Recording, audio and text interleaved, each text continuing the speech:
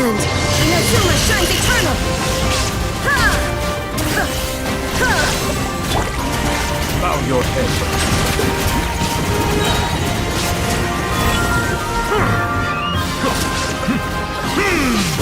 The time beckons. Flame, illuminate night for all.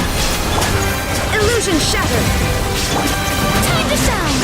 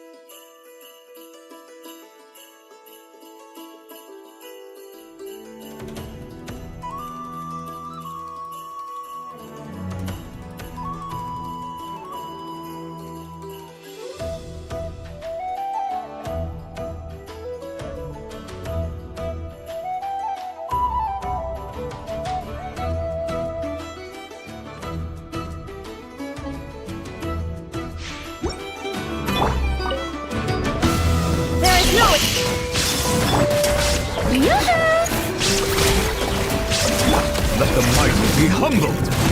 Settle it. An oversight on my part.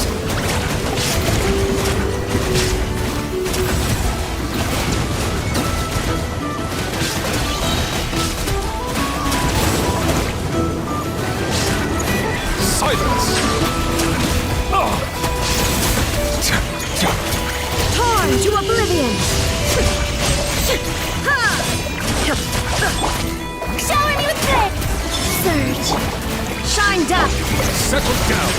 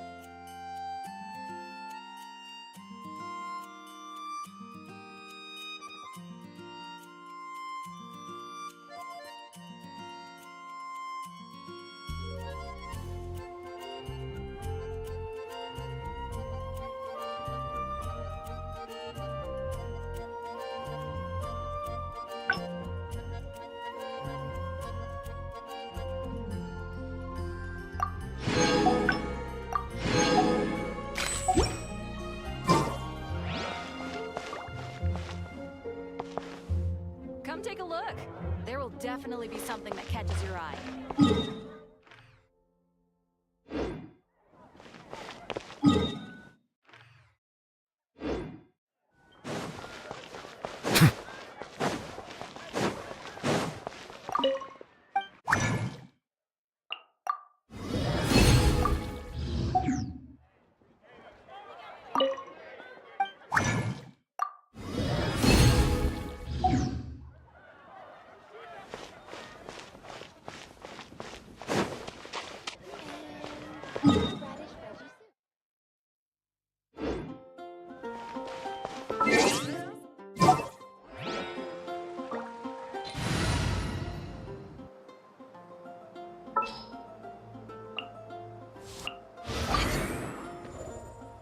This had better be important. Welcome. How can I help you?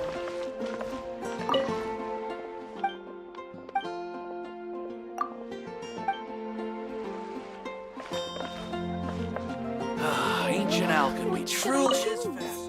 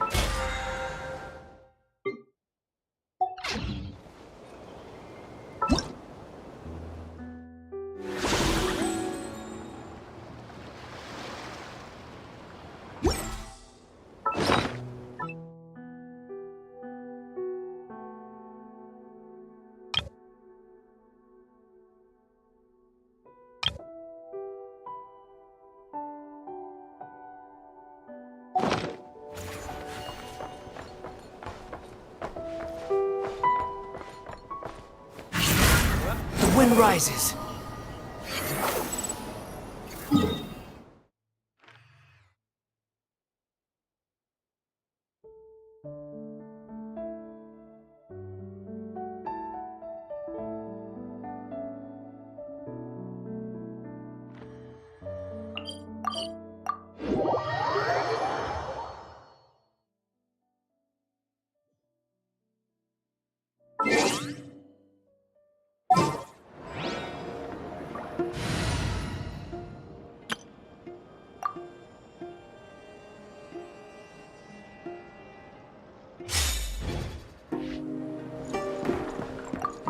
Add ast. Thank you for complete.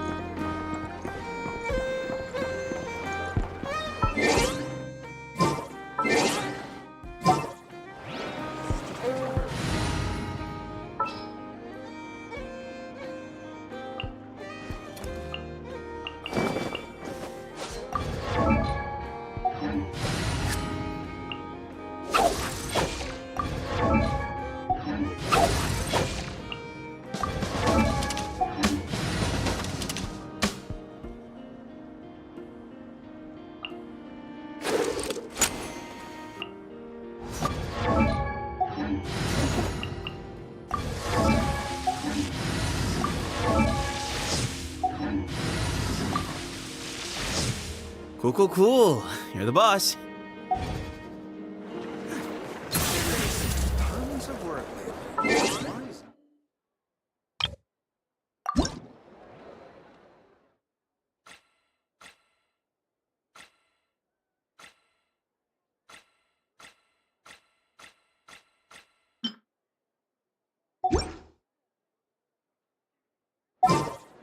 land holds nothing but...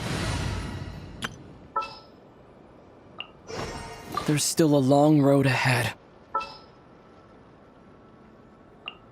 A walk would be nice.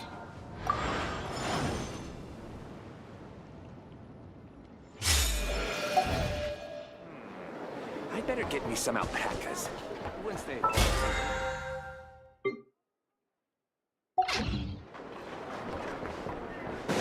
Add Ash.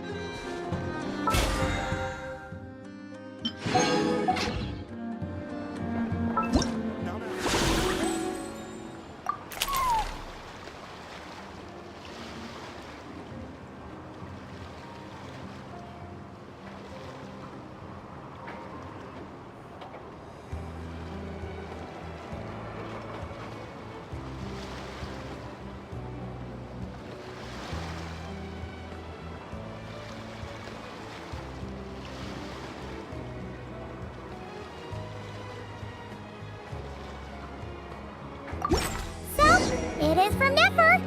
She sure dialed up the charm, huh? Sounds like the payout could be huge, though. Let's head to the curatorium and check it out.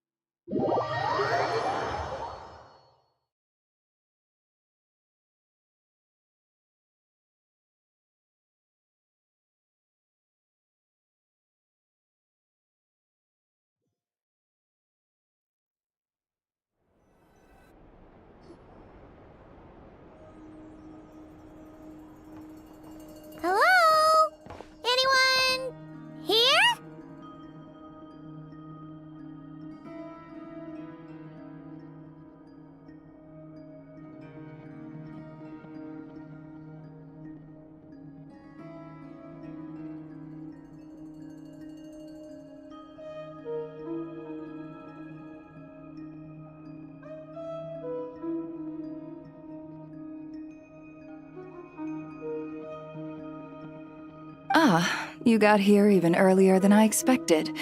That should give us just enough time to go over some details before the opening ceremony.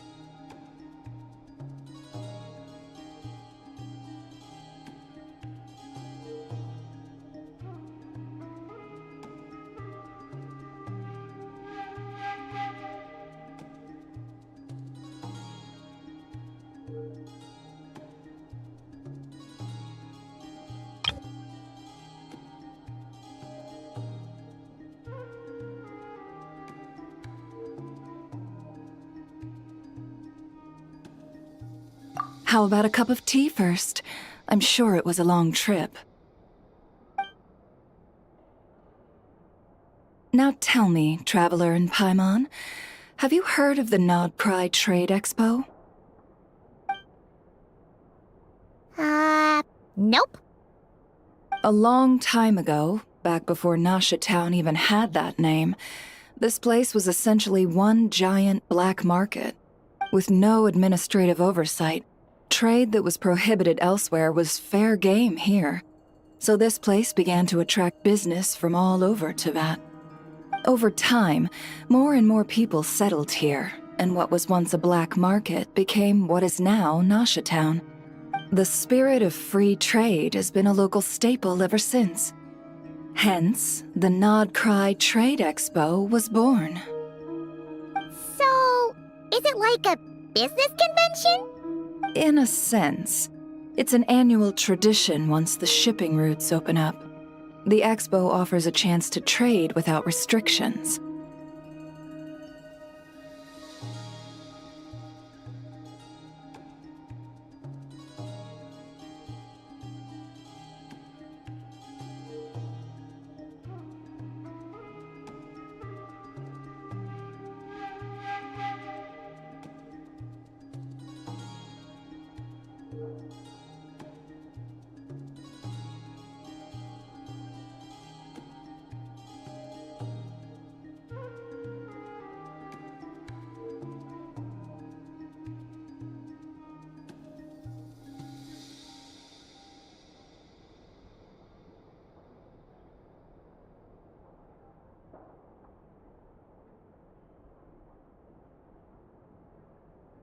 In other words, it's the biggest legal black market in all of Teyvat.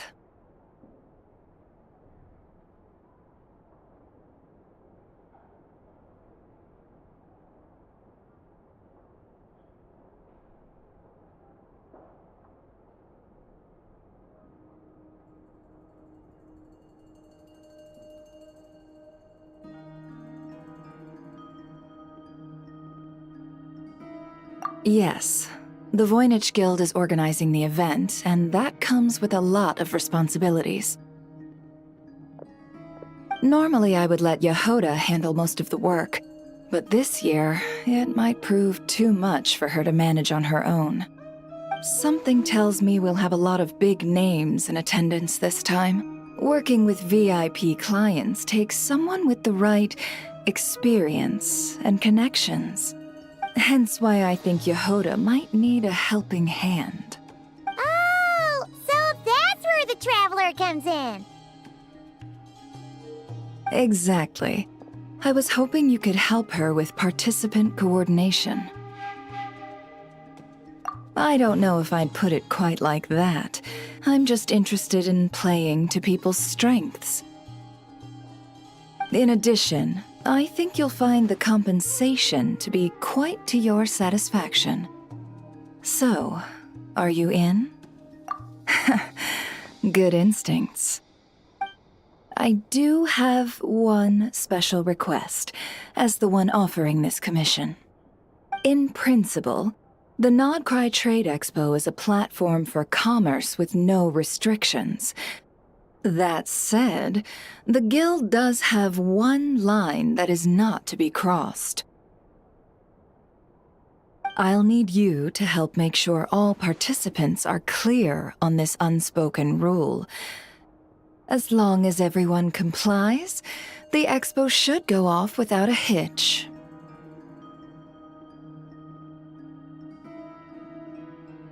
No violence at the expo.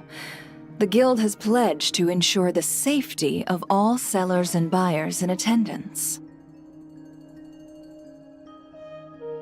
Violence? Whoa! That wasn't even on Paimon's radar! Just because it's legal doesn't change the fact that this is still a black market, huh? If that line is crossed, the event will descend into chaos. Of course, mediating such situations might prove complicated. So, if you ever want my judgment on the matter, just come find me. The expo is being held on the shoreline to the southeast of Nasha Town. Yehoda is working on setting up the booths as we speak. She'll be able to provide details on the participants as well. All right. I suppose I'll leave you to it then. Yep, we got this!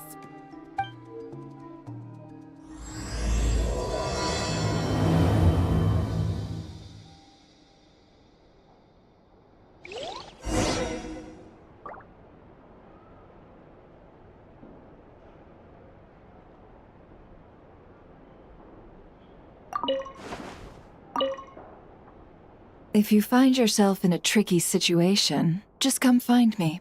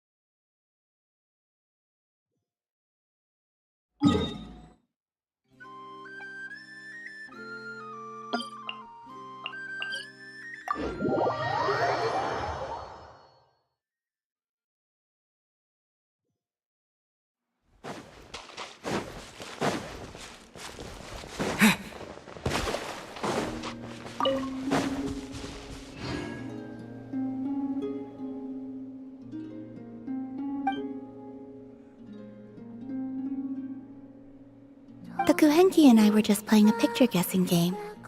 Would you like to join?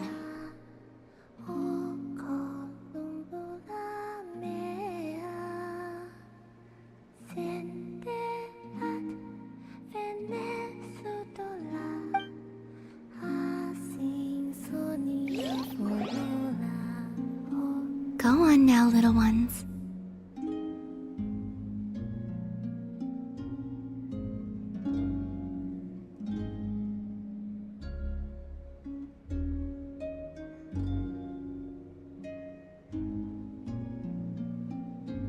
See if you can guess what this picture is.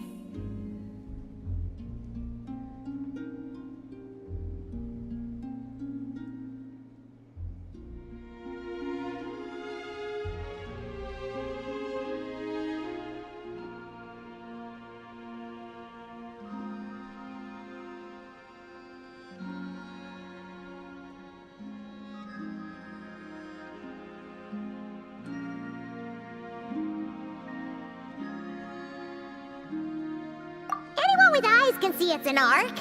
How could the answer be something so simple?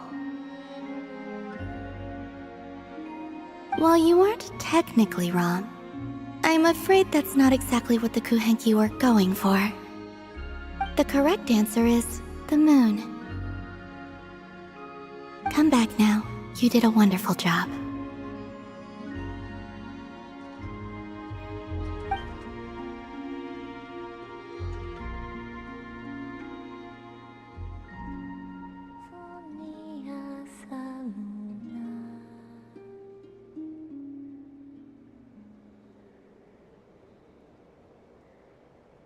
Thank you for taking the time to play with the Kuhenki.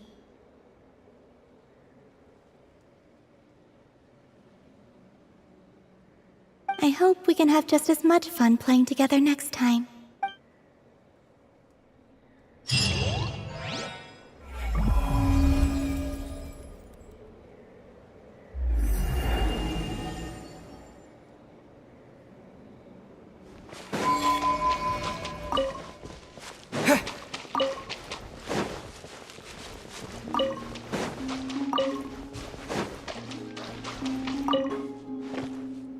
If you'd like, you're more than welcome to play with the Kuhenki again sometime.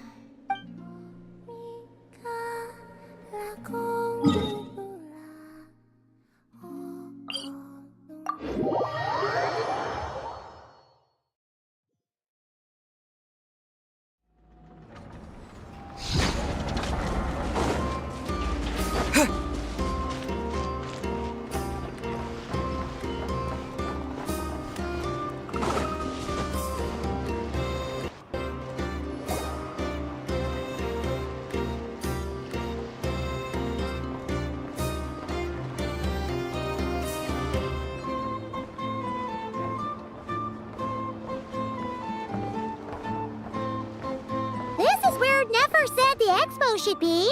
Let me think. Yeah! Let's go with this. We can't keep changing the setup. Where are the goods being stored? You still haven't told us. And what's the guild's cut on transactions this year? Sorry, one question at a time, please.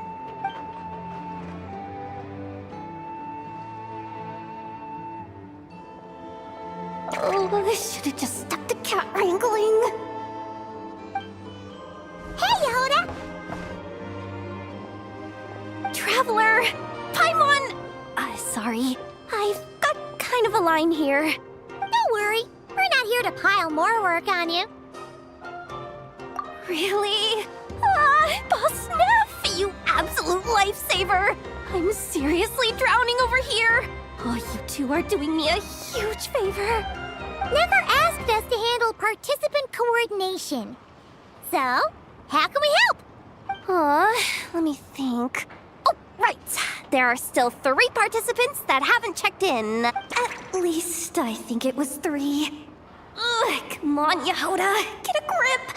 I'm not forgetting anything. Am I? Looks like Yehoda's doing her freaking out face again.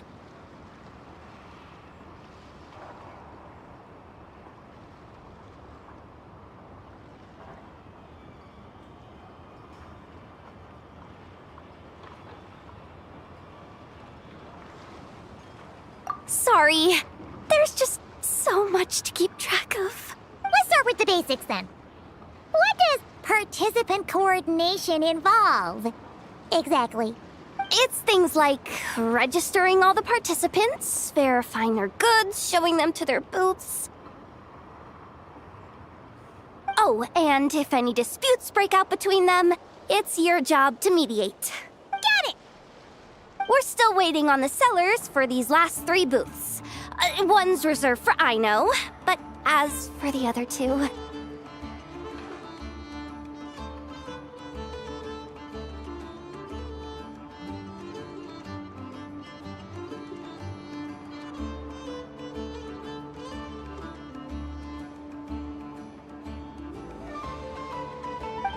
They're both big deal clients from abroad.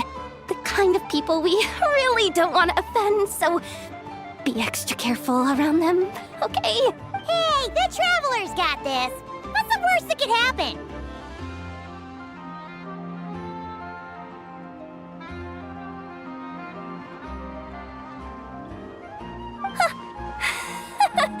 You don't get it. One of them's the captain of some mercenary fleet sailing the high seas, and the other's a top dog in the criminal underworld. Getting on their bad sides, 100% a no-go. If something goes wrong, let's hope that's a big if, don't engage. Just tell him you work for Boss Neff.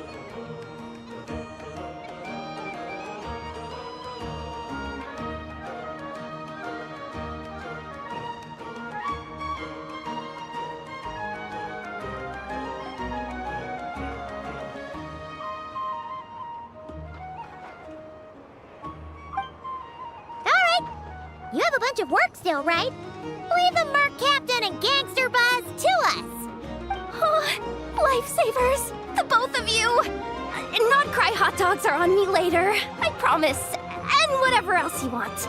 Anyway, I'm guessing the 2 sellers I just mentioned are caught up with lodging or cargo. You should be able to find them at these addresses. I'd get over there pronto if I were you.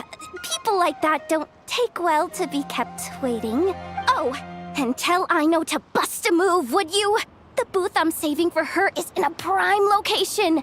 If she doesn't come claim it, the other participants are gonna start asking questions.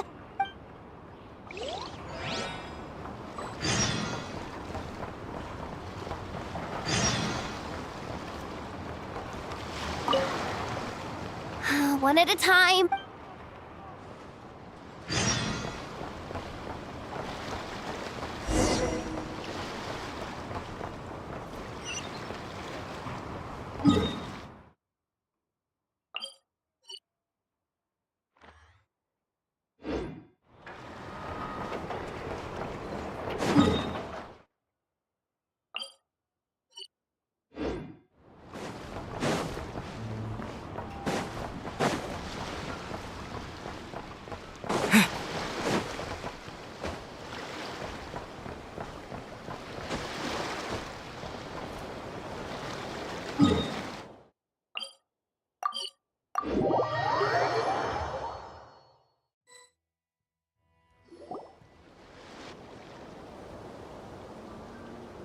Wait, is this? Actually, this is the 2nd ship in our fleet. The Alcor's back home patrolling Guyunstone Forest. Beetle! The infamous Merc Captain who sails the high seas! Yeah. We've met, remember? What's with all the pomp and circumstance? It's a long story. Well, no sense standing around. Take a seat, tell me all about it. I'll have my men roll out the welcome mat.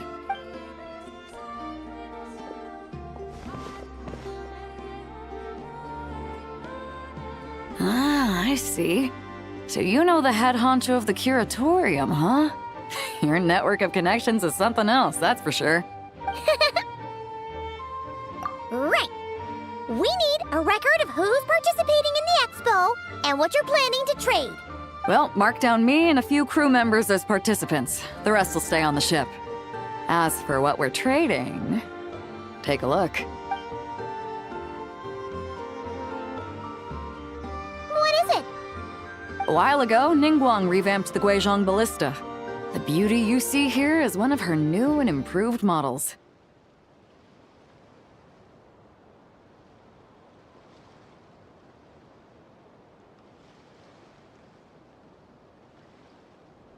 It has insane firepower and comes complete with remote guidance for accurate striking even at long distances. I just know people are gonna be fighting to get their hands on it. Are you sure you're allowed to sell stuff like this? Don't worry. Compared to the model the Millileth's using, this one might as well be an antique. Never wasn't kidding when she said no restrictions, huh? Oh, I'm sure someone will bite. Buyers from all over Teyvat will be in attendance, after all.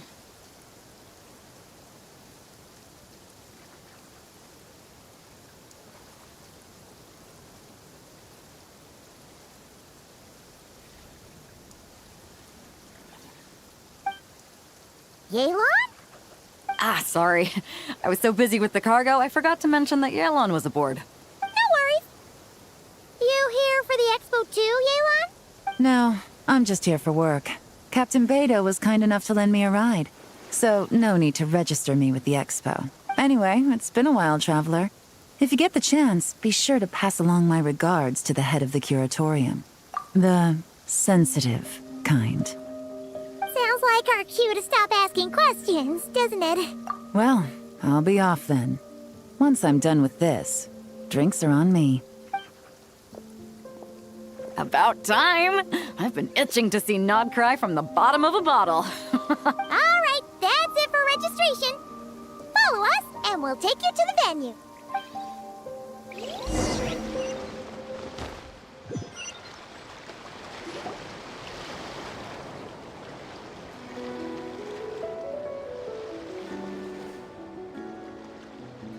So, this is the place, huh? Not a bad spot. When you've got some time, come help me test the remote guidance on this thing. It's a real thrill, you'll love it.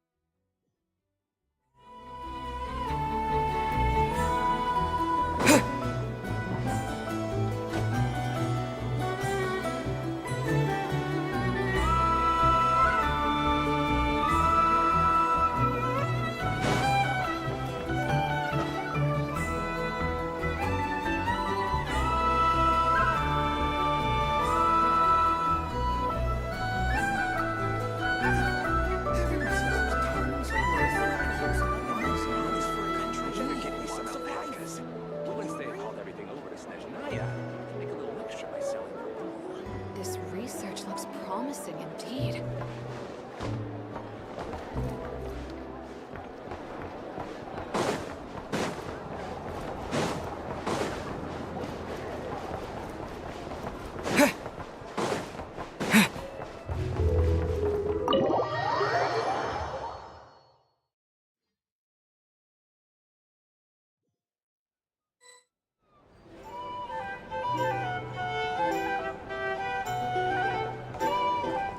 Flagship. Guess this participant decided to figure out lodging first. Partner, Paimon.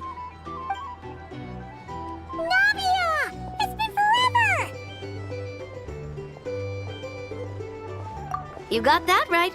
Representing the Spina di Rosula, of course. Top dog of the criminal underworld. Yeah, that checks out.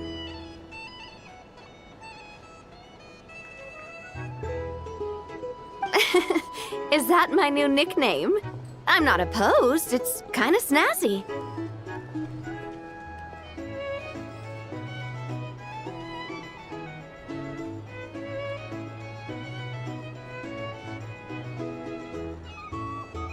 It's great that we found you! We're working a commission to help with participant registration right now. You know, goods verification, stuff like that. Oh, I see. Well, in that case, take a seat. I ordered a whole bunch of food. Clarand and Chevreuse went to unpack some things, but should be back in a sec. Oh, speak of the devil. Talking about us? Clarand! Chevreuse! You're here too! Nodcry is a chaotic and dangerous place. Considering the Spina's importance to Fontaine, the last thing we need is for something to happen to its president. I do find it nice to travel with friends, but come on. Look who you're talking to. What's the worst that could happen? With that nonchalant attitude, it's anybody's guess. Fair enough. Guess you can mark down our champion duelist here as my bodyguard. Gang boss and her bodyguard. Got it! Should we mark you down for the expo too, Chevreuse? No need. I'm here on official business. A lot of our recent cases have had ties to Nodcry. And that's Paimon's cue to butt out. Oh, one more thing! What's the Spina planning to trade at the expo? Oh, this right here. It's one of the Fontaine Research Institute's newest inventions. It's a kind of relay system that allows the user to unleash Pneuma and Usia energy in battle. So it's a weapon? Of course. At a market with no legal oversight like this one, weapons are gonna be the first to go. Yes, so. Still, bragging about not having to follow the law in front of Chevreuse feels wrong.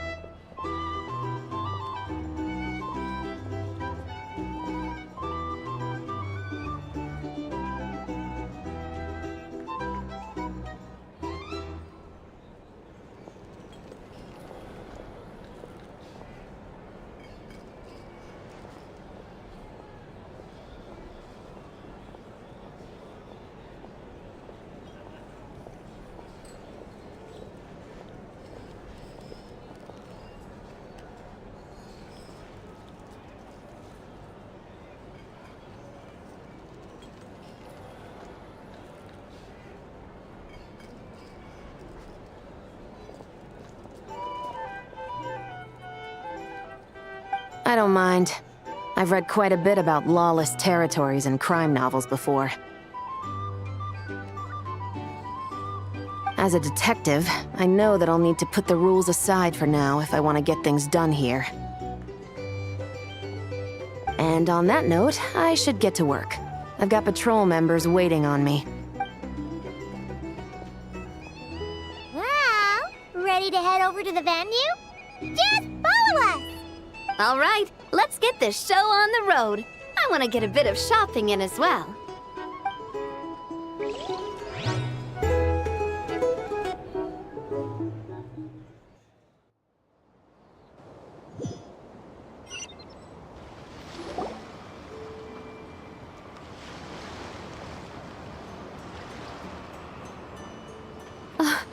Wow, it's even bigger than I expected. I'm hoping more people will show up, though. It'll get busier once things kick off. Still, looks like Yehuda needs a lot of help.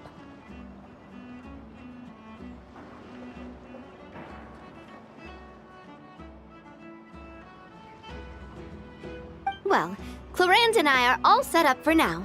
Be sure to stop by our booth when you get a chance.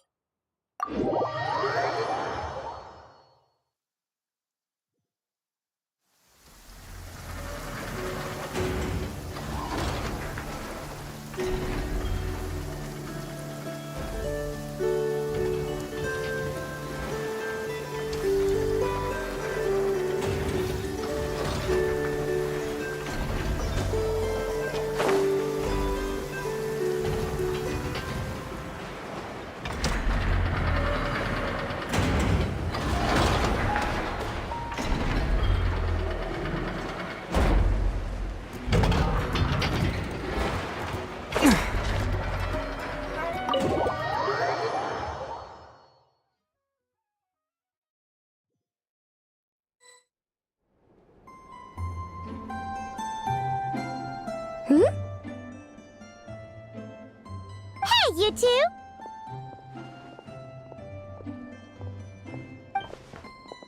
Traveler, Paimon, hello.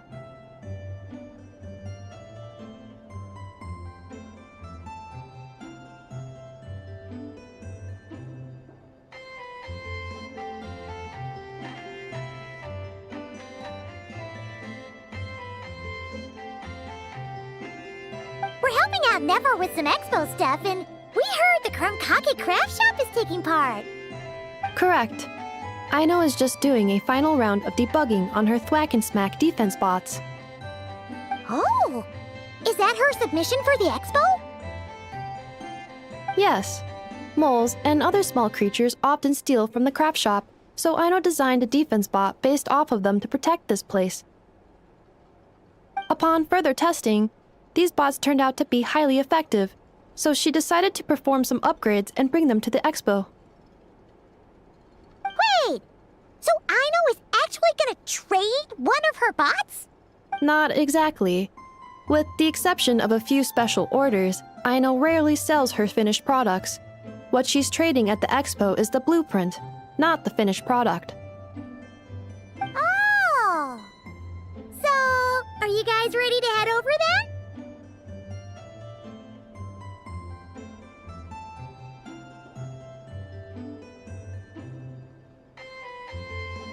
Yehoda asked us to speed things along a bit. She's saving a super good spot for you, and she's worried people are gonna start asking questions. I told her I need to finish debugging first. There's no point in rushing or I'll have nothing to trade. Oh! Paimon's never seen Aino this serious before. The craft shop is experiencing a severe shortage of funds. Aino is hoping the expo will improve our financial situation, so she's being extra thorough. Where'd all the money go? Some kind of expensive research? Negative. It's our dessert funds that are lacking. We have had at least 47 cases where excess dessert purchases have led to a shortage of research funds.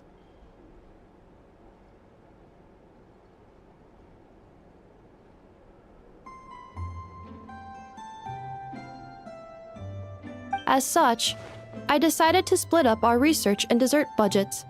Aino is forbidden from dipping into one to transfer to the other. And not too long ago, she cleaned out the entire dessert budget for this month. Alright, done. Thwack and Whack Defense Box, do me proud. Looks like we can head over now.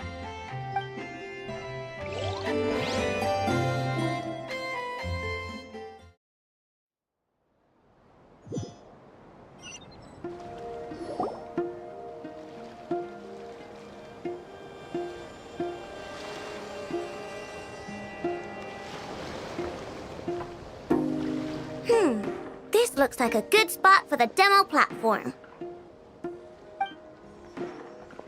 This new bot looks pretty interesting, I know. Swing by and try it out whenever you want. It'll blow your mind. I just know it. Thanks for the help. No problem. Oh, and for registration, is it just gonna be you two? I will be participating, but there is no need to register, Aino. She doesn't like to be around a lot of people. Once the expo starts, she'll head straight back to the craft shop. Oh, good point.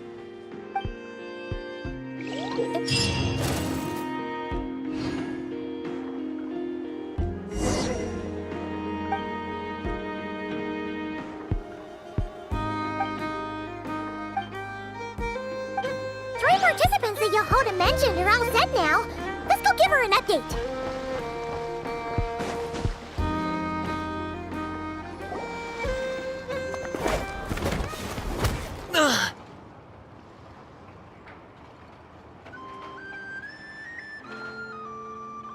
Hey, what was that for?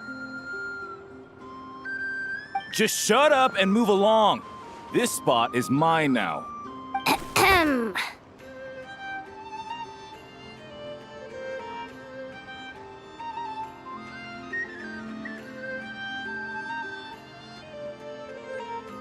It's the lady in charge. We were just setting up our booth and he's trying to take it from us. A troublemaker, huh? The expo announcement spells it out clear as day. All forms of violence are strictly prohibited. Read it and weep, Buster. I've been wanting to talk tough like that for ages. Should be enough to scare off a punk like him, no problem. It's not like I wanted to hit anyone. It's just not fair.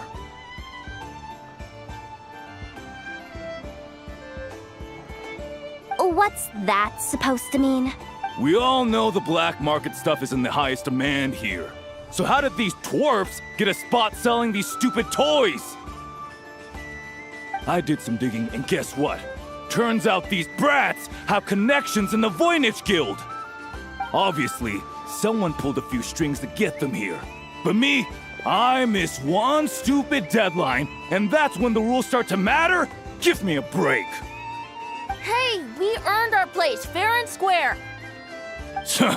As if. So, you're slinging out the easy targets, huh? That might work for you on the outside, but not here and not under my watch. These kids earned the right to be here, same as everyone else. Don't believe me? Take it up with the guild. We'll see who comes out on top.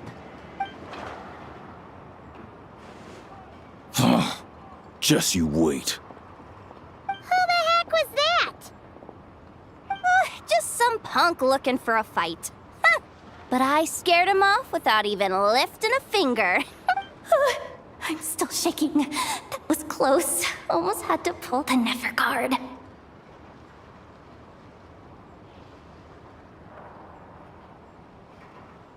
Well, he's lucky he decided to run off, or we'd have helped teach him a lesson.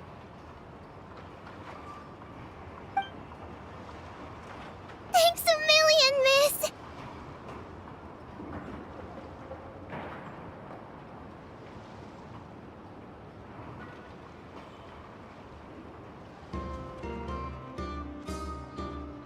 All in a day's work. Anyway, knew I remembered you guys. Your guardian works for the guild, right? Was it again? Auntie! Are you alright? I'm fine. Just got a little scrape when he pushed me.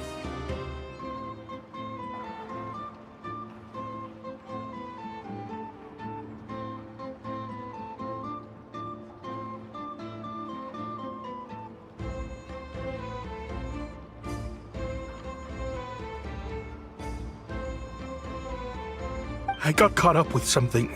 I should have been here. I'm sorry. Right! Ashvapati!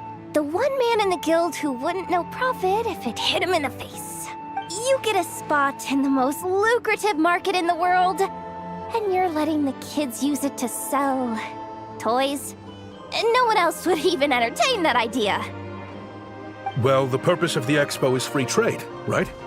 There's no rule that participants have to sell weapons.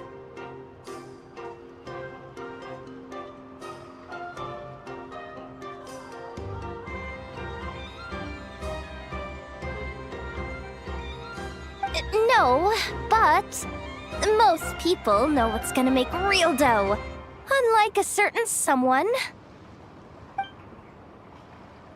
Ati, Neb, Rhea, head back to the booth. If anything else comes up, you call for me, okay? Don't be reckless. Okay, got it.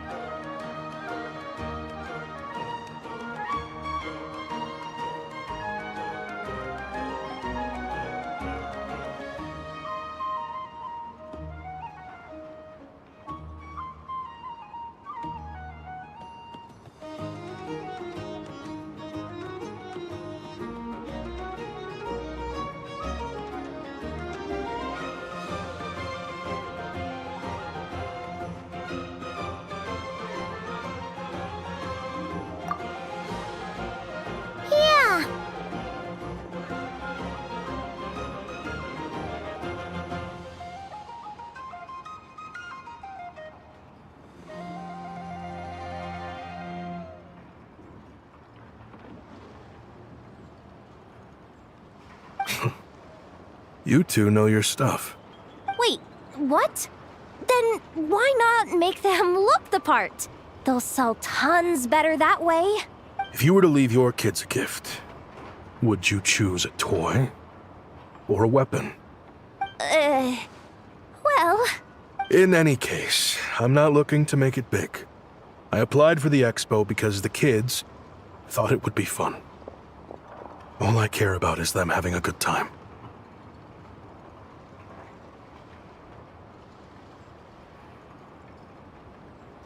Fair enough. You're still gonna be busy with guild business, though, right? Just a heads up. This might not be the safest place to leave the kids unattended.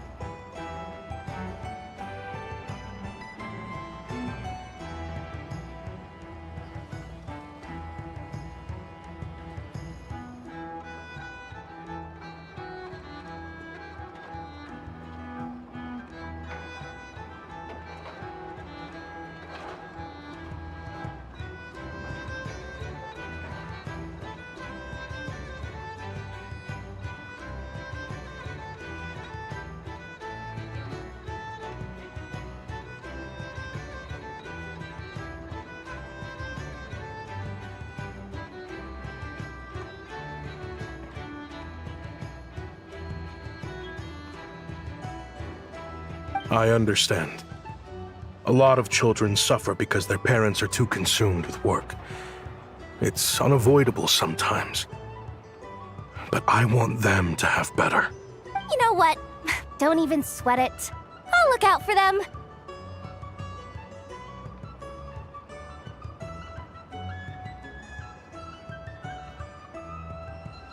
What the heck are you doing, Yehoda?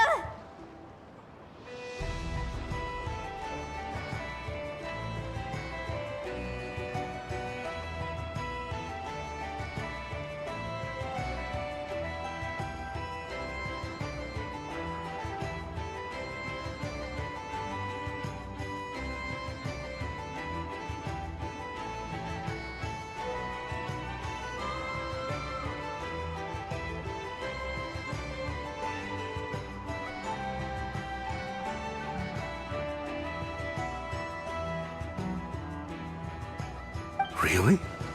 That would be amazing. What do you say to Miss Yehoda, you three? Thank you, Miss Yehoda!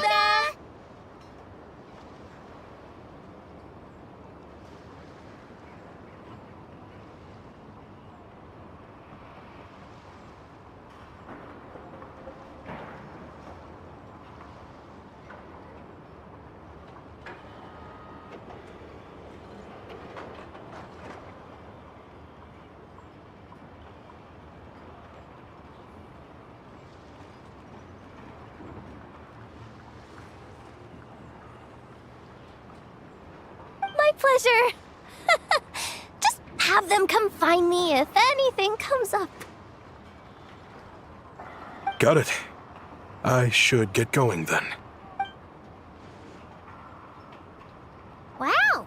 Way to step up, Yehoda! I'm just looking out for some kids.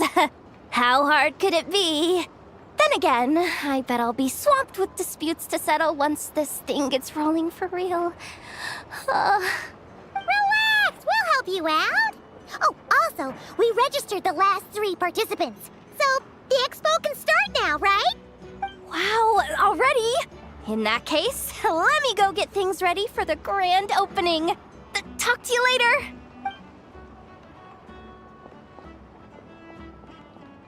She really does have a lot on her shoulders.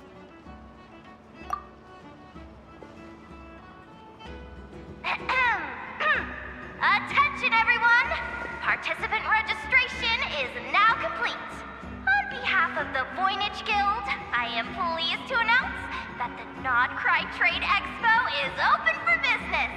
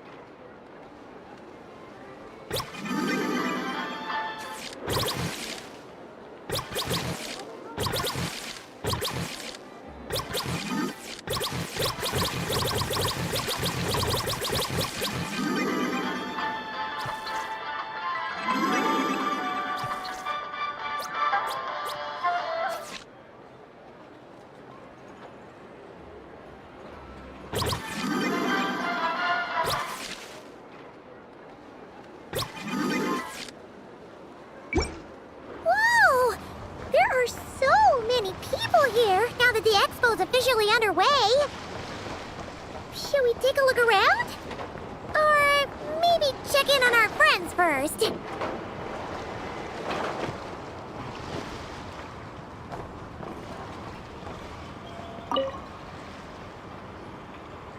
Uh-oh. It's Lord Songima Bay. Oh, I wonder what we're in for this time.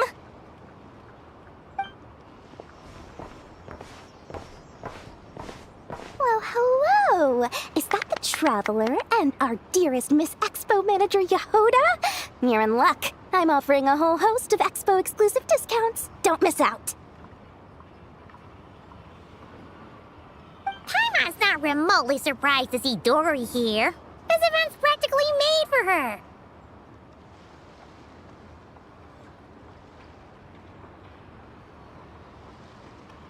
Yeah, she attends religiously every year. And she's always the seller who we get the highest number of complaints about.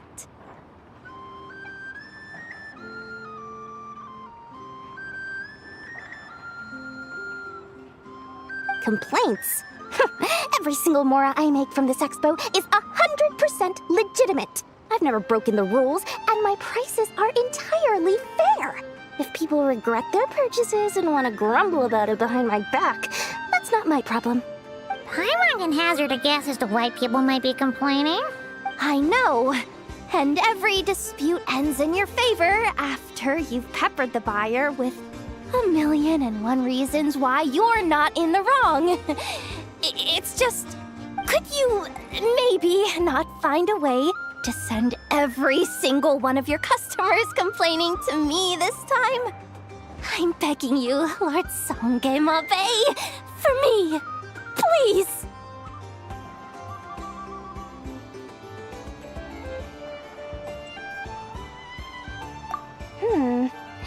How about this? A special opening sale just for Miss Yehoda. 50% off! In other words, I'll do my very best to keep the number of complaints down to no more than half of my customers. Sound good?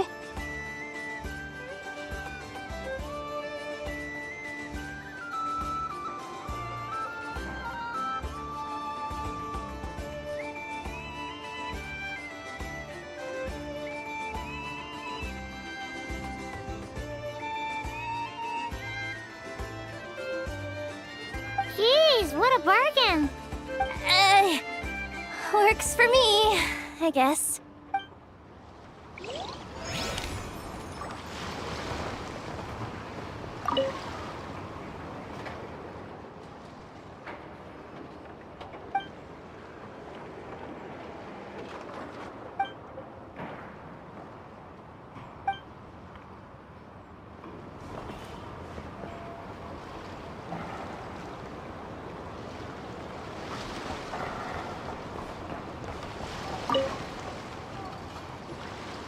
Have you been to the Clink Clink Krumkake Craft Shop's booth yet?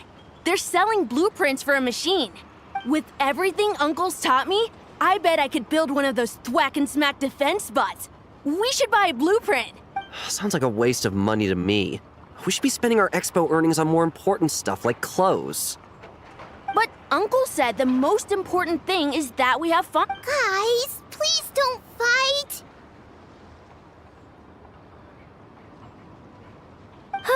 I hate to break it to you, but I'm afraid no one really comes to this expo looking to buy toys. If you make any more here, it won't be nearly enough to buy yourselves a blueprint. I doubt it'll even cover your new clothes. Oh! Hi, Yehoda! Hi, Traveler!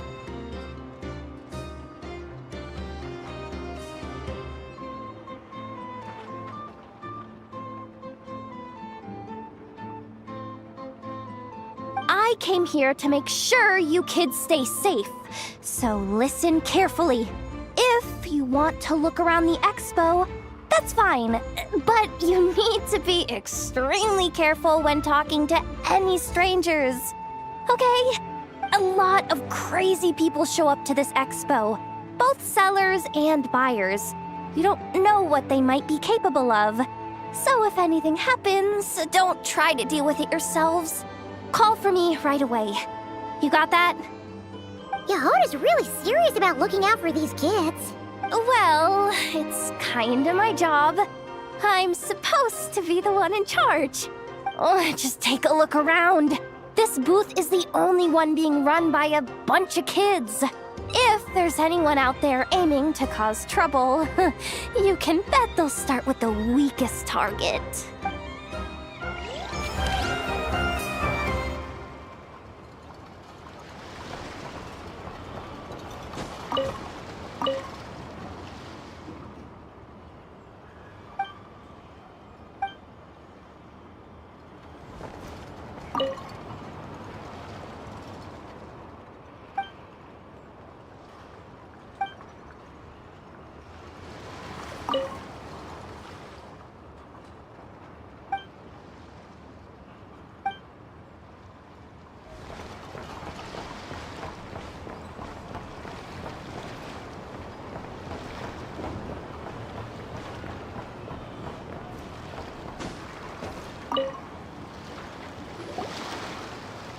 This exhibitor's demands are ridiculous.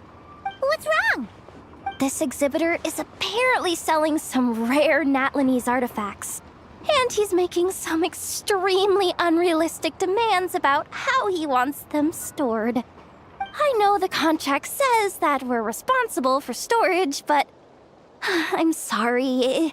It's unreasonable to expect us to meet these requirements. Unreasonable? These are rare and very fragile historical rugs we're talking about. You can't just throw them into a warehouse, okay? They have to be handled with care. Tumaini?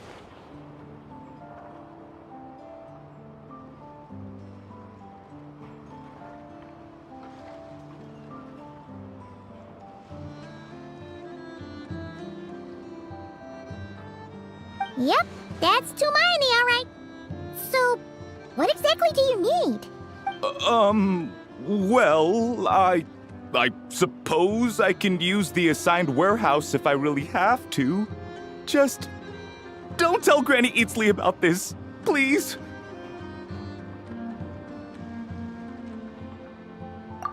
Whatever Tumaini means, it seems like it carries even more weight than name-dropping Boss Neff.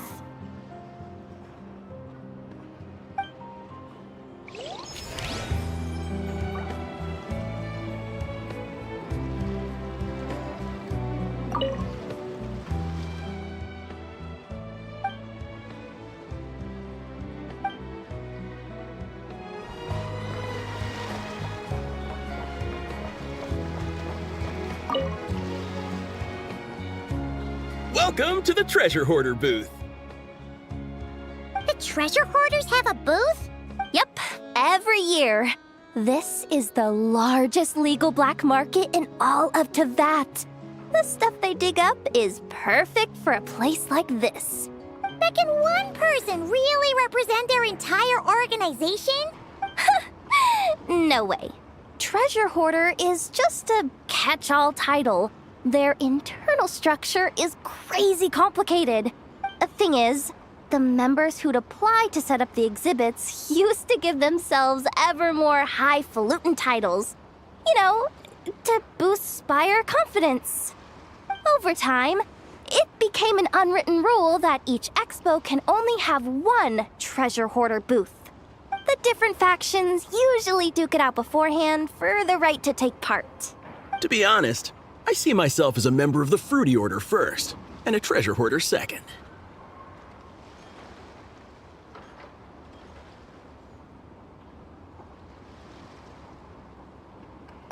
Of course it does. The Fruity Order is known far and wide for its heroic deeds. The Fruity Order's a familiar name around here, at least. They've been winning the Treasure Hoarder Expo rights for a few years now. Although, this guy's a new face.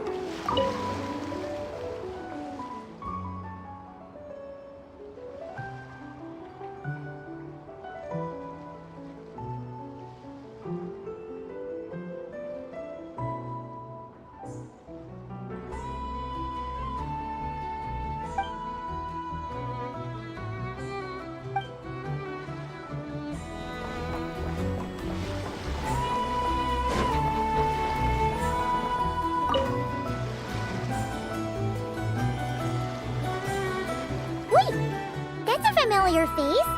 Isn't that Viswava? Why, if it isn't the Traveler. Knew there'd be some big names here. Let's get the official business over with first. Unfortunately, you're the first seller at the expo to receive a complaint.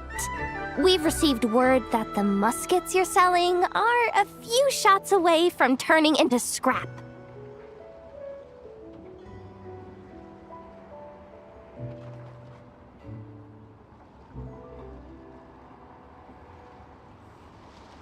Well, yeah. It's written here plain as day. Muskets for sale. Condition extremely poor.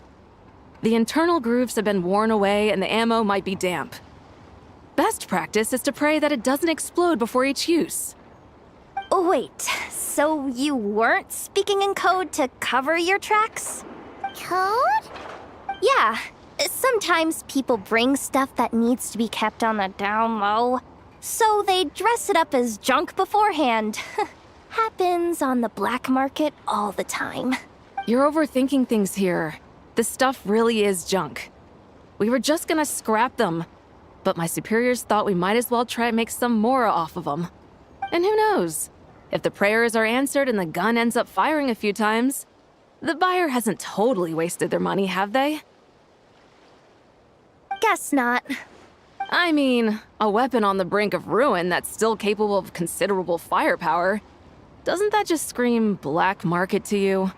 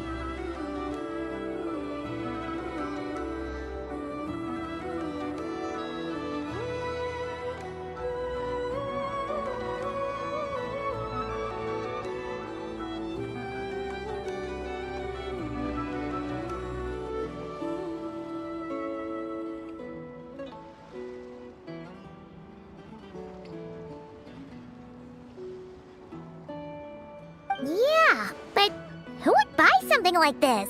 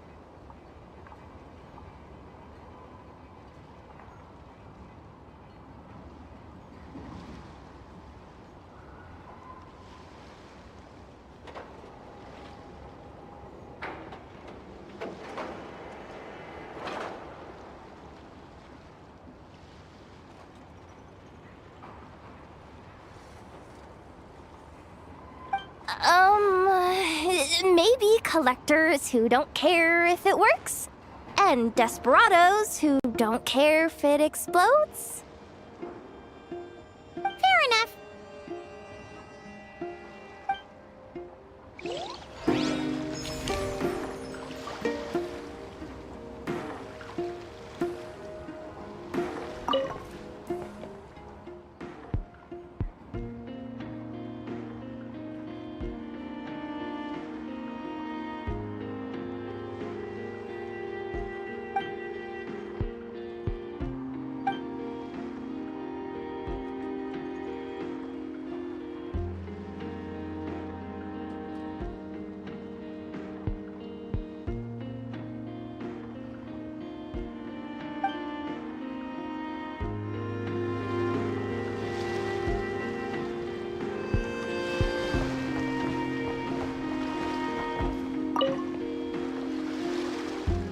Sir, we don't forbid exhibitors from offering drink samples, but I need to make sure you understand what you're getting into. Any samples you offer are at your own risk.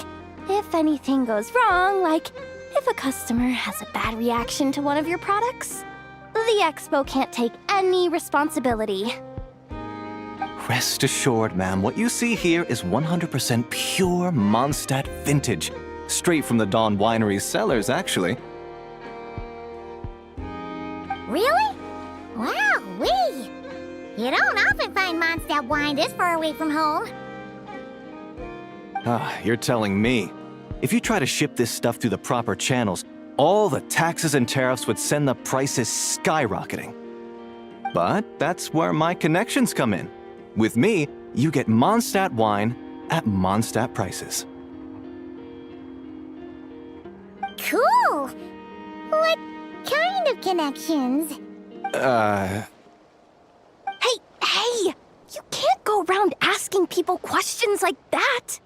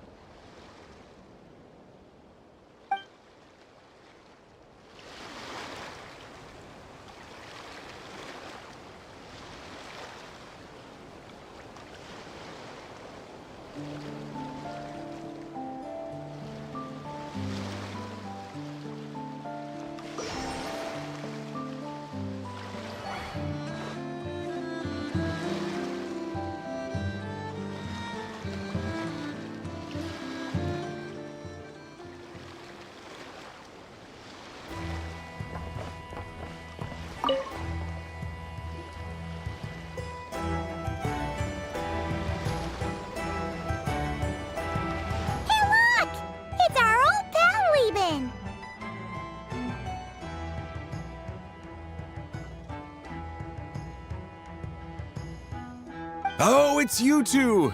Been a while, hasn't it? Wait, you know this guy too? Okay, I'm slowly starting to get why Boss Neff asked you to help me out. Ah, you must be the expo manager. Was there something you needed from me?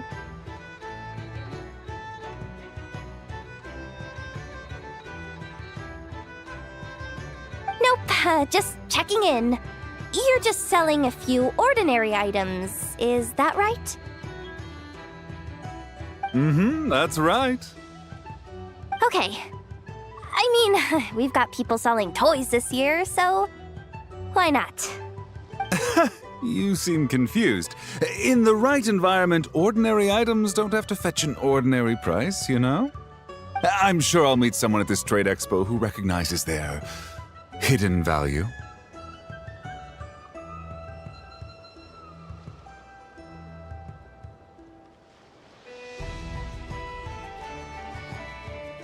Cool. Well, you do you. I'm certainly not gonna stop you. What about you, friend? Care to do some business?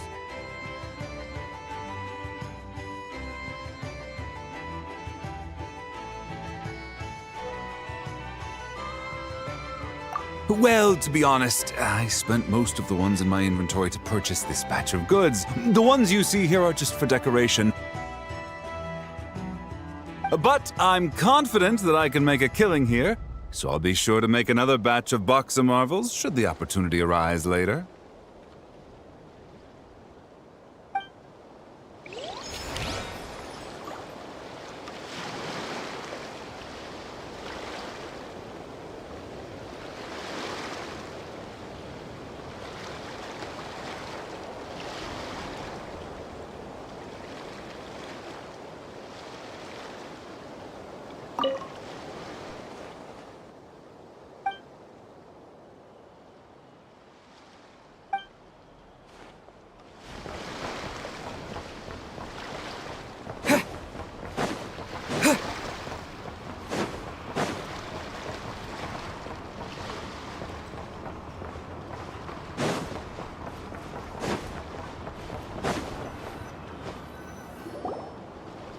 Wonder how Beto, Navia, and Ineffa's goods are selling. Let's go check! Excuse me. According to the expo announcement, you are in charge of mediating disputes between participants, correct? Just now, as Aino was about to return to the workshop, she got dragged into a conversation with some individuals who appear to have unofficial ties to the expo. My database does not have relevant information on how to address the situation, so I came to you for help. Unofficial ties, huh? Sounds a little shady. Come with me.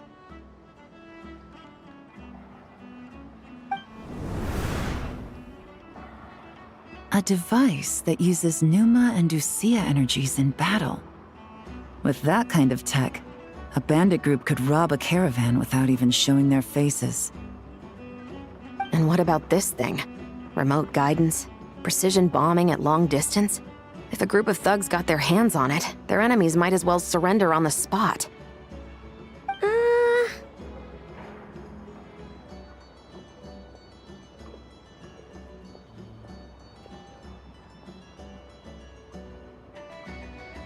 The Fontaine Research Institute made the right call going through the Spina di Rosula rather than selling it themselves. The same is true for the Ministry of Civil Affairs, I'm sure. A merc captain who spends most of her time at sea is far less conspicuous. Huh? What about this girl? She seems to be trading in military-grade weapons as well. The Clink Clank Krumkake craft shop does take on a lot of orders for dangerous creations. But I think in this case... I'm overthinking it. I think so. Yelan? Chevrolet? What are you doing here? Traveler. Paimon. How did you find this place? Although this location is indeed rather secluded, Aino has equipped me with a special sensor module. With it, I was able to detect that you had pulled her aside for questioning.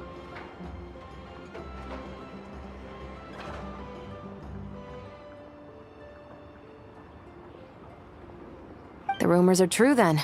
She's quite the little engineer. Can you tell me what this is about already? Apologies, but it's a matter of utmost importance, so I had to be sure. After our conversation, however, I can confirm that Aino is not involved in this case. Traveler, could you help us clear up this misunderstanding?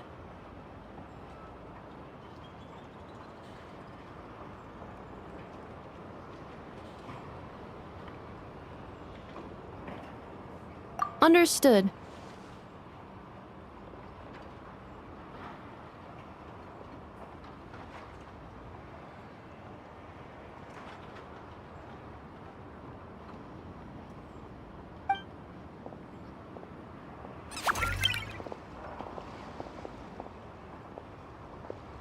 Based on our conversation just now, I'm guessing neither of us is the target the other is searching for. I second that. And since our strategies were so similar, I'd wager we're after the same person. Yeah, Paimon thought so too. Well, I wasn't planning on dragging you into all this, but now that I appear to have gained an unexpected partner, I suppose I might as well explain. I trust you, Traveler, and Miss Chevra seems to do the same. With you here, I'm hoping we can avoid further misunderstandings. Agreed.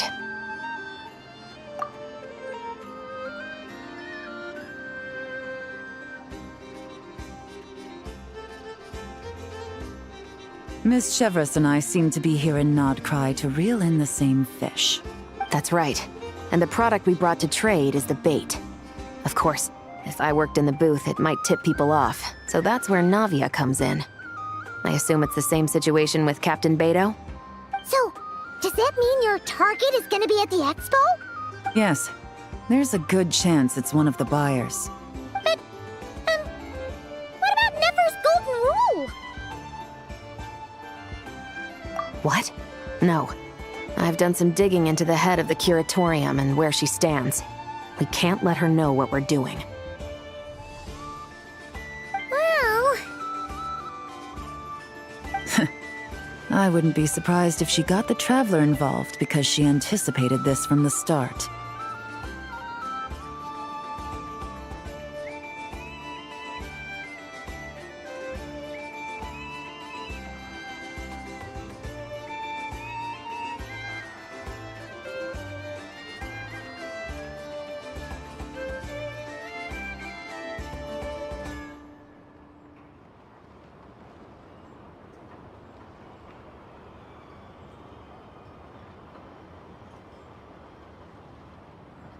If the Traveler has someone to answer to, then we should go.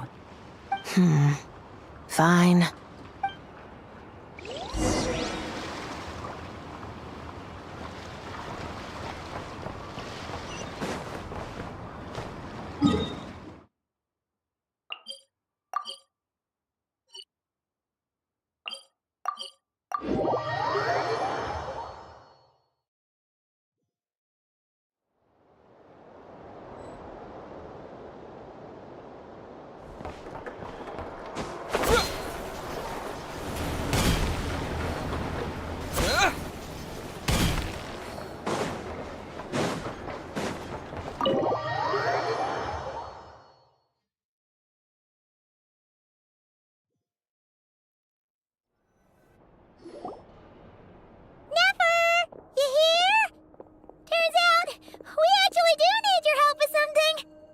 Ah, Miss Yelan from Liyue, and Miss Chevreuse from Fontaine. It's quite the honor. Forgive me for not greeting you sooner. So you knew we were coming all along? Anticipating your arrival is one thing. Getting you to come talk to me is another. And that's why you put the Traveler in charge of participant coordination. You knew we trusted him enough to tell him the truth about our plans.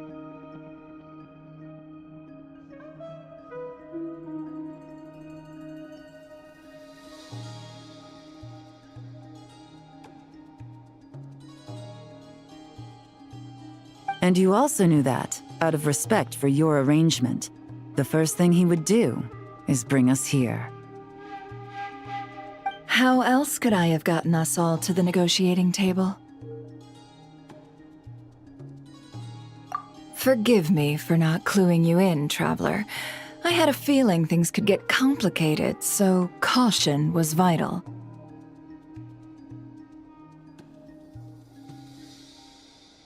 Rest assured, you will still be compensated as promised.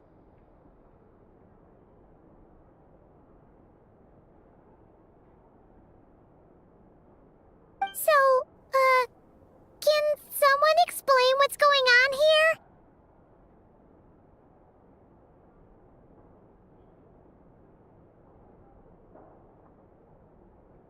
Yes.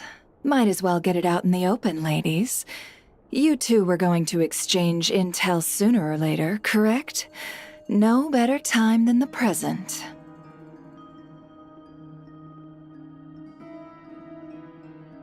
Recently, the bandits at our border have become more aggressive. We don't know how, but they seem to have gotten their hands on some kind of weapon, which has made them a lot more dangerous. The caravan transports have been helpless against their attacks. We're facing a similar situation in Fontaine. Conflicts between gangs have been escalating, with civilians getting caught in the crossfire.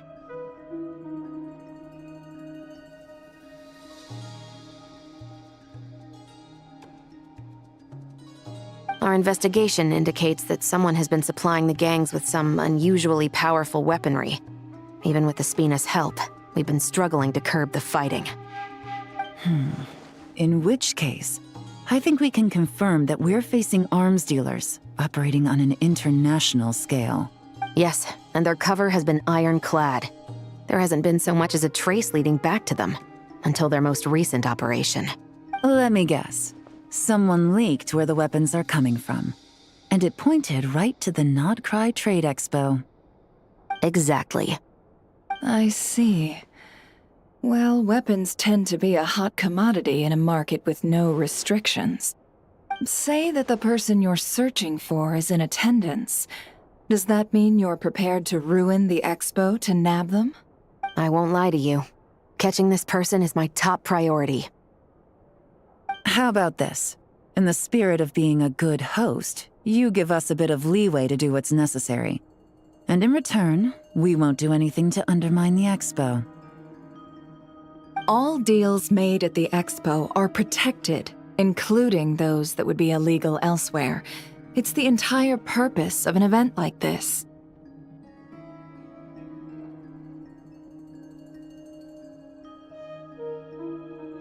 The Voynich Guild gets a cut from both the seller and the buyer, so we have a duty to uphold that principle. I can't just let a customer get scooped up by the authorities while everyone watches. You said this was a negotiation, but you don't seem prepared to compromise. Let's think about this.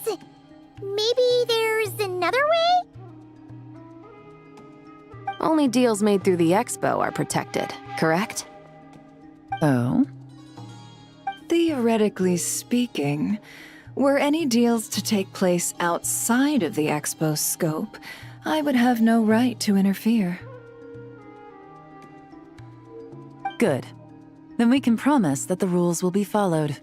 I want insurance, then. To hold you to your word, the Traveler must be part of all operations related to the investigation.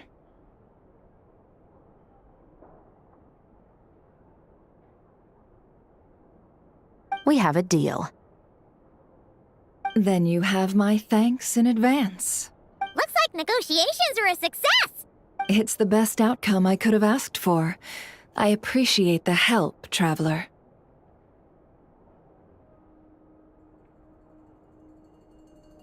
In that case, do me one more favor, would you? When this is all over, I want to hear the real story behind everything that goes down.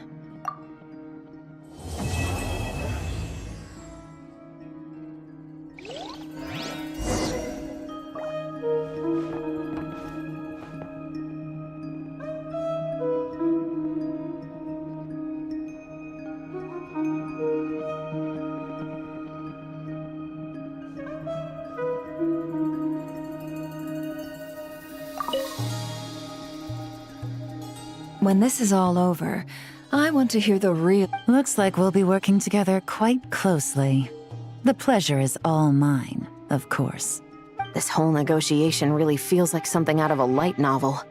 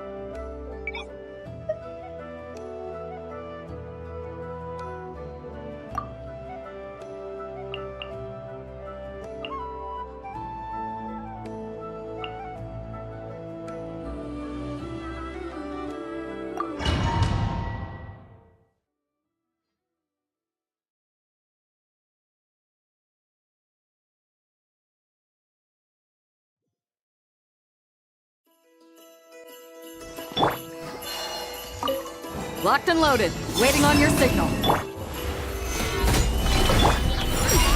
Lofty wisdom will show us the way!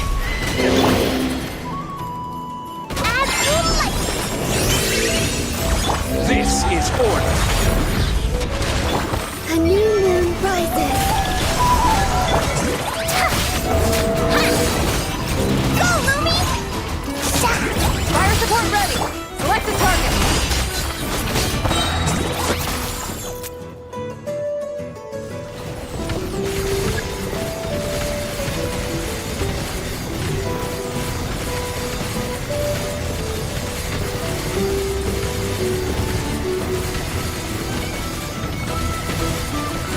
Switch to ground attack shells! Great firepower!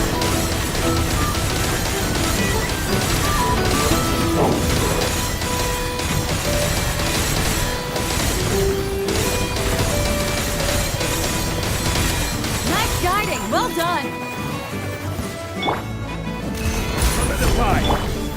Divine light, shield them! Wait. Kasema! Shine like a gemstone! Order guide you.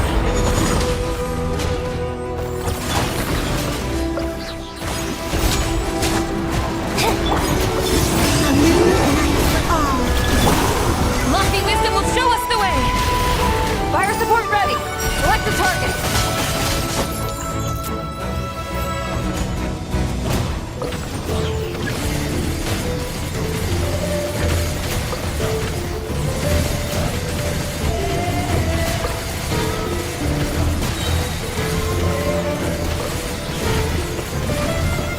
Here comes the mother load!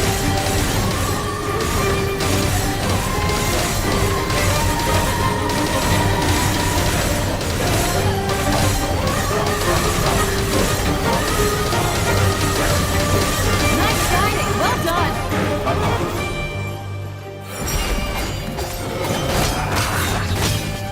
This is order. A gift from the land of the young! Show 'em, Lumi! Like it or lump it!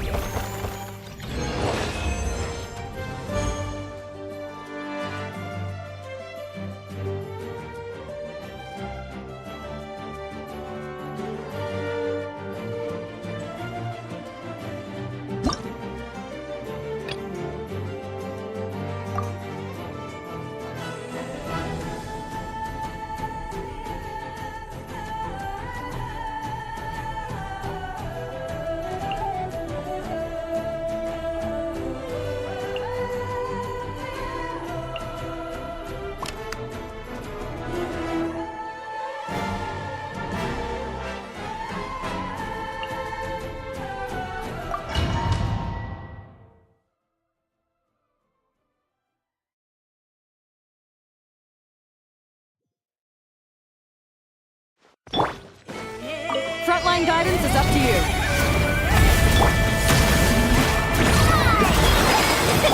There is no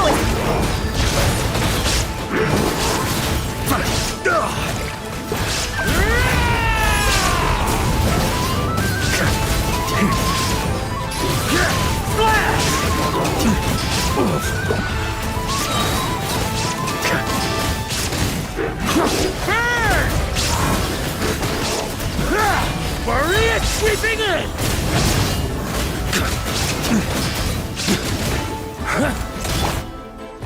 Watch out!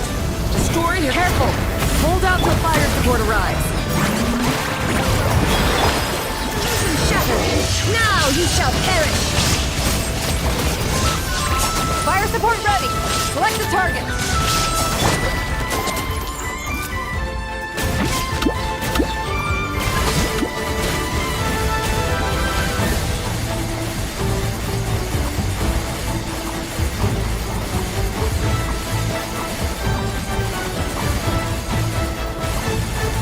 Here comes the mother load!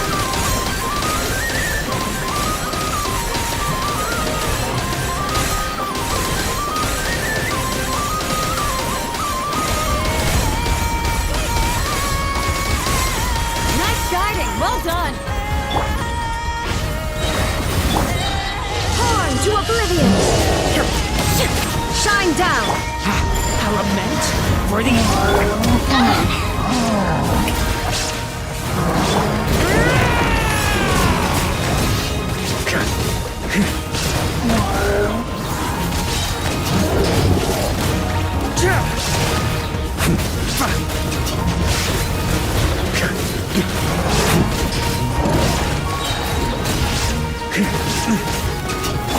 Decay! New life! Strike a blow! Careful! Hold out till fire will arrive.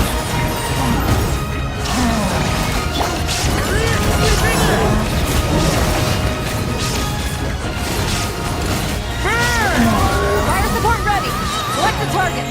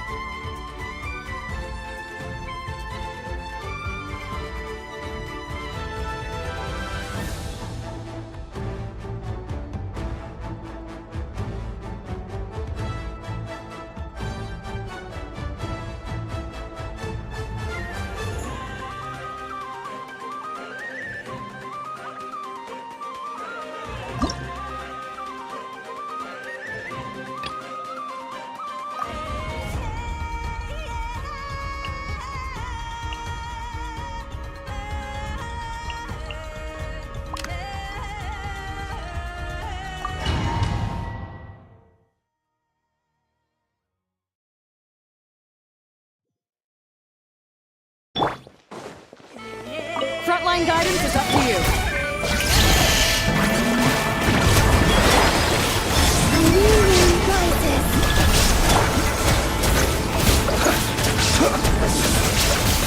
The long sleep beckons.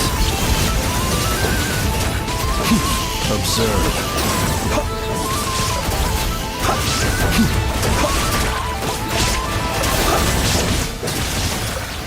Be silent. Close your eyes. Fire support ready! Select the target!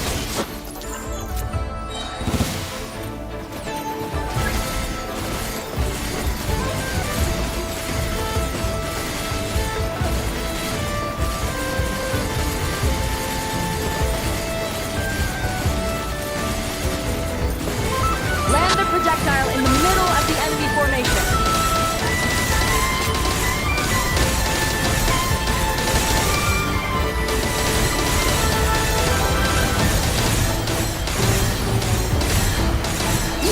Good shooting! Yoo-hoo! Let my name echo in some surge. Illuminate light for all. Beware the creatures of the night. Be silent. Close your eyes. Night falls. Be silent.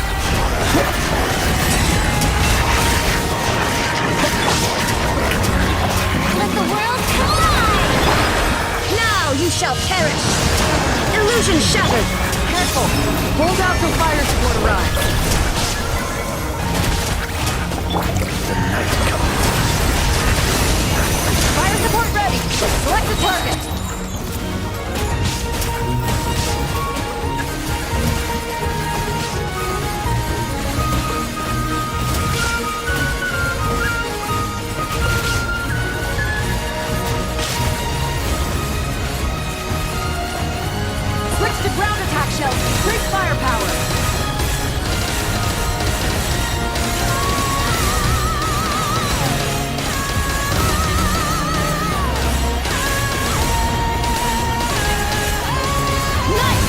shooting!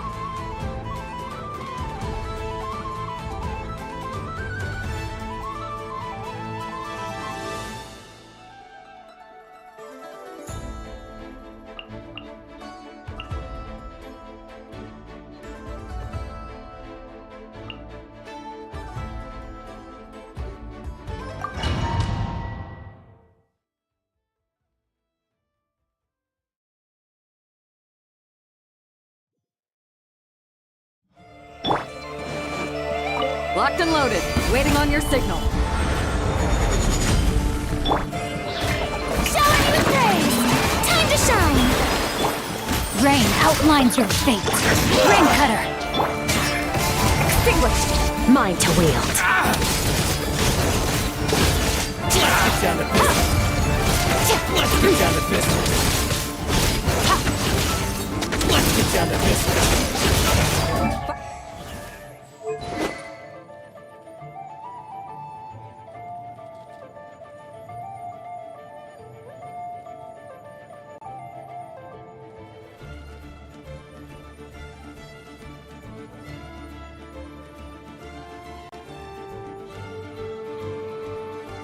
Fire support ready!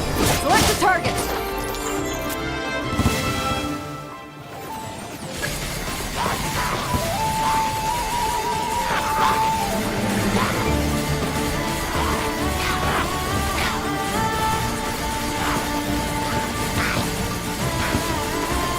Here comes the mother load!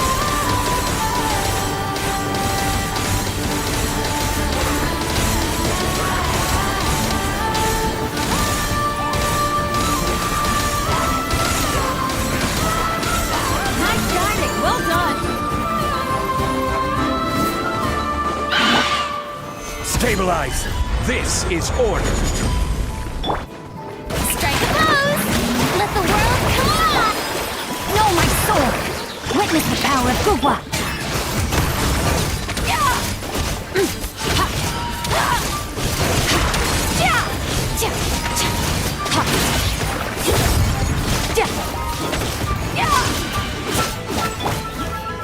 Gather! Huh? Rain cutter! Nice! Careful! Hold out till fire support arrives.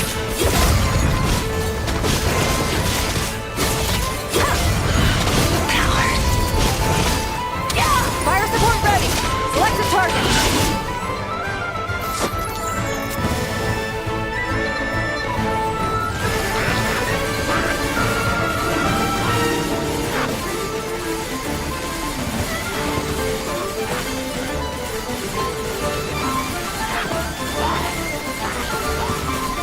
Switch to ground attack shell to increase firepower!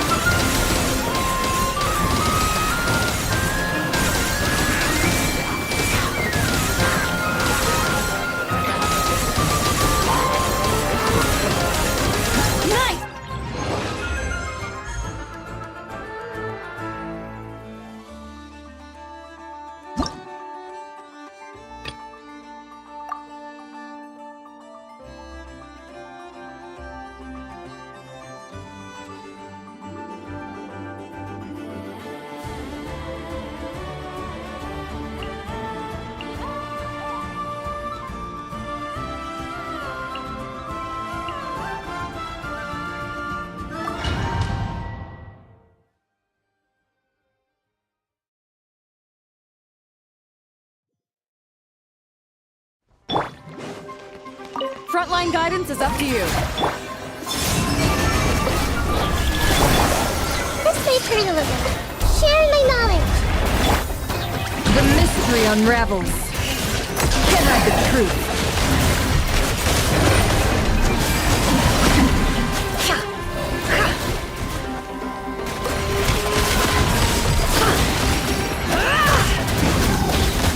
It all adds up. What a joke. Wayne. Time to shine! Careful! Hold out till fire support. Fire support ready! Select the target!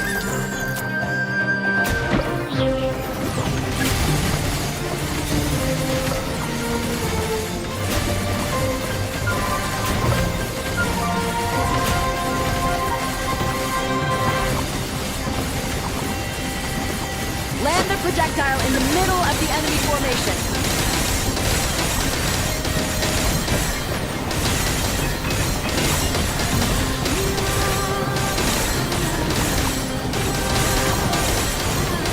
Nice! Good shooting! A new ignite for all. Seek within. Can't hide the truth.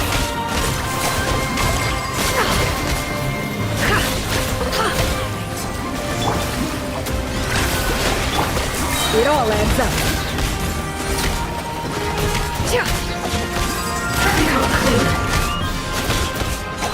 The mystery unravels. No more lies. Surge. May I present? Careful! Hold out till fire support arrives. It all adds up. Fire support ready! Select the target!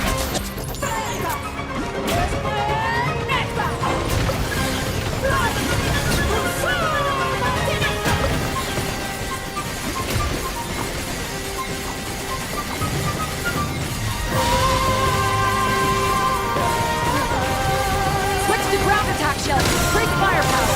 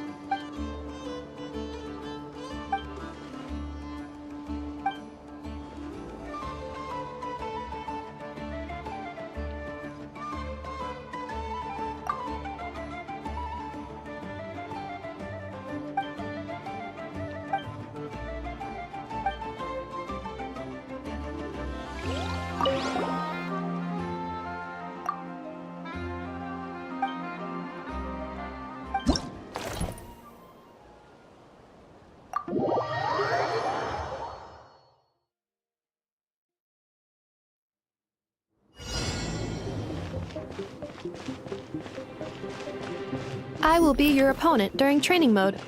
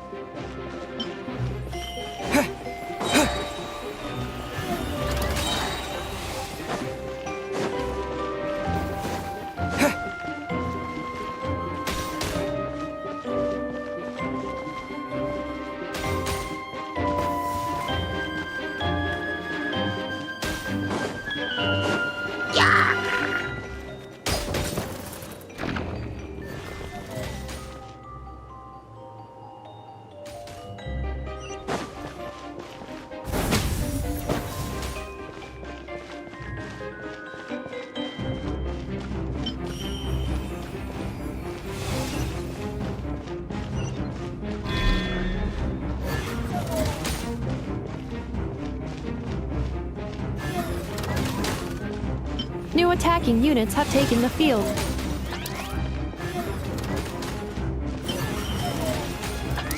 Two separate mechanical combinations like placing a cake atop a steak. I almost never hear this analogy.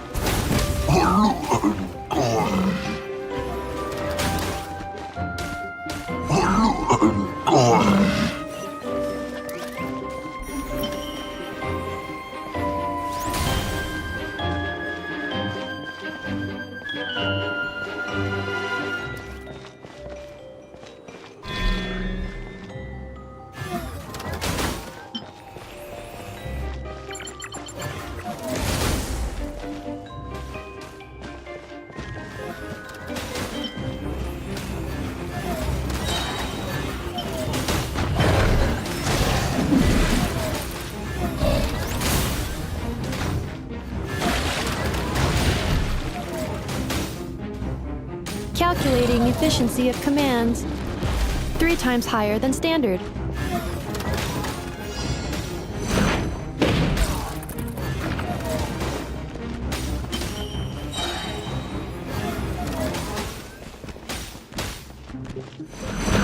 This will be my final attack. Ha, ha, ha.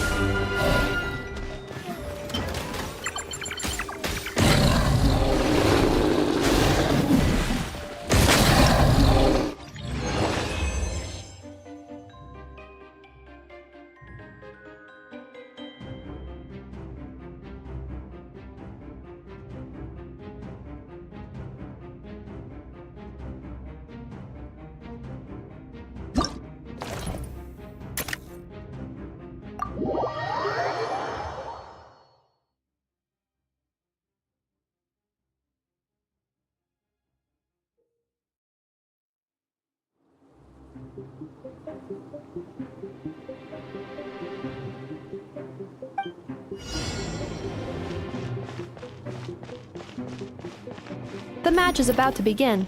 Please get ready.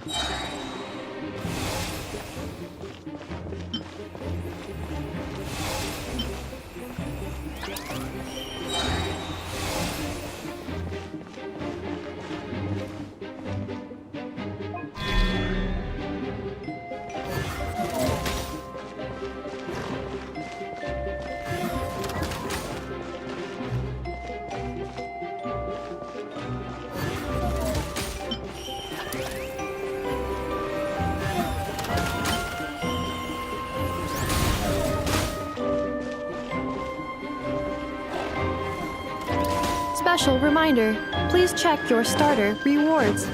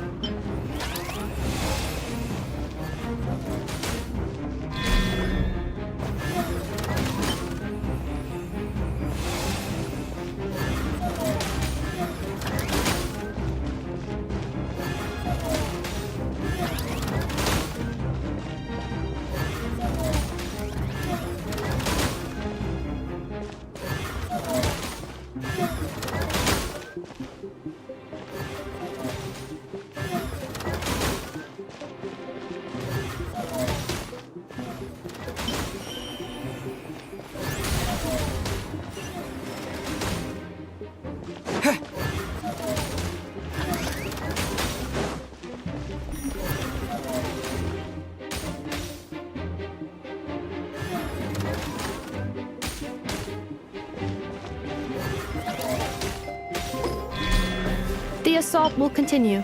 Please remain vigilant.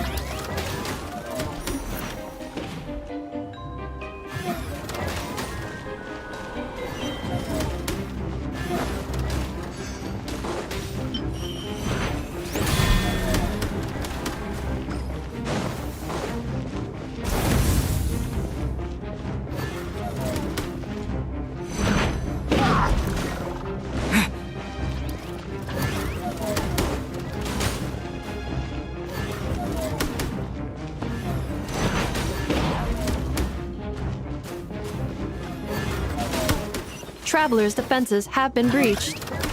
I am quite good at this.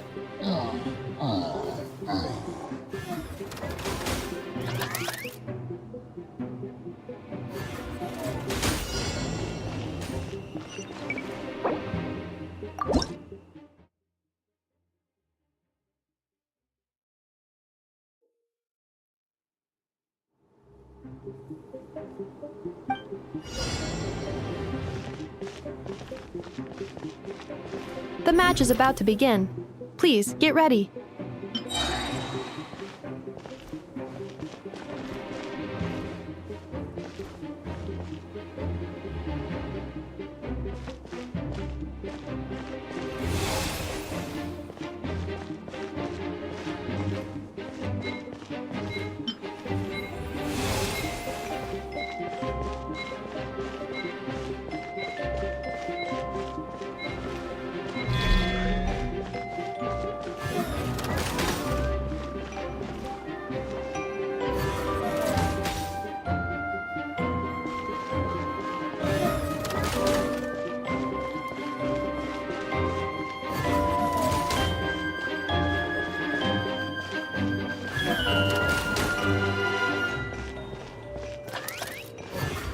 Special reminder, please check your starter rewards.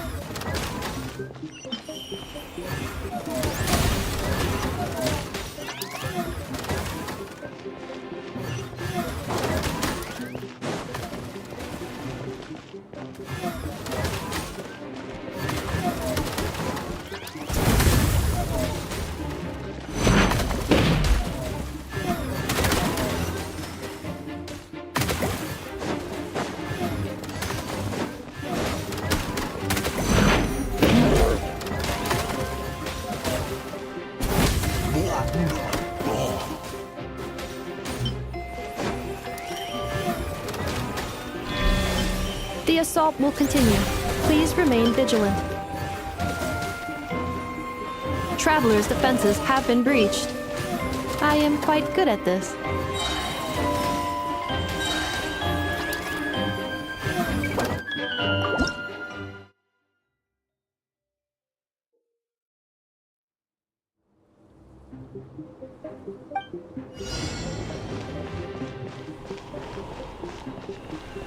The match is about to begin. Please, get ready.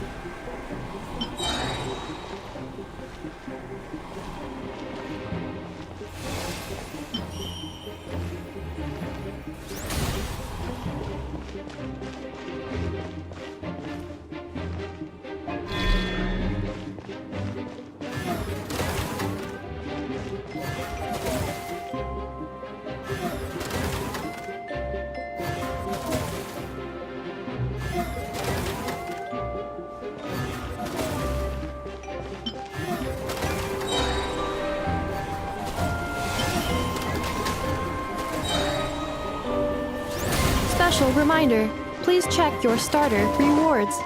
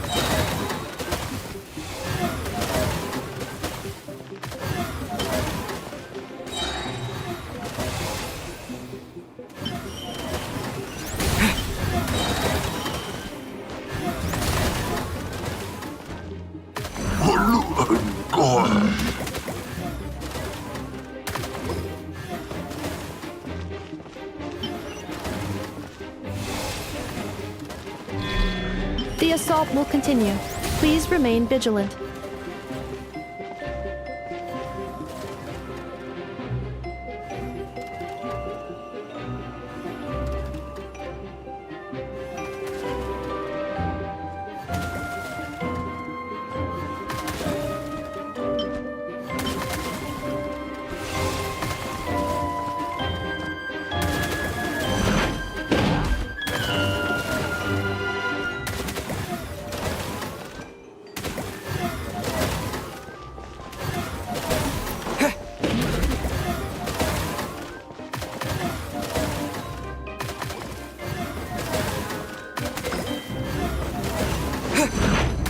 Well, it's been 2 days. Wonder how the investigation's going. Let's go check in with Yelan and Chevres.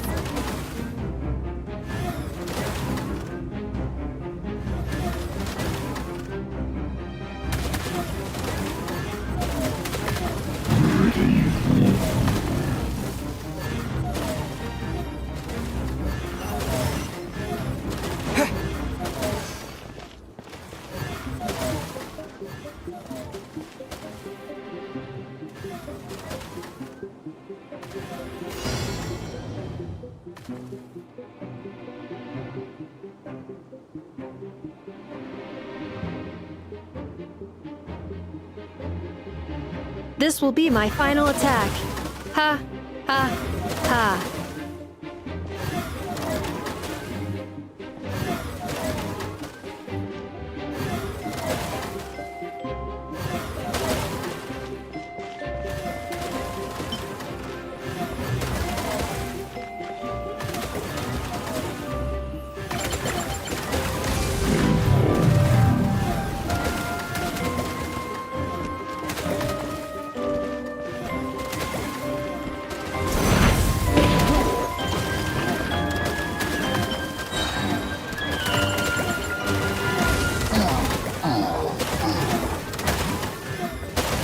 traveler's defenses have been breached.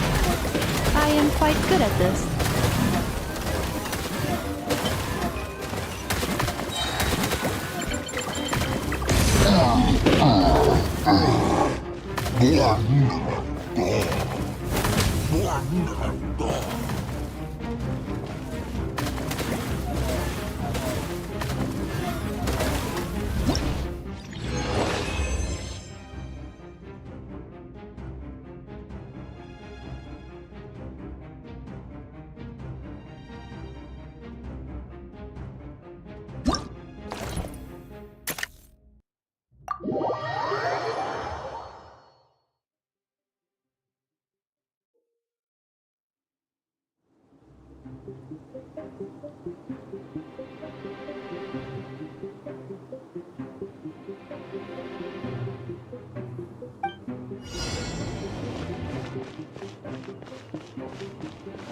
I will be your opponent during training mode.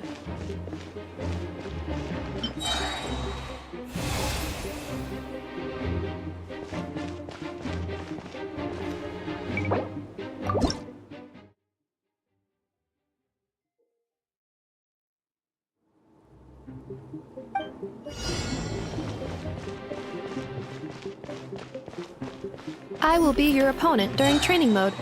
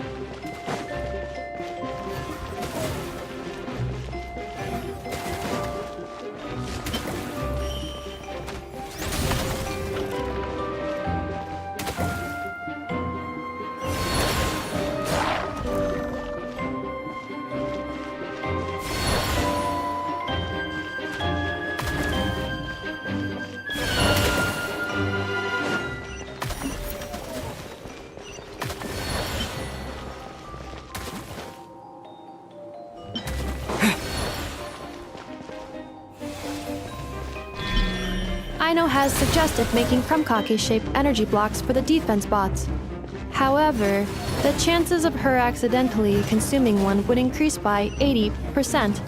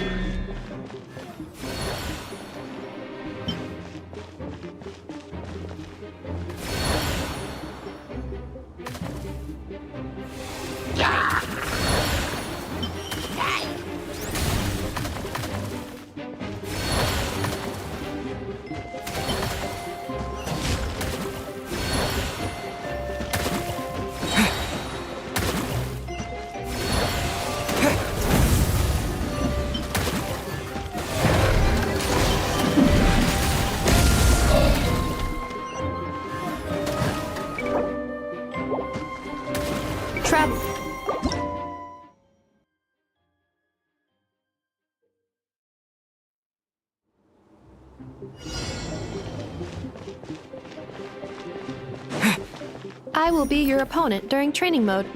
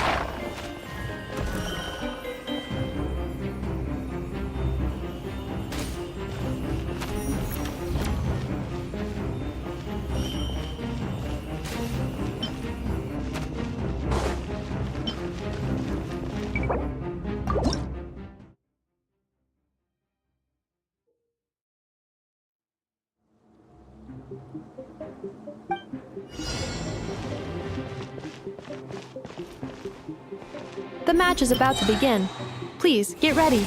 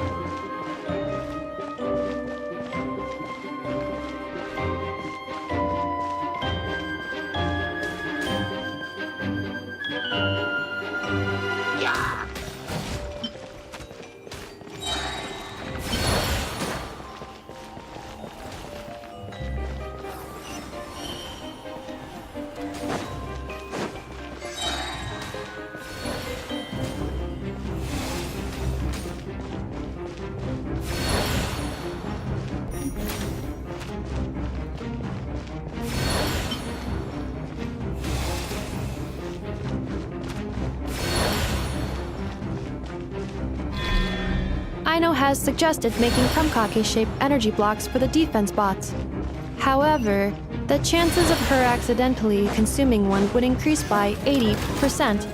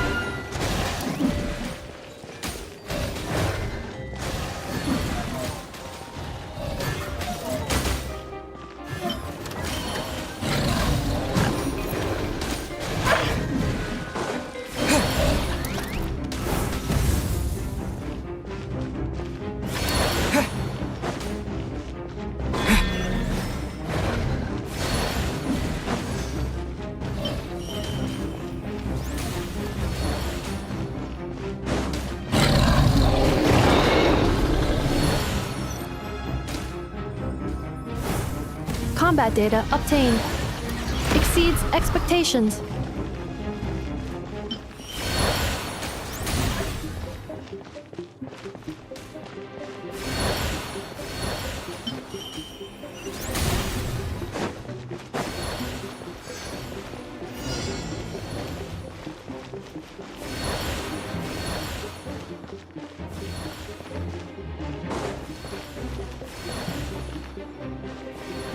Traveler victory imminent. Greatly increasing value of malice parameter.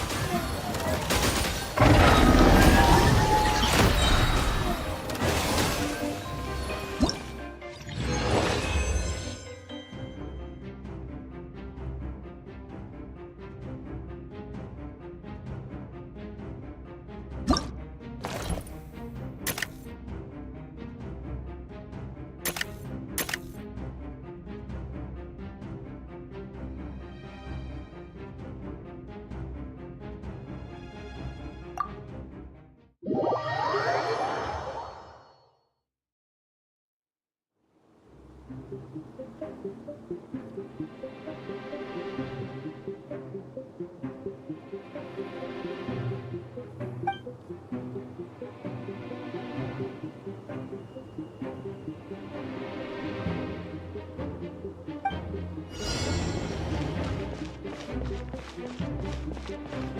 match is about to begin. Please, get ready.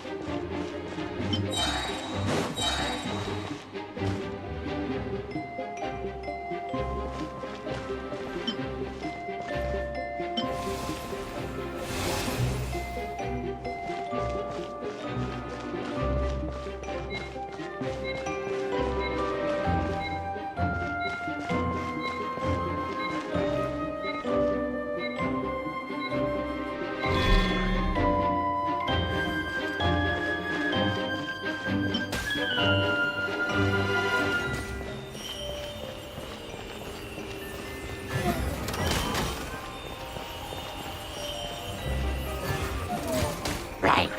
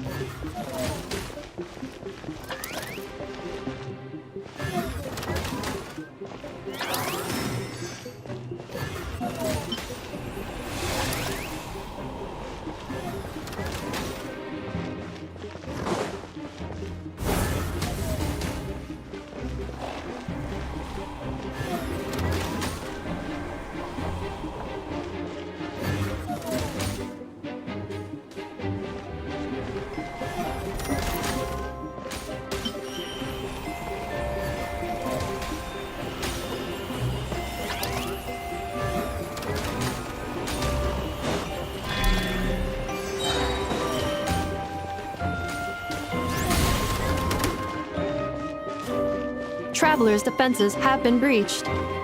I am quite good at this.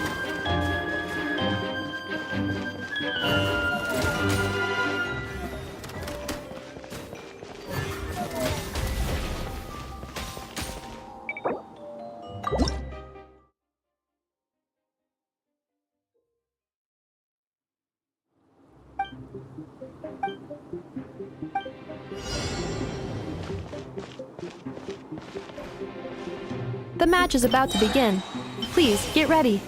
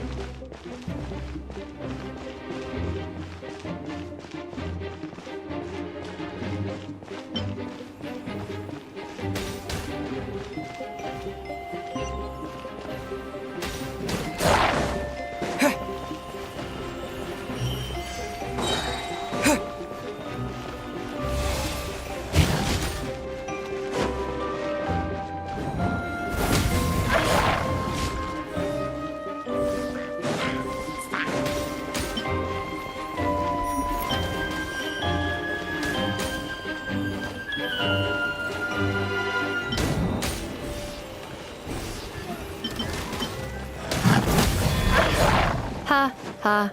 As long as I do not attack, I cannot be defeated.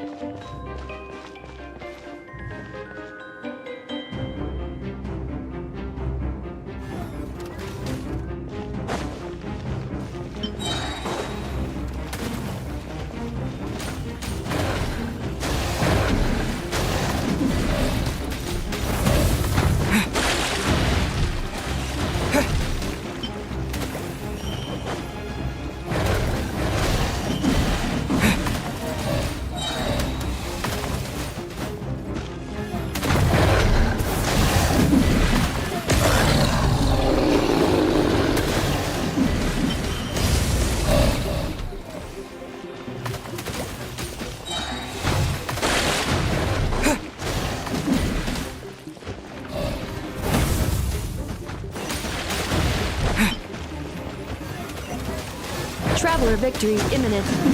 Greatly increasing value of malice parameter. Traveler's defenses have been breached. I am quite good at this.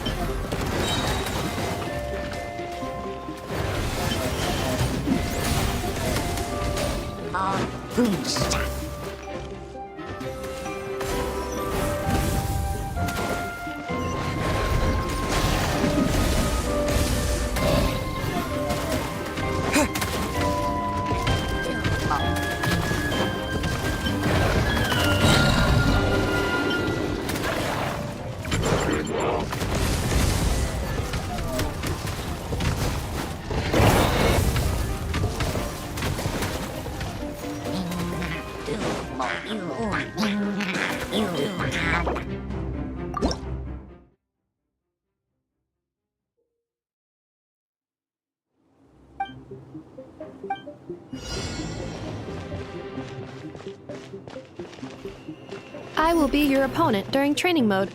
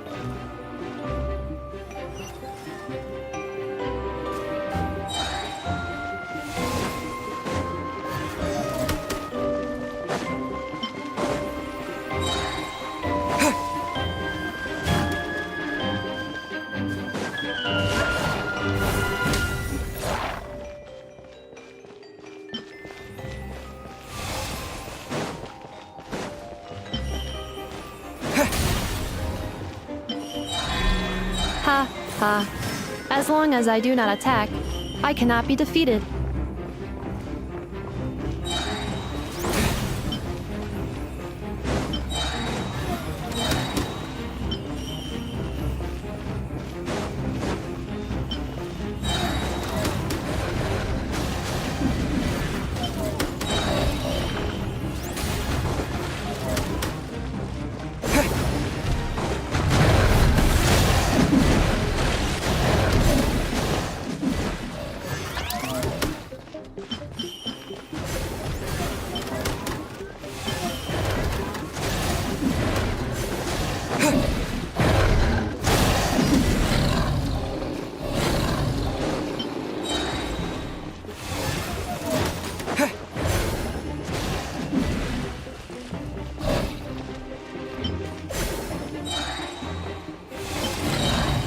Traveler victory imminent. Greatly increasing value of malice parameter.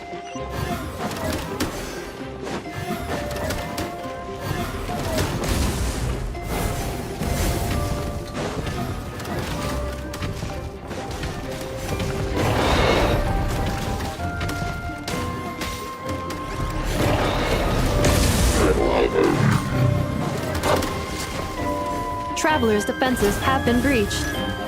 I am quite good at this.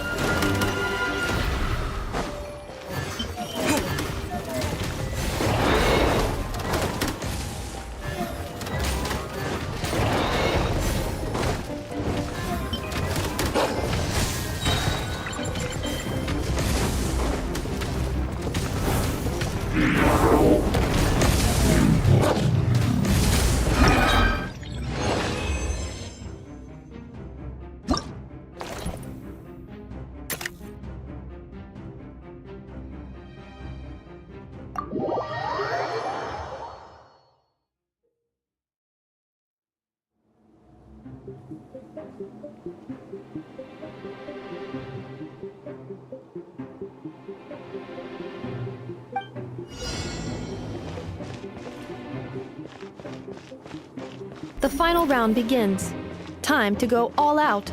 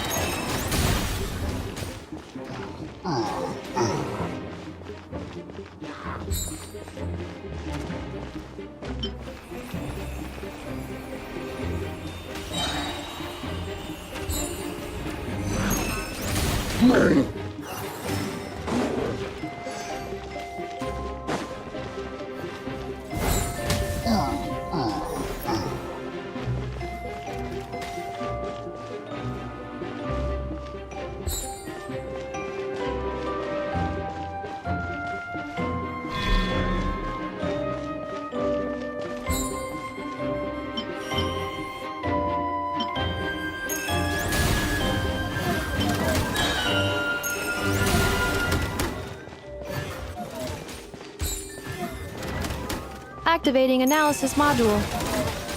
Learning the Traveler's operational logic. If successful, this will increase our efficiency by at least 179%.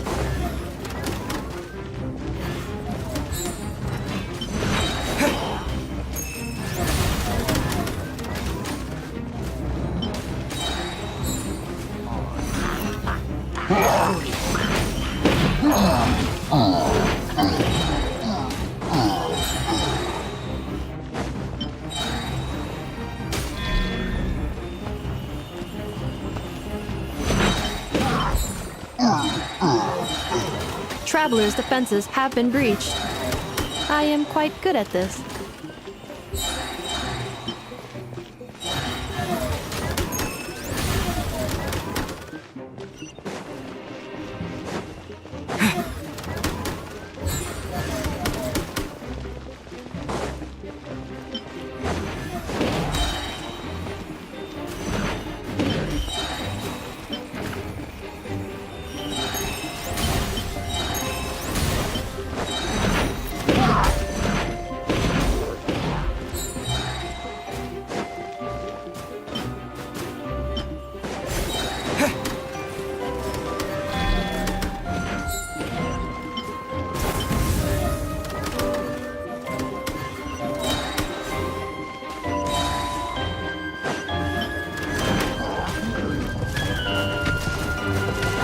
The assault will continue.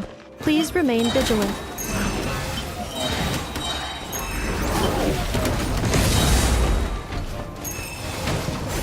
Calculating efficiency of commands. 3 times higher than standard.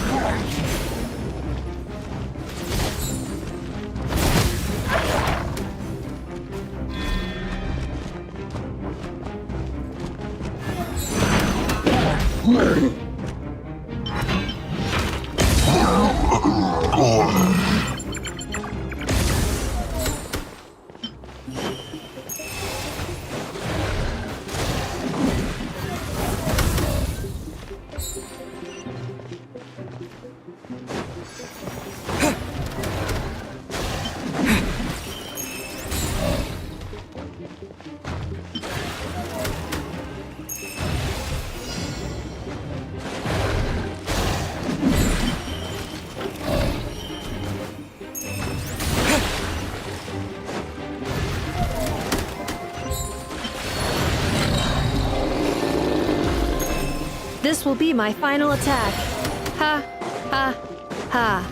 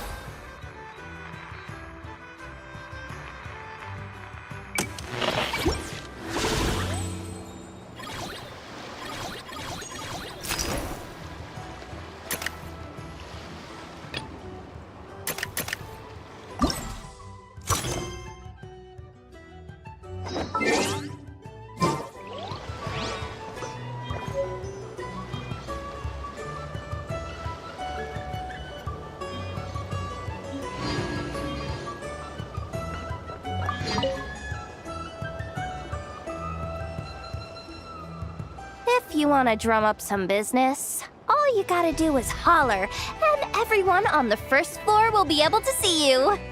Also, you have to come this way to get to the second floor, which pretty much guarantees that everyone attending the expo will notice you guys at some point. Not bad, huh? Thanks to the spot I saved you, you guys will be drowning in business before you know it. Your point being? Cross-referencing Yehoda's current facial expression against database. Confirmed. Analysis suggests that Yehoda hopes we will return the favor. You bet I do. At least Robo-Girl gets it.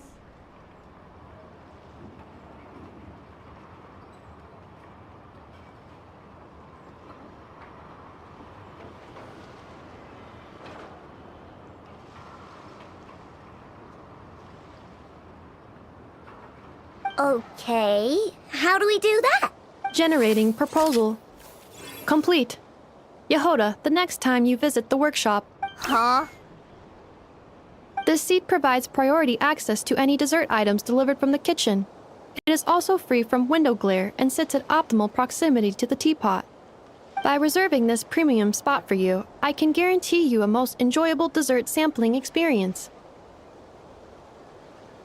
Is this your idea of a fair trade? Are you kidding me? That spot's usually reserved for me. I'd never let you take it if I didn't have my dessert budget to consider. What's going on? Yehoda looks upset. All right, I'll level with you. Since I saved you such a great spot for your booth and all, could you possibly lend me some technical support? Please?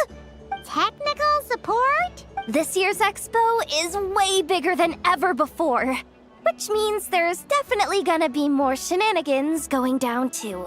I know, surely you have some kind of contraption that can, like, scare everyone at the expo into compliance or something.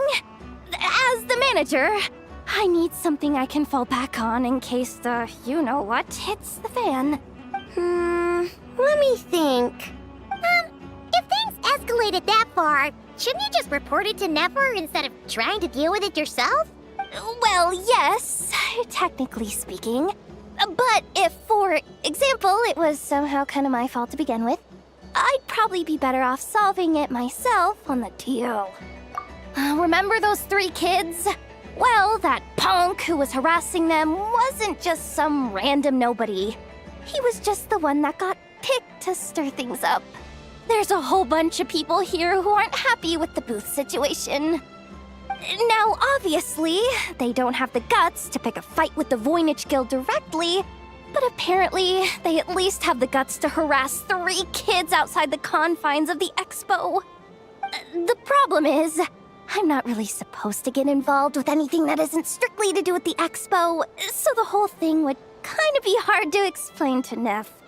Not that I regret what I did, but jeez, Yehoda, you sure know how to make life harder for yourself.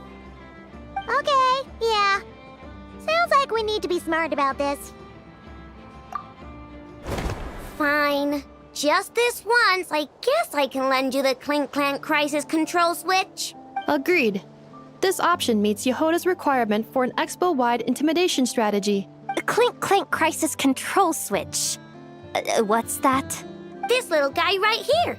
I made it recently after getting myself into a really sticky situation.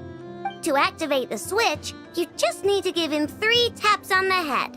If you do that, there's pretty much nothing in Nodcry that you won't be able to handle. Really? So what actually happens when you activate it? You'll find out if it comes to it, but I'm only letting you use it once, so you better save it for when you really need it. Okay, cool. I'll take your word for it.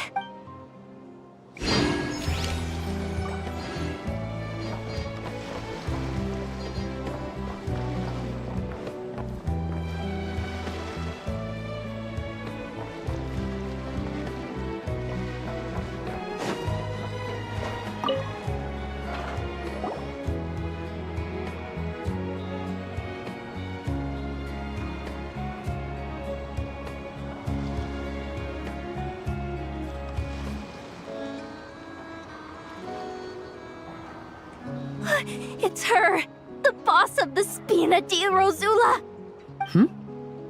Huh? Uh-oh, things are about to kick off. What are you worried about, Yehuda? Shh! Don't you see him over there? Parasol Lady's the head honcho of the Fontanian underworld. Rumor is she pulled the crumbling organization back together and avenged her father with her own hands. Oh, we don't want to get on her bad side. An eye patch over there is a merc captain from Liyue. She has a fleet of her own that sails the seas. Most people know to steer clear. I was worried this expo might not be big enough for the two of them, if you catch my drift. So I kept their booths far apart. Looks like they wound up meeting in the end, though. You don't think they're butting heads already, do you? What am I gonna do?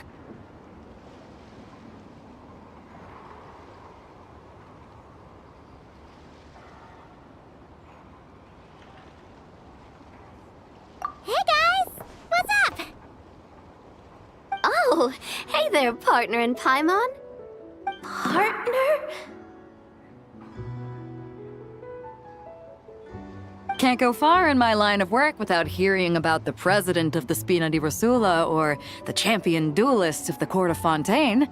Thought I'd make some friends since the opportunity's presenting itself. Plus, now that the traveler's arrived, I wonder if these ladies might just agree to coming aboard for a drink. What's the traveler got to do with that? You're too kind, Miss Beto. So, the thing is, over there is a friend of ours. She's managing the expo, and seeing as you're all big shots where you come from, she was worried you might, butt heads.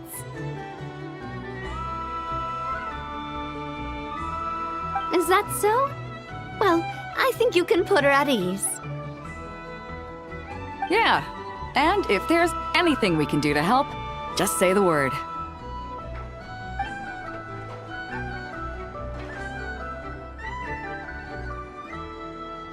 Well, there you have it. Nothing to worry about. These people are your friends. How is that even possible?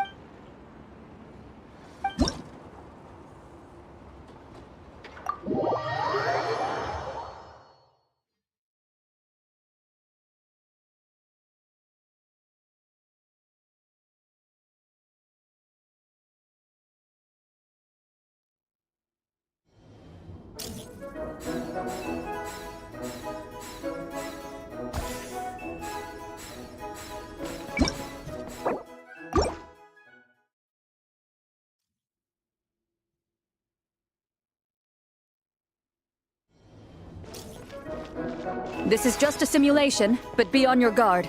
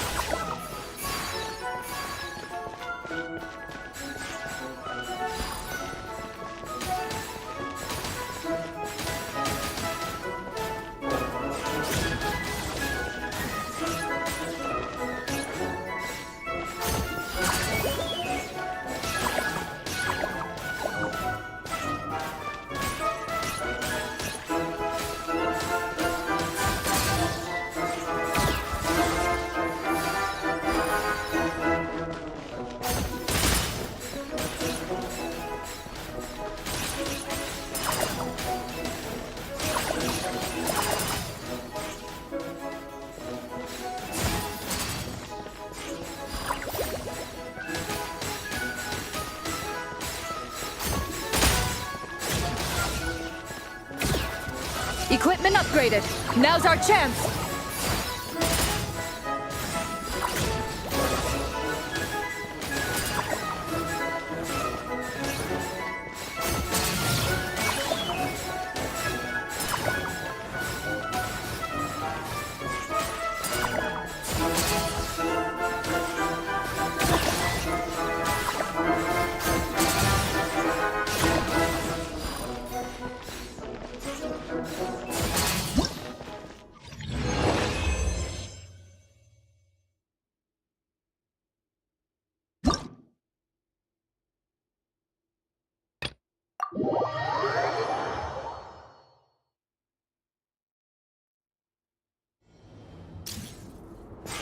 Ready, partner?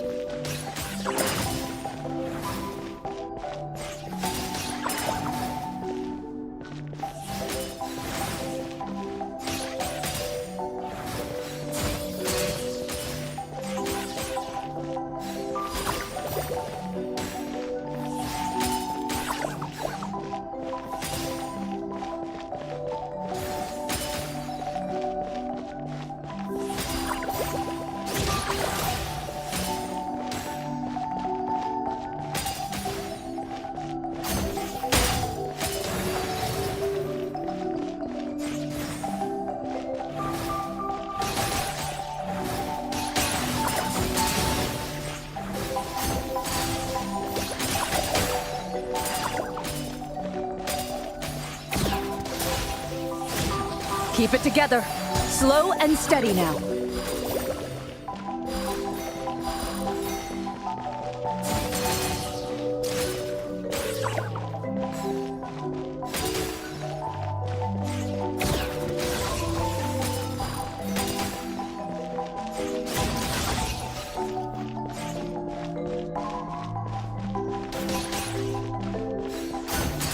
Equipment upgraded. Now's our chance.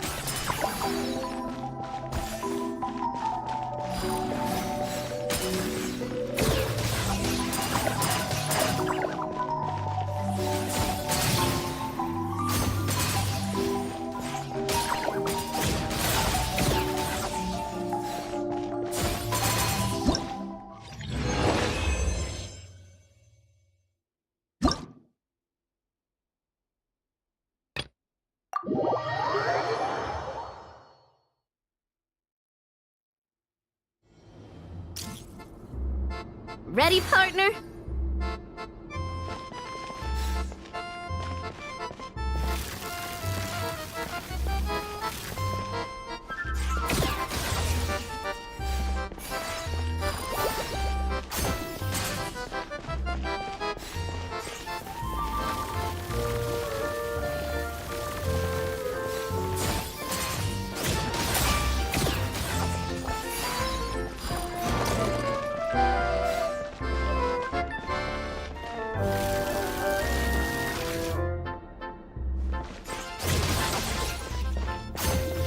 You've got this, partner!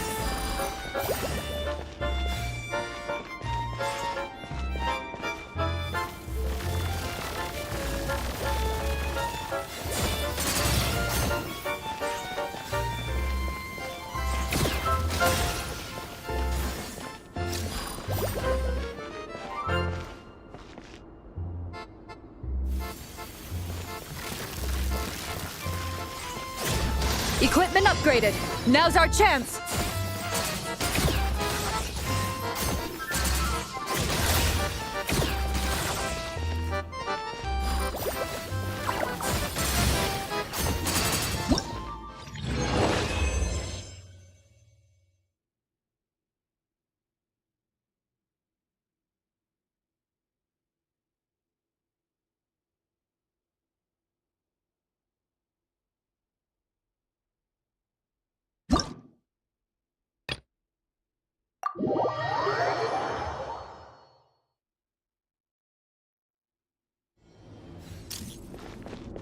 Ready, partner?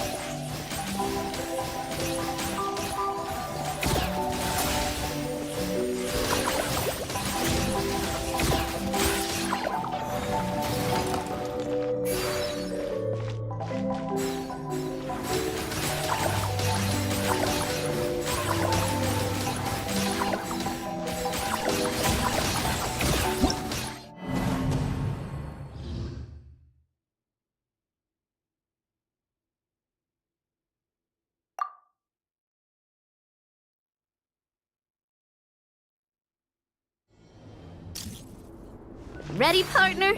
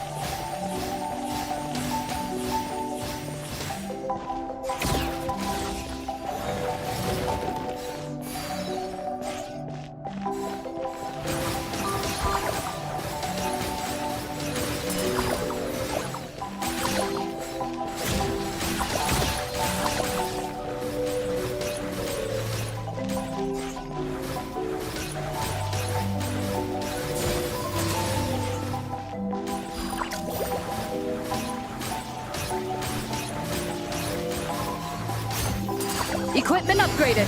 Now's our chance.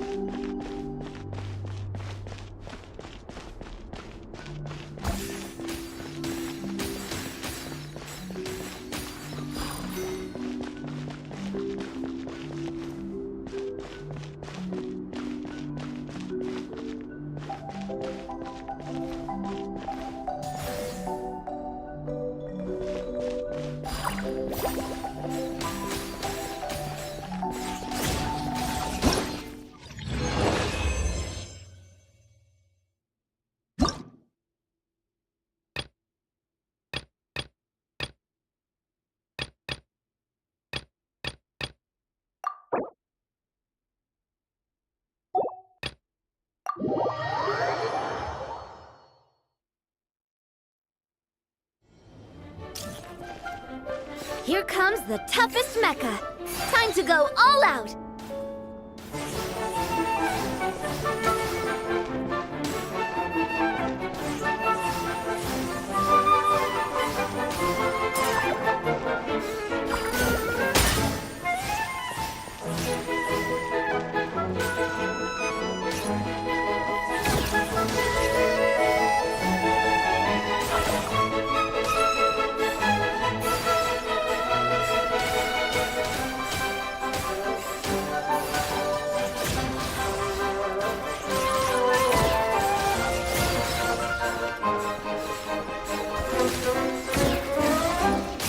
You've got this, partner.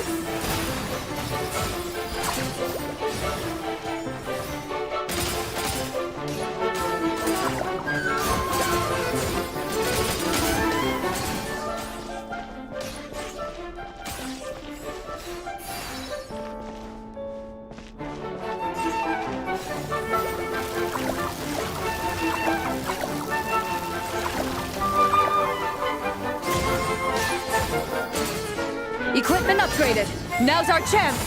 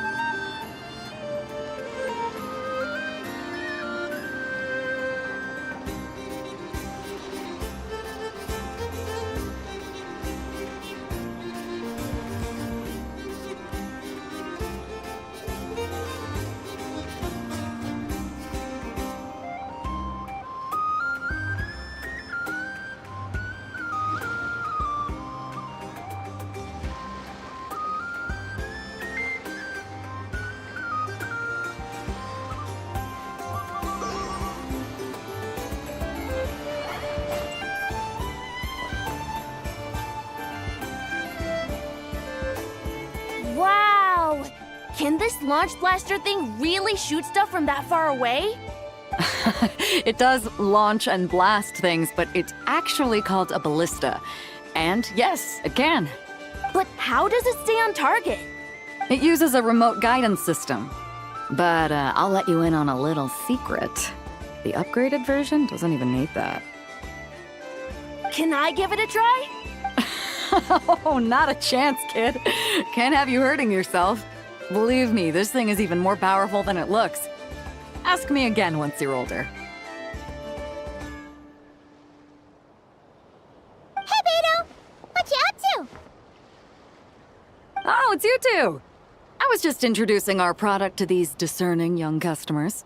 Paimon thought you were here for some, fishing? Wait, are these three? What? No, of course not. The kids were just curious, that's all.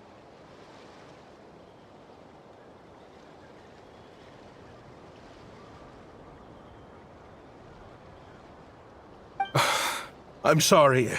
Are these three preventing you from doing business? Let me get them out of your hair. Come on. Time to go. Oh, do we have to? Don't sweat it. They were just curious. I'm happy to tell them more about it. No, we've taken up enough of your time already. Neb, don't bother people when they're trying to work, okay? Okay. It was no bother, I swear. In fact, once the expo is over, come find me on my ship, and I'll let you see the ballista in action. How does that sound? How much would it cost? Not a single mora. Really? It's a promise then, miss. Your vessel. It's a battleship, isn't it? Are you sure you should be bringing children on board? Why not? Whenever we're docked back in Liyue to pick up supplies, I always let the kids around the harbor come aboard to play, and boy, do they love it. If a kid from Liyue can do it, why not a kid from Sumeru? A battleship may as well be a giant playground to them. Is that so? I've heard that people in Liyue also turn gunpowder into explosive firecrackers and give them to children as toys. Perhaps only the kids back in your home country are lucky enough to look at a giant battleship and see a playground. If you're worried about safety, I can... No, I suppose I'm just envious. That's all. I'll be sure to bring them over if we get the chance.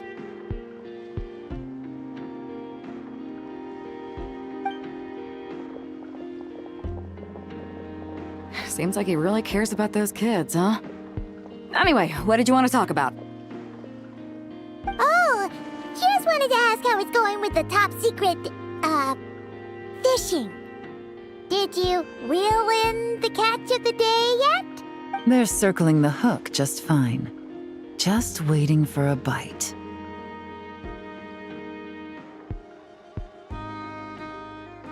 Whoa! Where did you come from?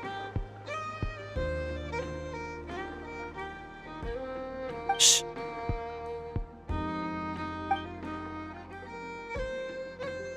Well, that just proves my point. Something like this would only see more use in Fontaine.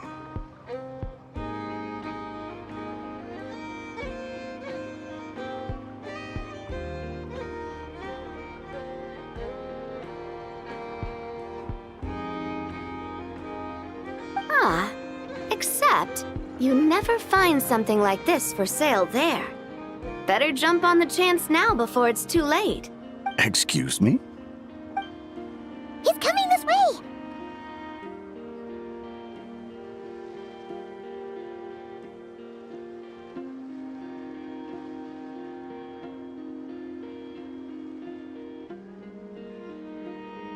Steady now.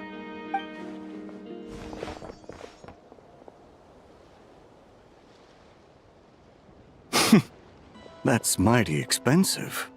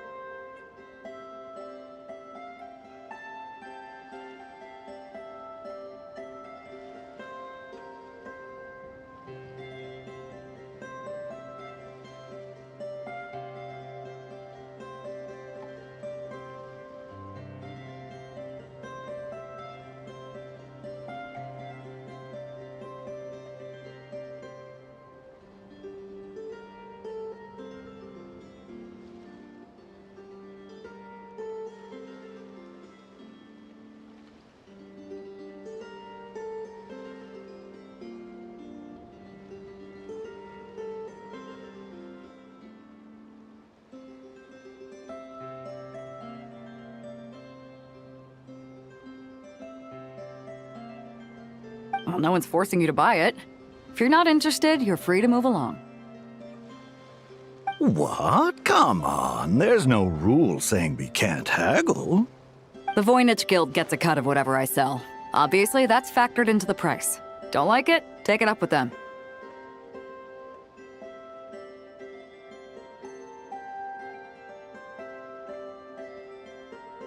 Listen, I can tell this is something special. If you're willing to go a bit lower, I'm prepared to cut a huge deal. I know it's something special, so I plan on getting paid what it's worth. Perhaps there's a way we can both get what we want then.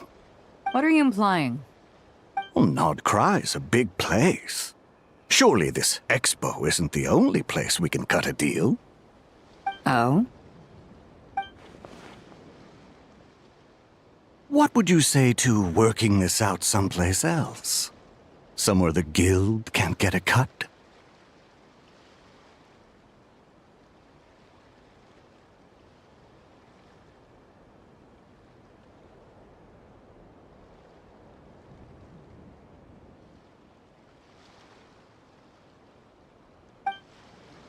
That means no guild protection either.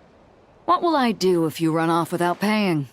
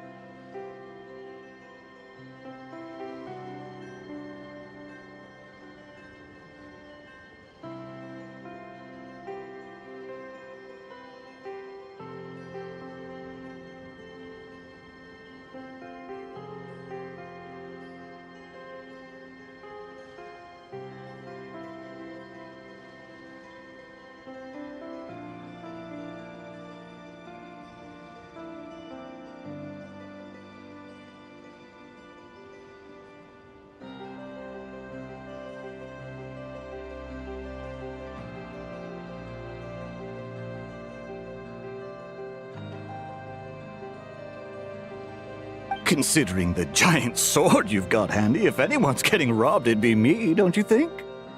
Point is, we're both going out on a limb here. But the reward's worth the risk. Fine. Name a place. As a registered participant, though, I'm too close to the guild. If we don't want them catching on, I'll need to send a proxy. Smart thinking. Let's meet here, then.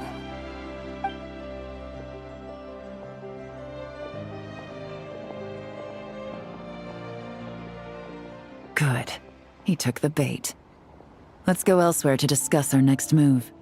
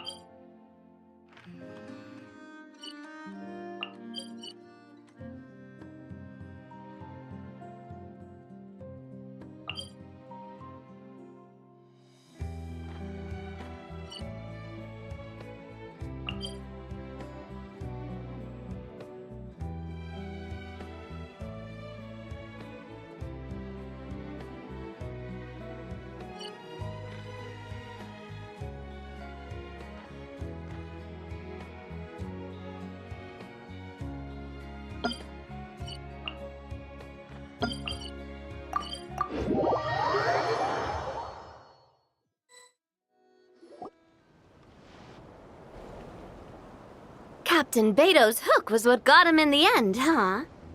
Oh, I didn't get a chance to show off how convincing I can be. This isn't tabletop troop, Navia.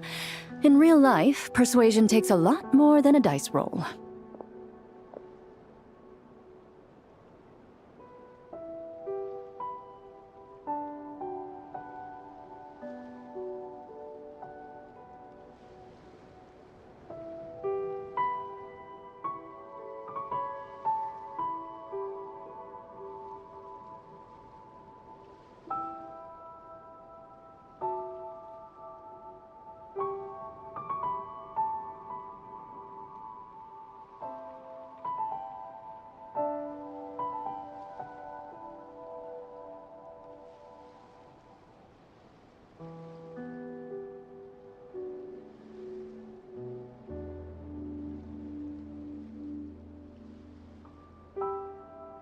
I brought a product tailor-made for Fontaine because I thought the group's activities were limited to that area.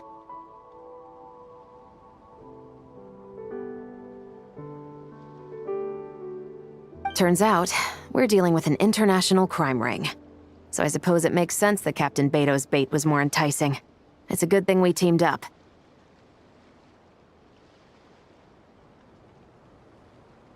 We wouldn't have gotten far without your intel either. Gotta ask though, how did you know these guys would be so quick to abandon the expo? I read their file. Nothing's off the table for them when profit's on the line.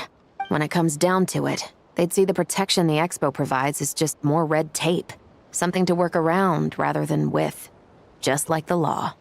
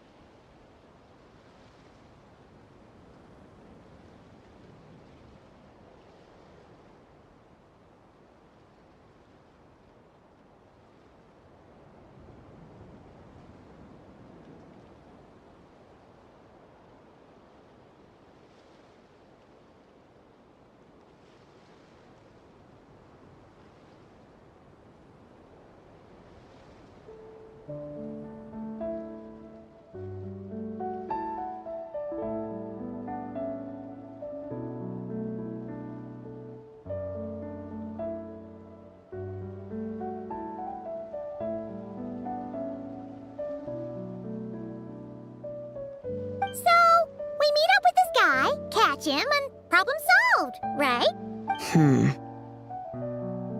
No. The person we're meeting is just an underling sent to scout the situation. We're after the leader of the whole ring.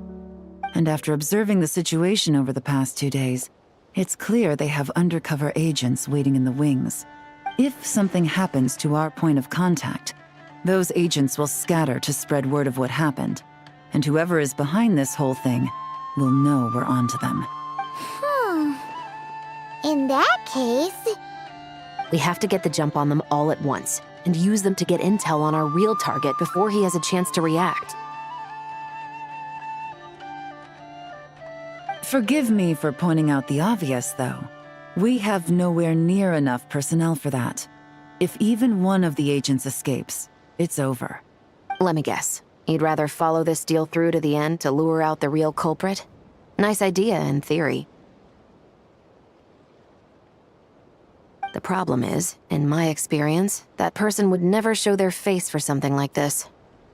I can work around that. But only as long as the deal goes ahead. So, you're planning to trail the person picking up the goods. I suppose that could lead us to the big fish, but that would mean we have to actually hand over the weapon. Aren't you worried about putting something that dangerous in the hands of criminals? We can control how dangerous it is. But if we followed your plan, could we really guarantee that not a single agent would get away? You're telling me you really have a way to mitigate the threat of that weapon? You're telling me that you really have the wherewithal to carry out a large-scale search and seizure operation in Nodcry?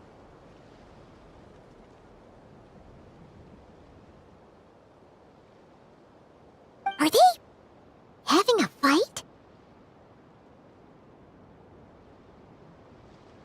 They're both experts in this sort of thing. A lot of back and forth is to be expected.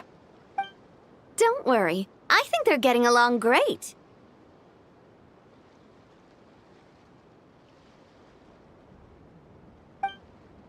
A successful collaboration requires trust. And a willingness to make concessions. So how about this? I'll meet up with the underling as planned and stall him as long as possible. While I'm keeping him busy, you round up the rest of the agents. Sound like a plan? Yes, I appreciate the trust. And I promise you, not a single one will get away. See? Like 2 peas in a pod. Traveler, you should come with me to meet the buyer. After all, we promised Nefer you would be involved in all our operations. The Traveler is kind of a famous face around these parts, though.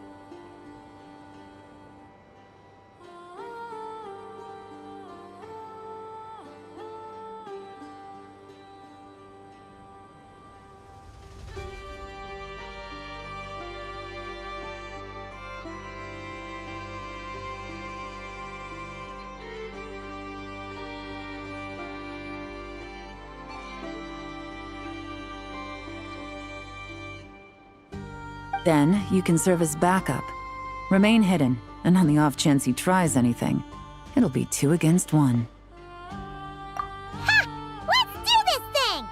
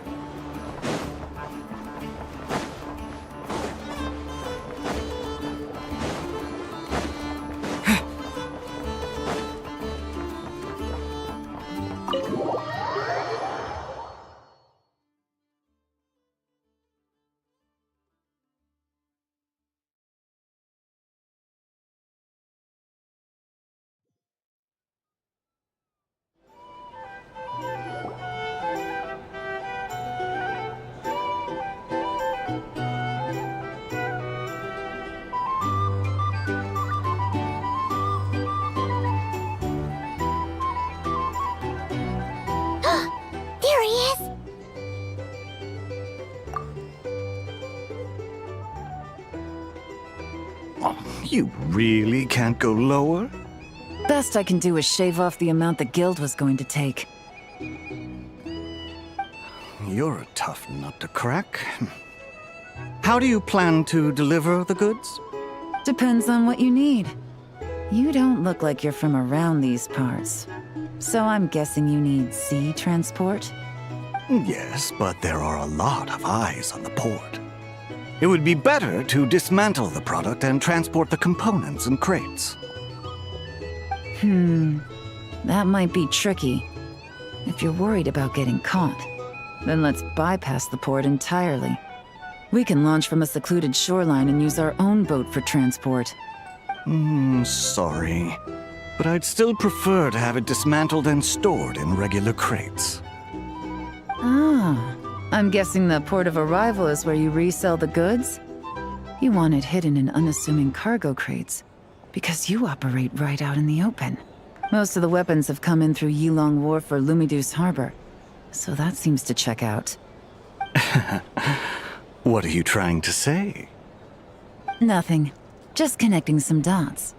I think we're done here.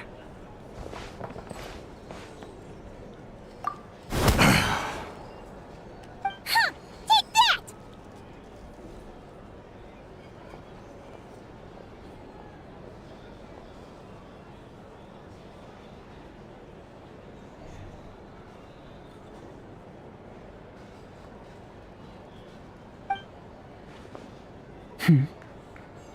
Out of the way! It's one of the undercover agents! He's making a break for it! The captain of the Special Patrol will take it from here.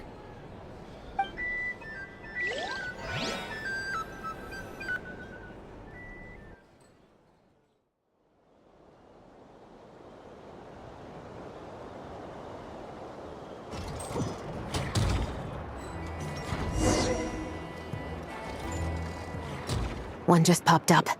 Looks like the one on the surface has been subdued. There are children around. I have to avoid bloodshed.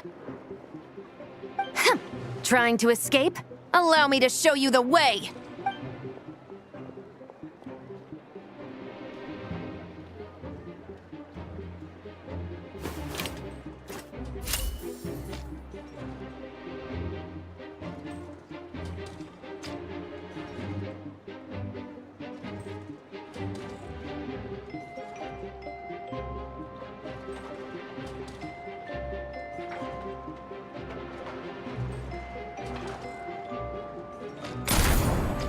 Nope, not this way.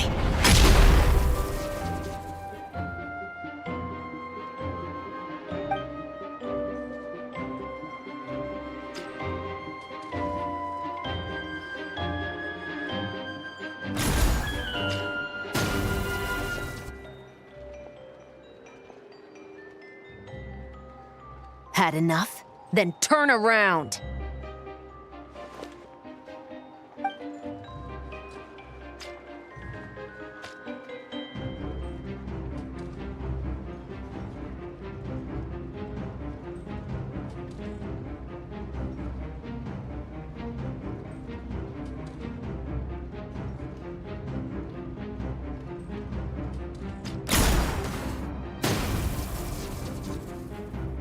Out of steam yet? 'Cause I can do this all day!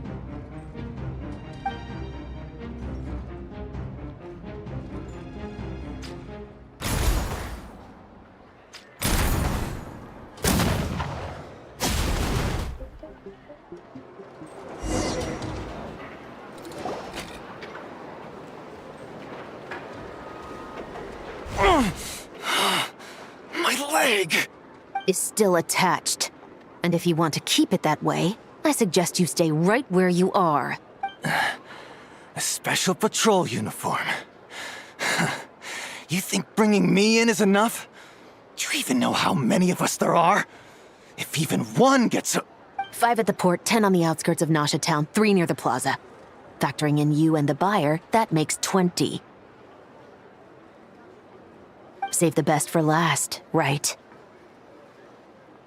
How did you...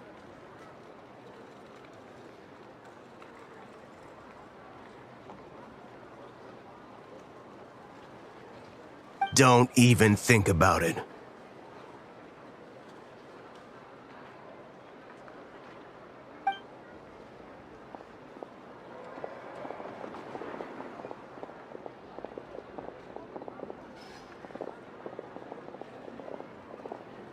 Well done, everyone.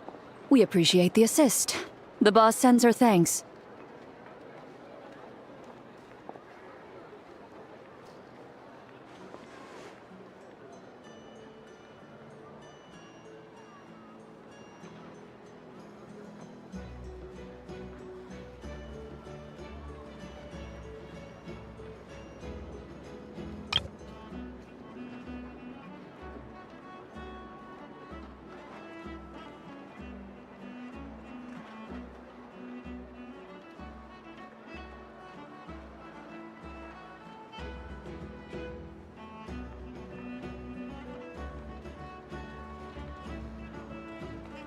It was an honor. Without the Spina's help back in the day, we never would have been able to make it in Nodcry. It was about time we returned the favor.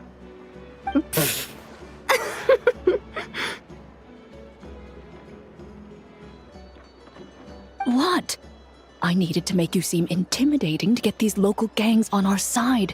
We've been over this. Yeah, I know. But hearing you call me boss will never not be hilarious.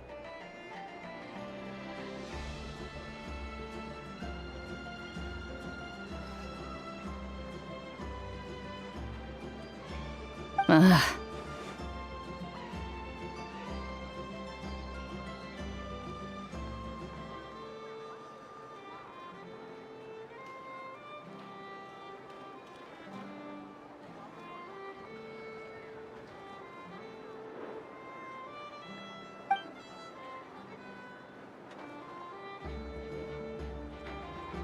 Wow!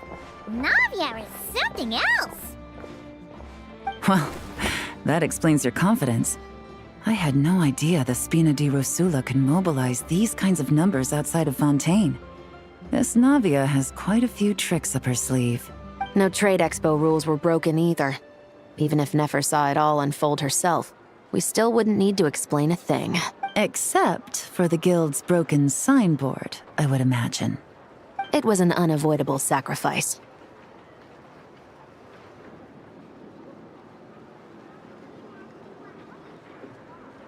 At any rate, I suppose the next step is to get these birds to sing. Should be an easy job. The Maison Gardiennage has a reputation for highly effective interrogation tactics. And if that doesn't work, I've heard that spies from Liyue have their ways of making people talk as well. Yes, that means the operation was a success, right? So far. Once we get someone to reveal who the mastermind behind all this is, that's when the real work begins. I'm sure that person is in hiding somewhere far removed from the expo. But as far as our deal with the curatorium goes, I think that's a wrap. Shouldn't we update Nefer then? First, we need to figure out what we can learn from these agents. We'll be in touch once we have the information. Then we can head to the curatorium together.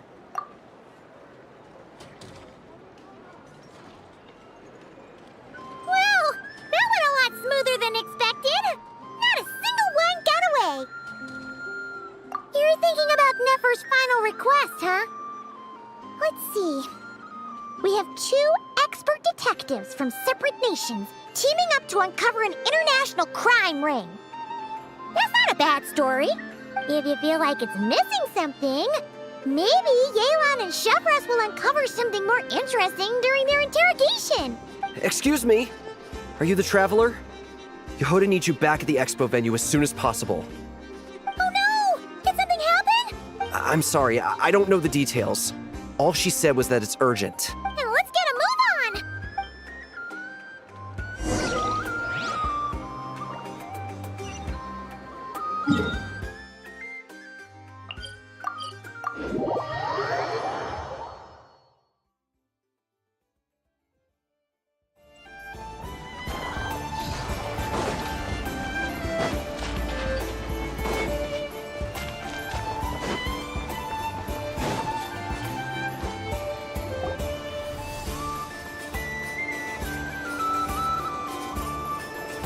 Either I throw the guild under the bus, or I get on the bad side of a terrifying merc captain.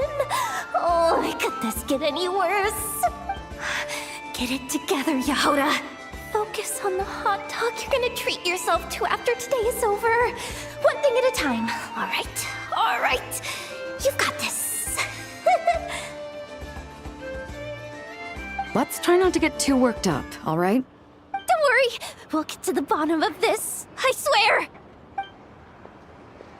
What happened? You're here. Please, you've got to help me, Traveler. A theft at the expo is gonna ruin the guild's reputation. A theft? How did that happen? You're asking me. The guild has people keeping watch over the storage area for this exact reason. And it just had to happen to one of the scariest people here. Beto? Wait, that means... The guild asked us to keep our goods stored on the designated shelves.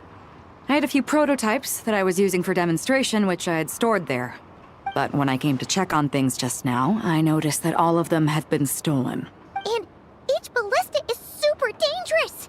If they fall into the wrong hands... Well, all the prototypes have a failsafe designed to prevent unauthorized use, so it could be worse. Still, we should get them back as soon as possible. The guild will make sure of that. If you could just keep this between us for now, we would be super appreciative.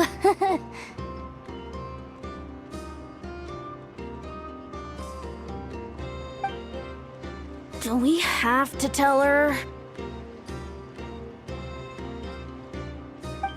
Honesty is the best policy.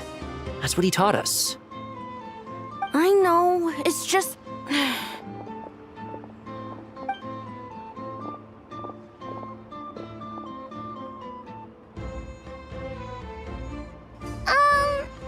Yehoda...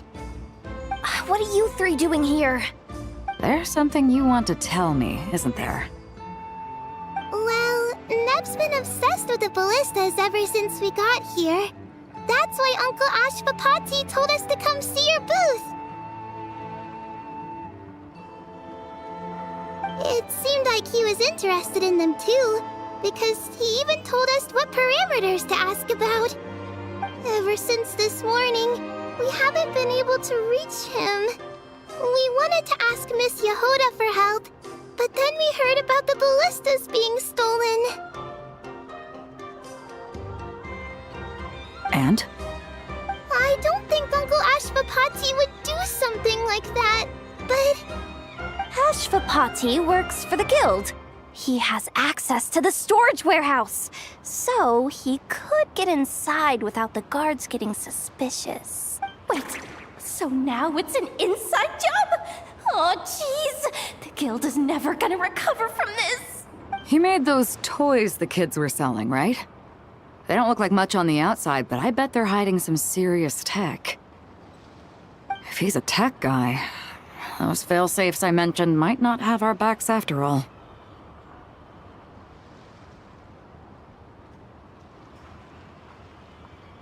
So, this just went from bad to worse. Oh, uh-oh. Could be. I mean, let's put it this way. There aren't a whole lot of people that could manage to stay off Yelan's radar. Why don't you take these kids to the curatorium and see what you can learn? I've got things covered here. Got it! Hold up. We can't hold these kids responsible, though. Right? No, of course not, but... how do I explain this? You want to look out for these kids, don't you? I promised I would. Besides, they're innocent in all this. Good, because I'm looking out for them too. That's why I want to find their uncle as soon as possible. No matter what he did or didn't do, it's worse for them if he's missing. I guess we're on the same page then. Take these kids to the curatorium. I'll update Yelan and tell her to meet you there. Will do!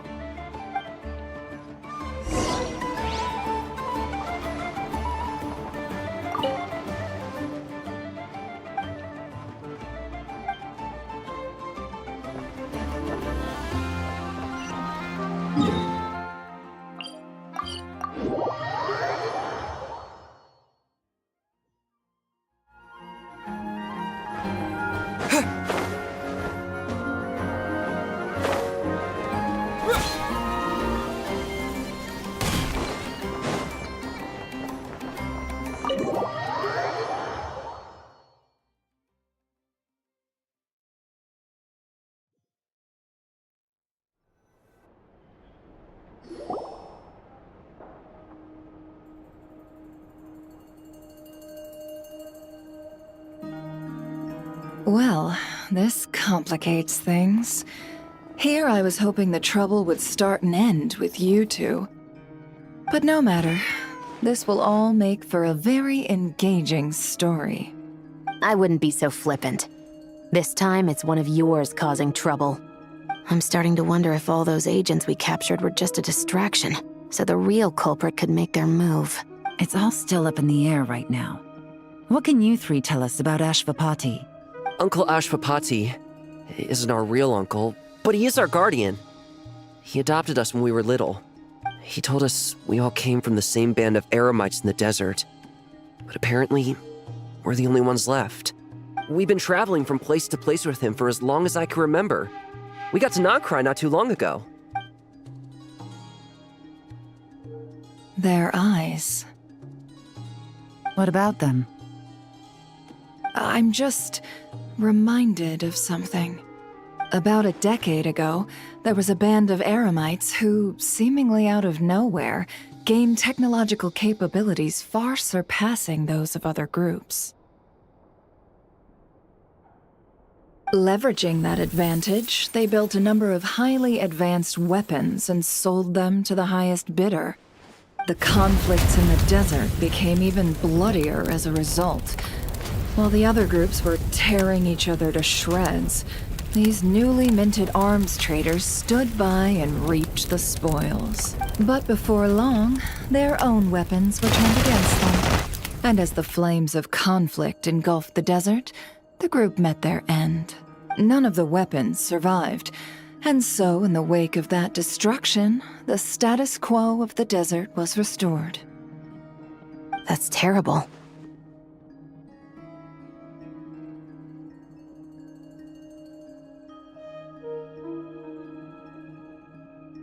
In the desert, it's kill or be killed. People will stop at nothing to gain the upper hand. If this happened in Fontaine or Liyue, I'm sure the perpetrators would have been prosecuted to the full extent of the law. But in the desert, no one bats an eye. From what they've told us, sounds like these kids are orphans from that particular band of eremites. Which means their guardian is likely one of the few survivors as well. Sounds like it. No! Uncle Ashvapati would never do something like that! No matter what happened back then, I know one thing for sure. Uncle Ashvapati hates weapons. Sure, he's good at building things, but all he does is make toys for us to play with. He can't be the kind of person you're making him out to be. Or... I'm sorry. All we can do is act upon the facts. So, what's our next move? From our interrogations, we've learned that in 2 days, the person behind all this has a meeting planned to collect the goods. If all goes well, we can head to the pickup point and ambush them.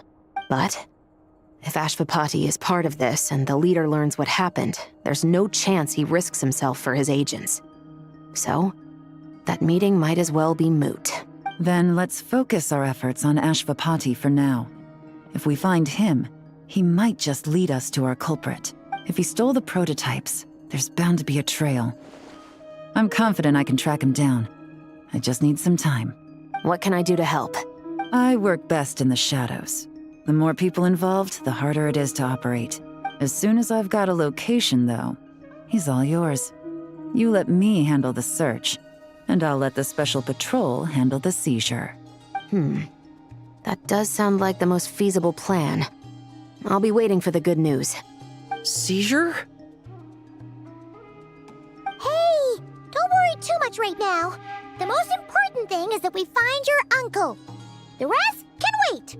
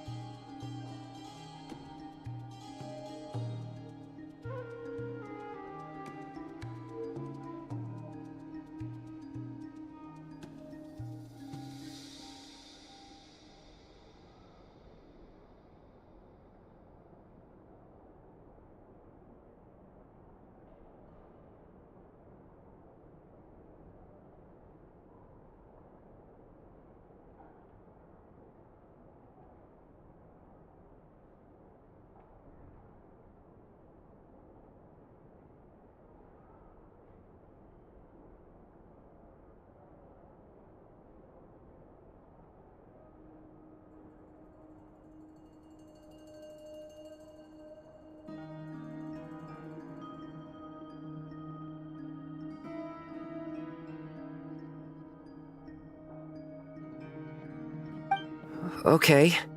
Looks like I'll need to enlist your services for a bit longer, traveler.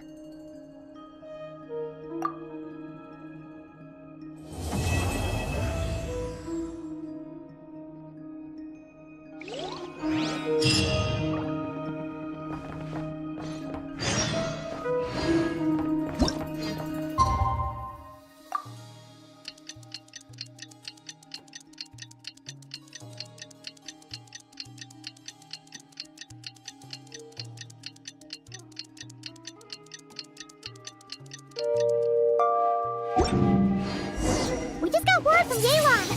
Looks like she managed to track down Ashpapati. Come on, let's go meet up with the others.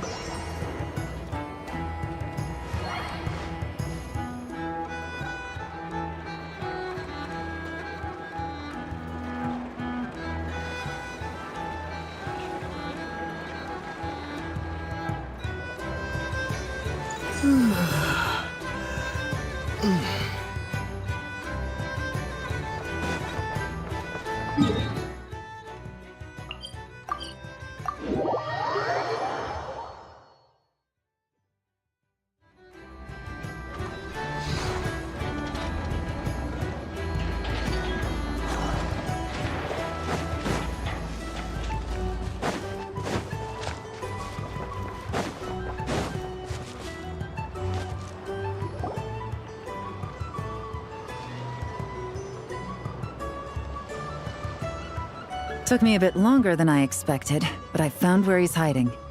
Let me just be sure of one thing. We're dealing with someone who has extremely dangerous weaponry in his hands. If it comes to it, are you prepared to handle the worst-case scenario? Absolutely. You just need to trust us, just like we trusted you earlier. Yeah, we've got this. My crew's already locked and loaded. I'll take you at your word. I know you said you wanted to keep this operation small, but I still thought you could use some backup. So, I chose a few promising young Spina members to help out. Clarand and I have got things covered at the expo. Yes, we're ready to roll then. Now that you're here, I guess we can get this show on the road.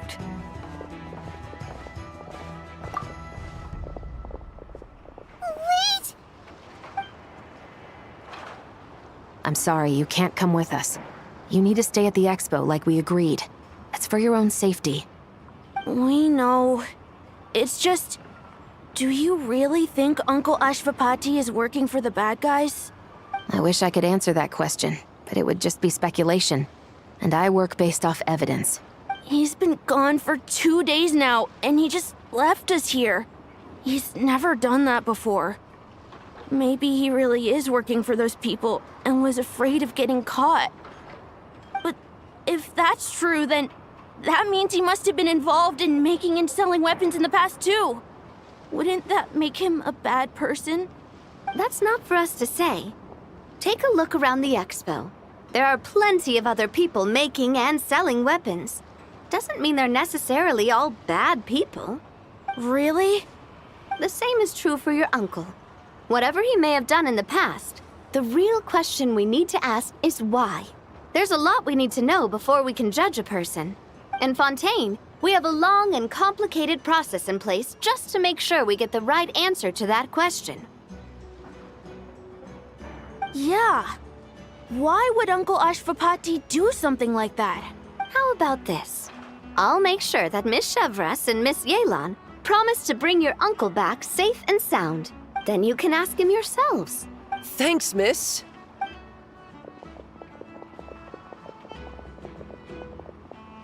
This situation is complicated and unpredictable.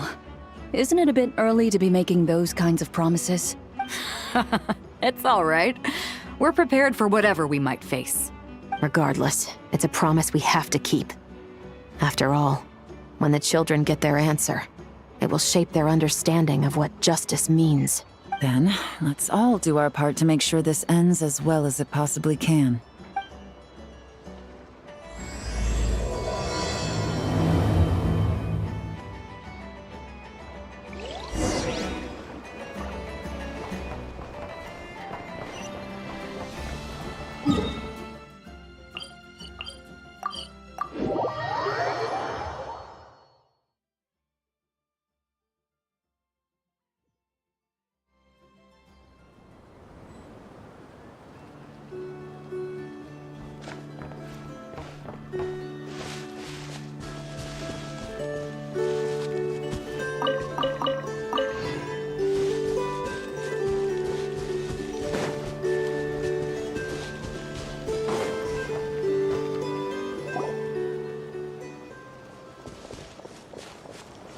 Stop right there!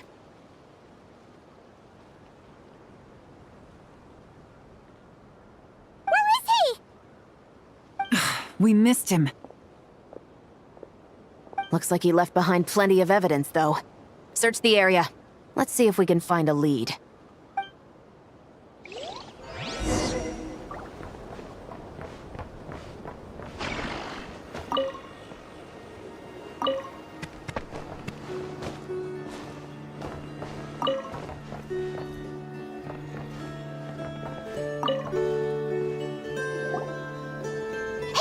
There's a letter here! Look at how it's positioned. It was begging to be found. I think it might be for us. You think he knew we would come here? If he did, he's a more impressive opponent than I anticipated. Let's keep going. We can read it together when we debrief.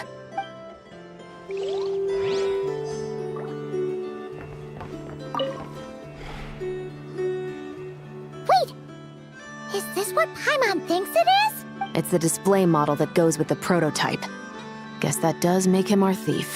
What's worse is that, with his technical background, I bet he managed to bypass the security features on the prototype. You're saying our guy has a battle-ready ballista in his possession, just waiting to be unleashed? Oh, this isn't looking good. Something isn't adding up. All the evidence suggests that he was here alone. Which begs the question, why would he unlock the ballista's features before even meeting up with his boss? That's a question for another time. We need to focus on where he's going next.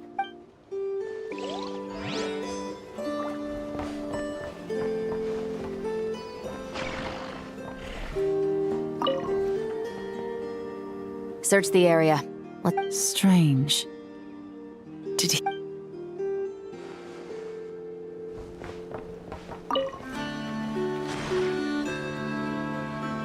These records look suspiciously familiar.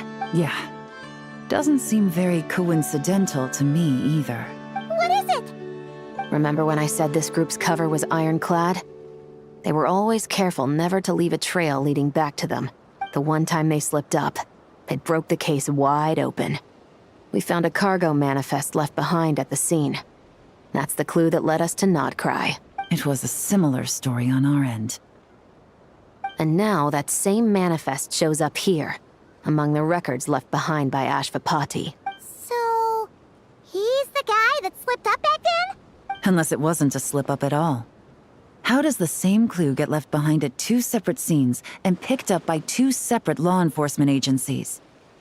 Thinking back on it now, it doesn't seem quite so accidental after all. No. Almost like he led us here on purpose. But for what reason?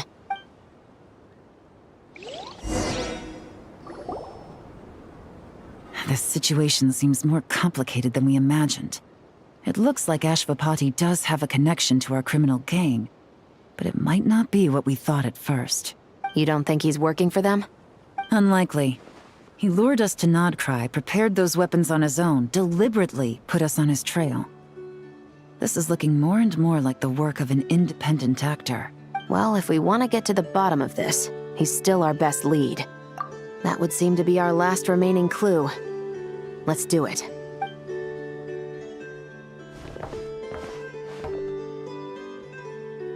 To the officers of the Special Security and Surveillance Patrol and the Liyue Qixing. You certainly live up to your reputation.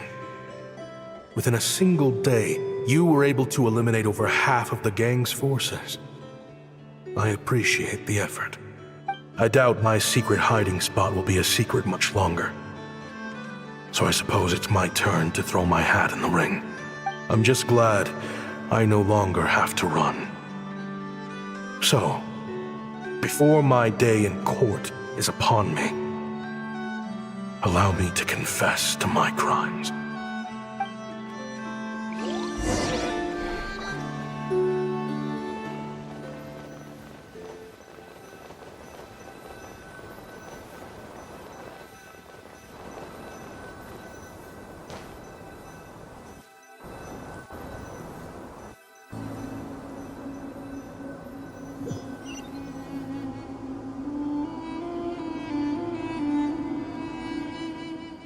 It all started with a Kashara War researcher, expelled from the academia for violating a taboo. He had dedicated his life to the pursuit of knowledge. But when he found himself in the desert, it wasn't even worth a pail of water to quench his thirst.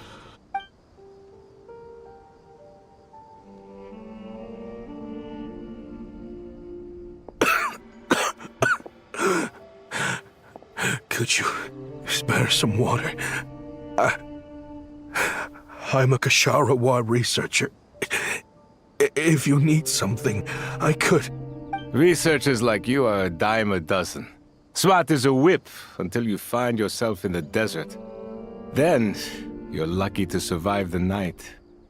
Are you mocking me? No, son. Just still trying to figure out why I've got such a soft spot for strays like you. Here, give me your canteen.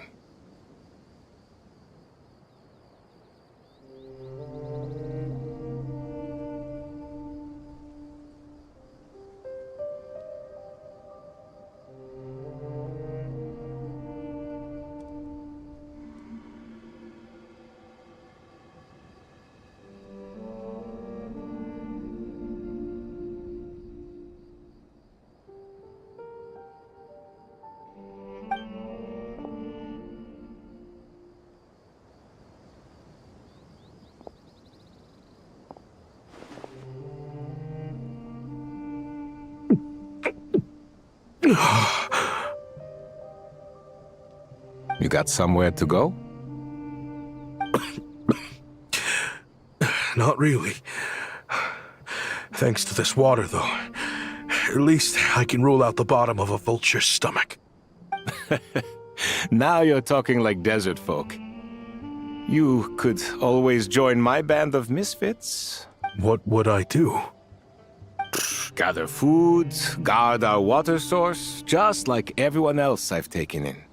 Of course, if you have something you're good at, you're welcome to show it off. Every little bit helps. All I know is weapons. Weapons? Yeah.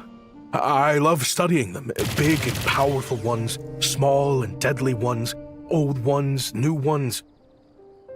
I believe the essence of Kashara War research is embodied in weaponry, and the pursuit of this kind of technology is what pushes the world forward. My lifelong goal has always been to become a foremost expert on all kinds of weapons, so I can invent even more advanced ones. So I might have borrowed a few sensitive techs without permission, but you see the vision, right? The higher-ups in the academia just didn't understand. The academia could have 1,001 reasons for exiling you out here, and it still wouldn't matter to me, son. All I care about is what this specialty of yours can do for us. I can help upgrade your weaponry. That should come in handy in a dangerous place like the desert, surely. True, weapons are essential to life here in the desert. Most folks get them when merchants happen to pass through. But when it comes to protecting the people here, this scimitar in my hand is more than enough. The kind of weapons you're talking about are overkill for a place like this. Overkill? Really?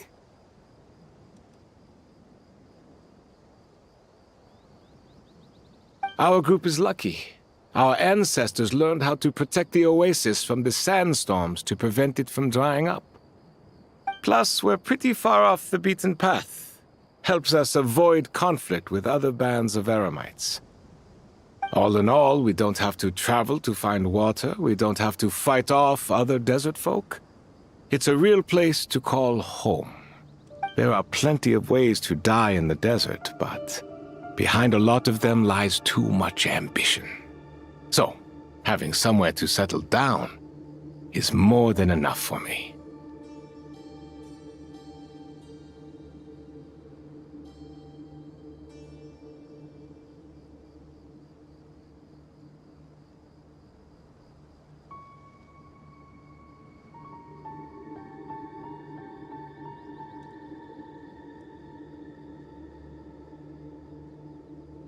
I see. Guess I could do some odd jobs then. I've heard you Kasharawa scholars are handy with all kinds of gadgets. You could always make something for the kids.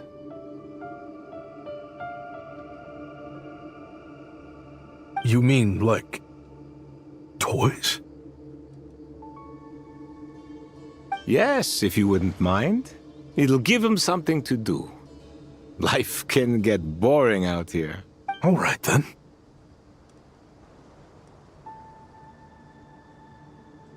And just like that, a Kasharawar scholar at the cutting edge of his field ended up in the desert, making toys for children.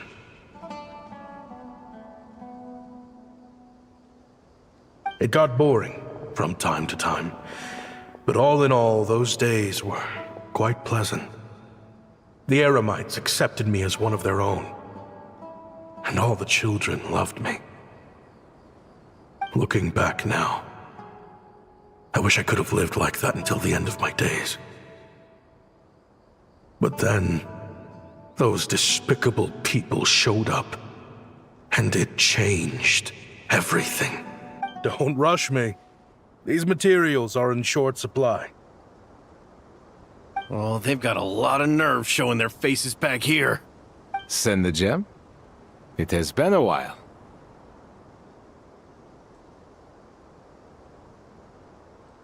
Well, we have a right to this oasis too. Our ancestors were part of the group that discovered it. You hated this place. After that giant sandstorm when everyone else was trying to figure out how to help, you got out of Dodge the first chance you could get. Because I knew better than to be stubborn. Stay in one place too long around here, and it might just be your grave. You abandoned this place. If we'd done the same, the Oasis wouldn't even exist anymore. You gave up your right to be here a long time ago. I heard they joined another band of Eremites after leaving us, but got kicked out. I bet they're only crawling back to us now because they've got nowhere else to go. Chief, should we drive him off? I'd like to see you try. I'm warning you. You won't get rid of us that easily. Leave them be. This oasis has always been big enough to sustain more than one group of people. It's not worth spilling blood over. All that matters is keeping the people here safe.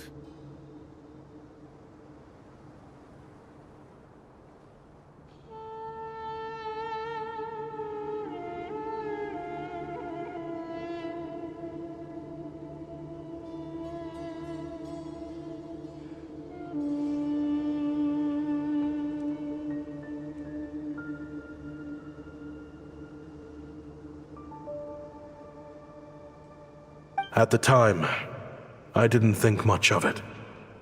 Just Chaim Wazet being the kind-hearted man he always had been. And so, normal life continued, much unchanged. Well, mostly. You can take the scholar out of the academia, but putting your life's work behind you is easier said than done. I often found myself flipping through my collection of blueprints and sketches. The ruin drakes, scattered around Sumeru, were of particular interest to me. As far as I knew, no one had been able to analyze or reproduce the technology within those mechanisms. But I was able to design a kind of lure to bait them into attacking a specific target, in effect, turning them into a weapon. Somehow, the new arrivals at the Oasis must have caught wind of it, because they soon started taking an interest in me.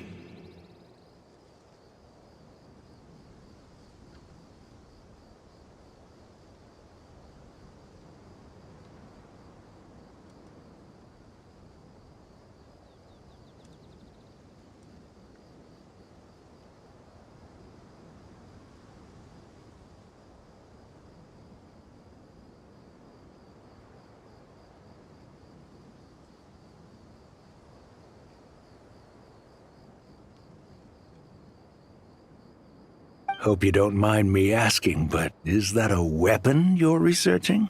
I do mind, actually. It's none of your business.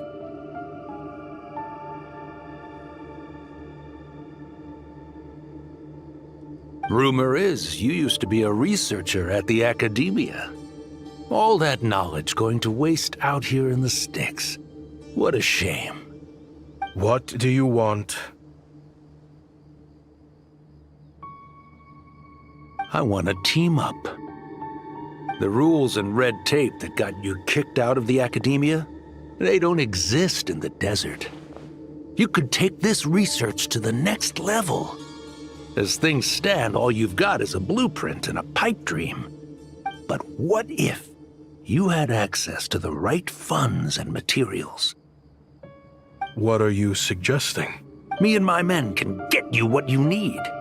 In return, all you gotta do is bring this sketch to life.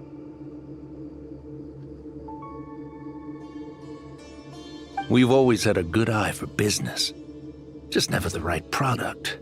But this thing right here, the different bands of Eremites are gonna shell out Mora left and right to get their hands on it. You want to sell it? It's a win-win. You provide the goods, and I earn enough Mora from these people to fund the research of your dreams. I don't know. I understand what you're worried about, but listen, it won't come back to bite the people here. These people don't think bigger than this place. They don't get involved in conflict. I mean, come on. Their biggest enemy is the weather. You've made a bad name for yourself around here. I don't want any part in this. Well, it's your choice. But it could be the last meaningful choice you ever get in life. So I'll ask you again.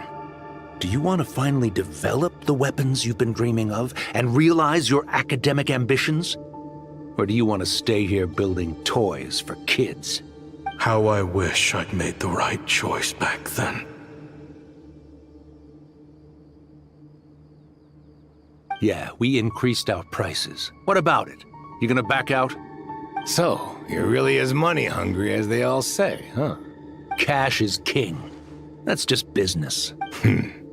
Fine. I'm done. I want out. What are you talking about? We're making bank here. I know what the weapons have been used for, and I refuse to be an accomplice to all this any longer.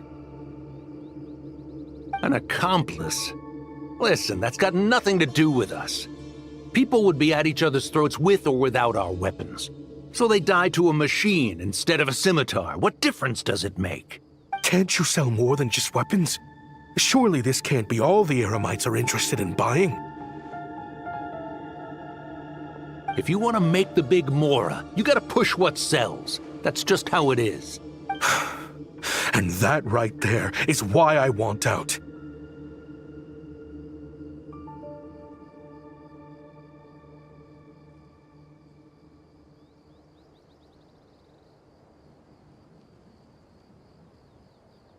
Fine. I've made more than enough to leave this dump in the dust anyway. If you want out so bad, have it your way. What was that?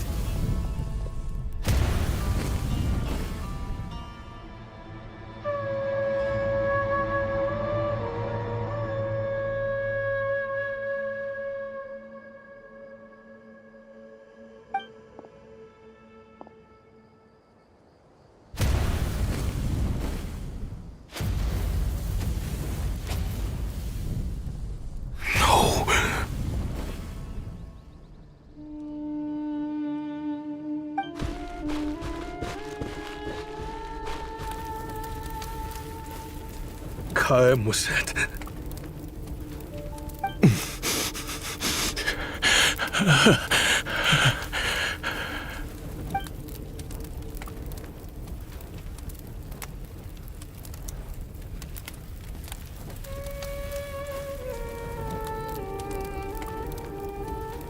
How did this happen? You won't find a tribe in this desert without enemies. People have tried to steal water from this oasis in the past, but Kaem Wazet drove them off. Guess his enemies have been holding a grudge this whole time. You sold weapons to his enemies. But he took you in when you had nowhere to turn. You owe him your life. Why would you do this?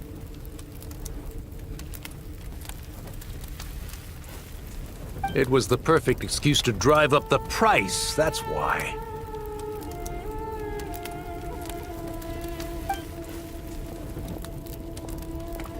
It was only later that I found out. This wasn't the first time Senegem and his men had turned around and stabbed their allies in the back. Let's just say there was a good reason they had nowhere else to turn back then. I didn't chase after them or try to hold them accountable. In that moment, all I could think about was saving as many people as I could in a desperate attempt to atone for my sins.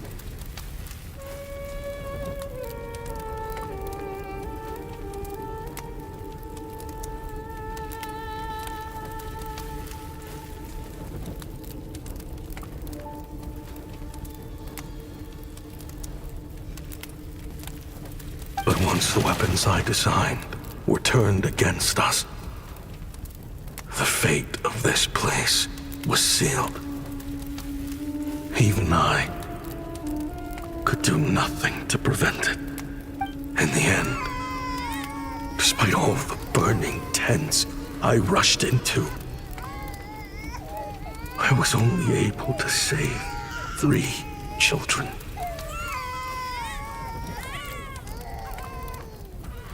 And now, you know the full account of my crimes.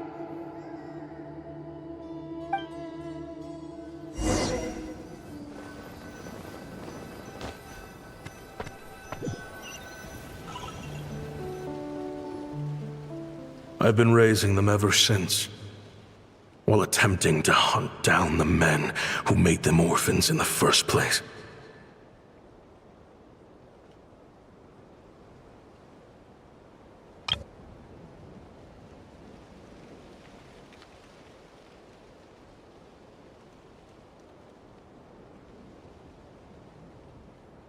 This confession is for the kids to read, too. So, I hope you'll pass it along to them. They deserve to know the full truth of what happened. I know I'm in no position to make requests, but please, help them find loving parents to take them in. Above all else, they deserve a true family. Back then, I failed to see this through to the end. But I won't make that mistake again. Jeez. If this is true... He's after the same target as us. And he's out for revenge.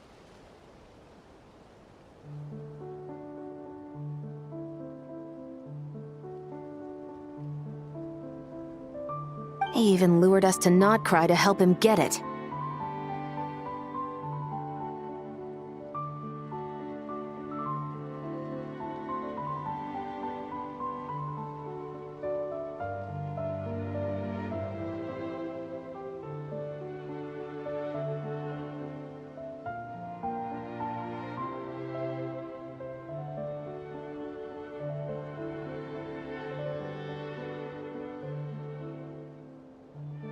I think I know what he's planning to do with those ballistas now.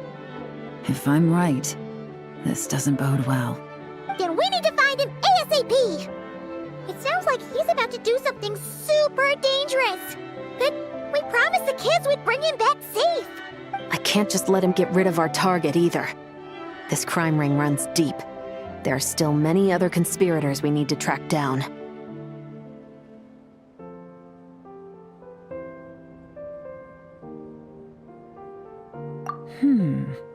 Oh? You got something?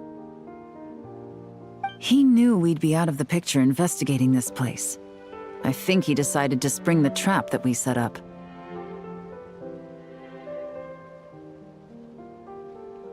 Oh, snap.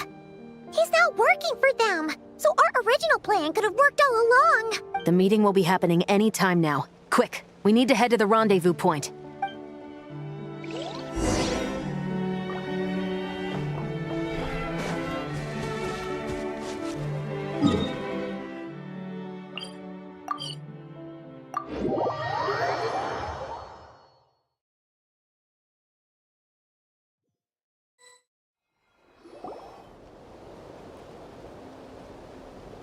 Ashvapati.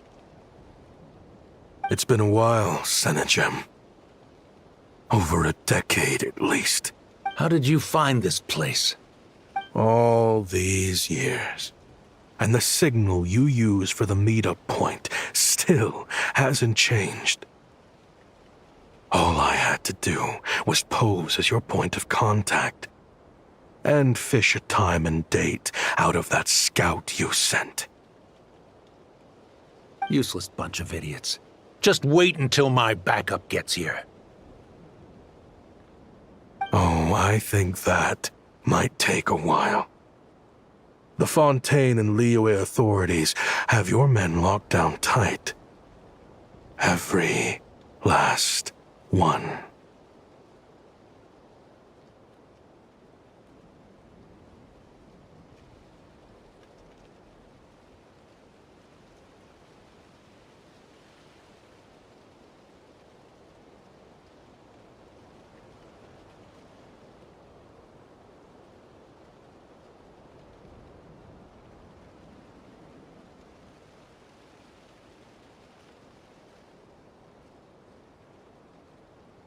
No. There's no way the cops could have known we'd be here. Unless, of course, someone deliberately left a trail of clues, leading them straight to the expo. That would be a different story, now wouldn't it? If they hadn't taken your agents out of the equation, I doubt I would have been able to lure you here. So now what? You gonna turn me in, too? No. The authorities can have your men. But you're mine.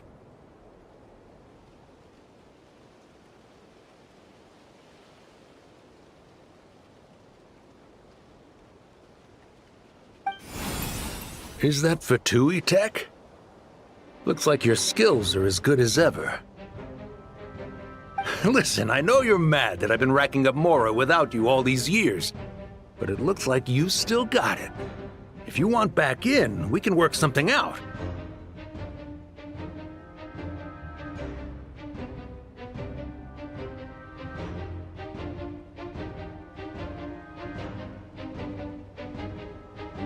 After everything that happened, what makes you think I would want back in?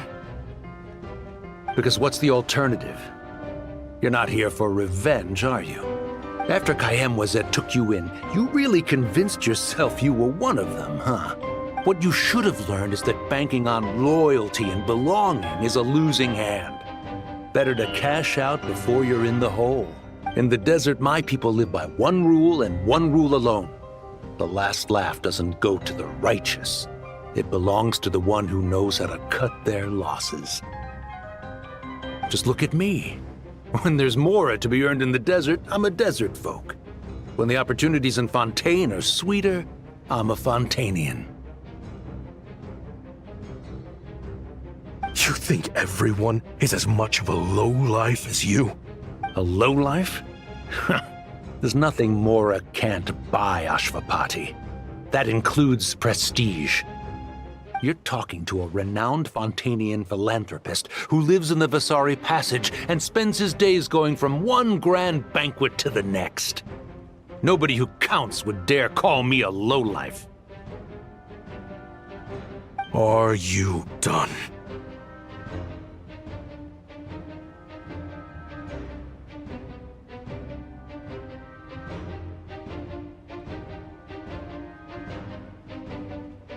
Clearly there's no reasoning with you. Fine.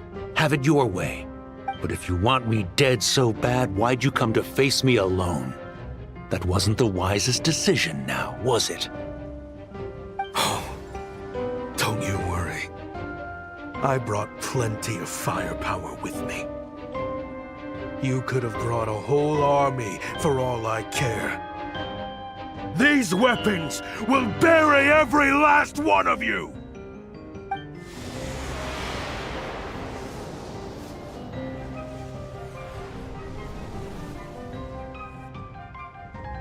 What the? Are you crazy? If that thing fires, you're not getting out of here alive either. Yes, that's the plan. It's high time both of us paid the price for our sins! He's lost his mind. Get him! Start breaking his bones until he removes this barrier! Hold it right there, all of you! Otherwise, I've got enough firepower to go around, too.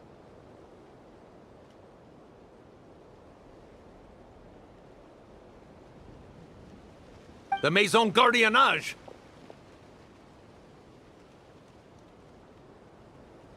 You got here sooner than I expected.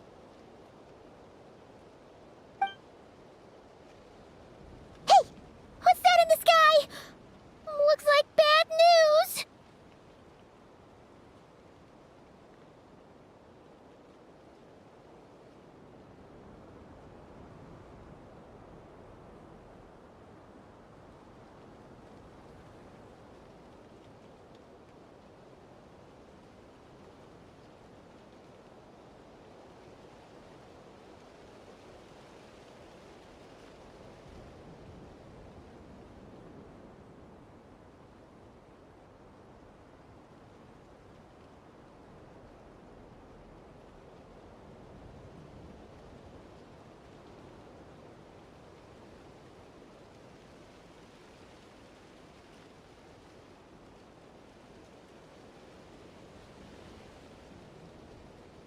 Ashvapati, you have my word that these people will face the judgment of the Fontaine courts.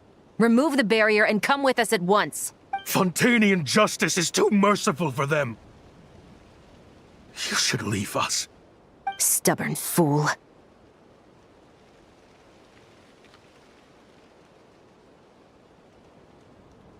I don't deserve them.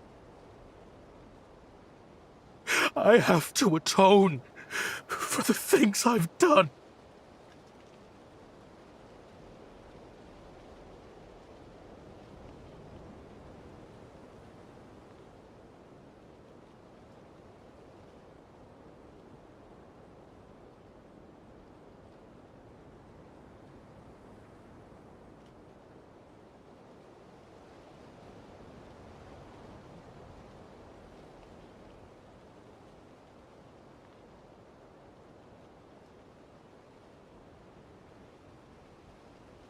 What is it you feel you need to atone for?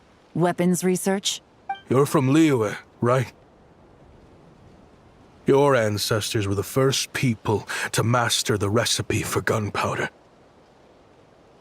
And yet, they turned it into fireworks and firecrackers that even children could play with.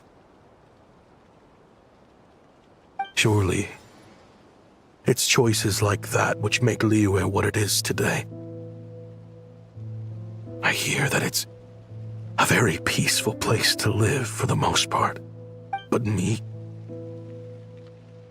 I chose to use my research skills to create weapons of war that brought death to countless people and destroyed the only home those kids had.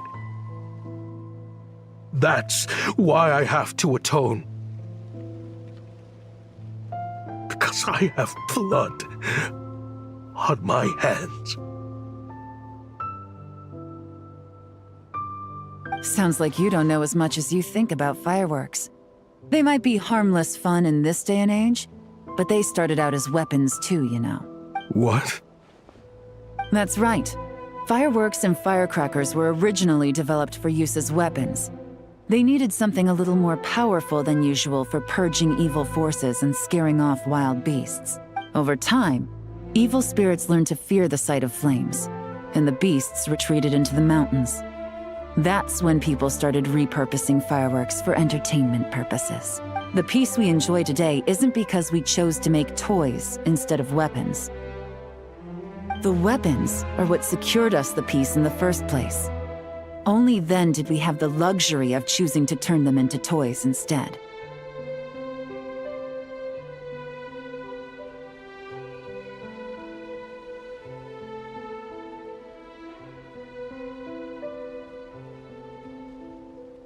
It's people, not weapons, that commit acts of evil.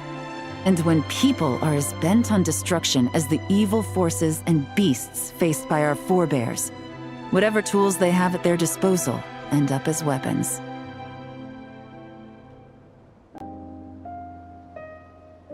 Time is running out. Please.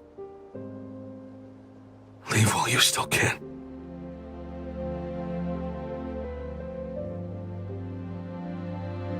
Relax.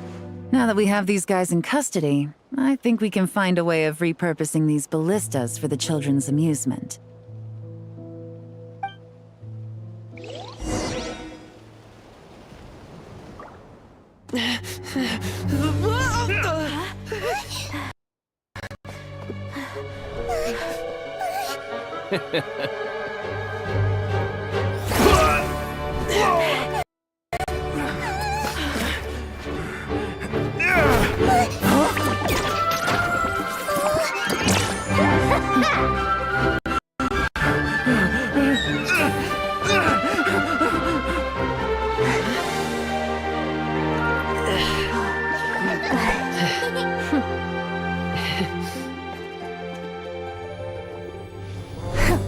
I knew they were looking for trouble, but they messed with the wrong manager.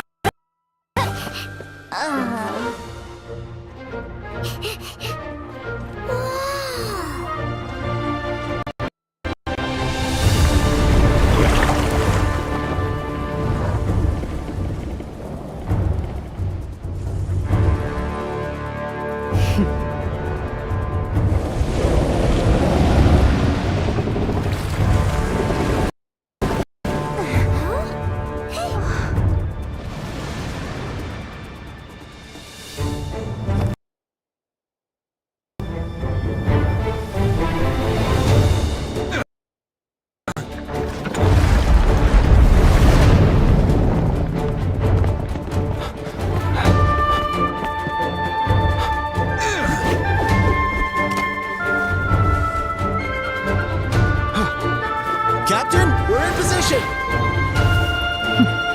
Prepare to intersect! On my signal!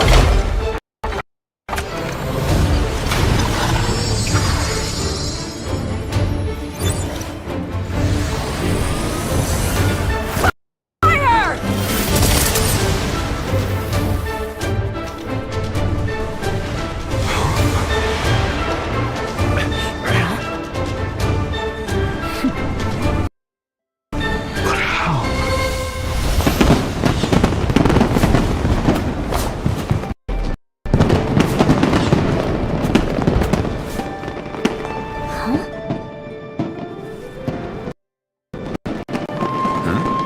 A fireworks show?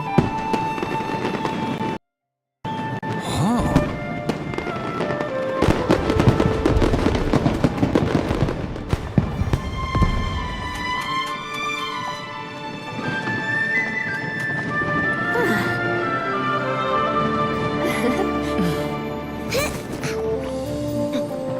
Recording mode on.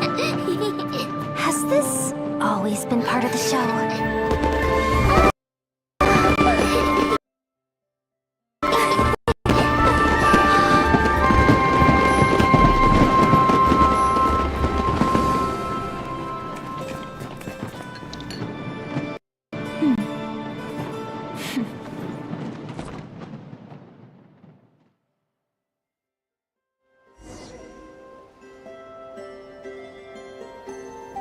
No funny business!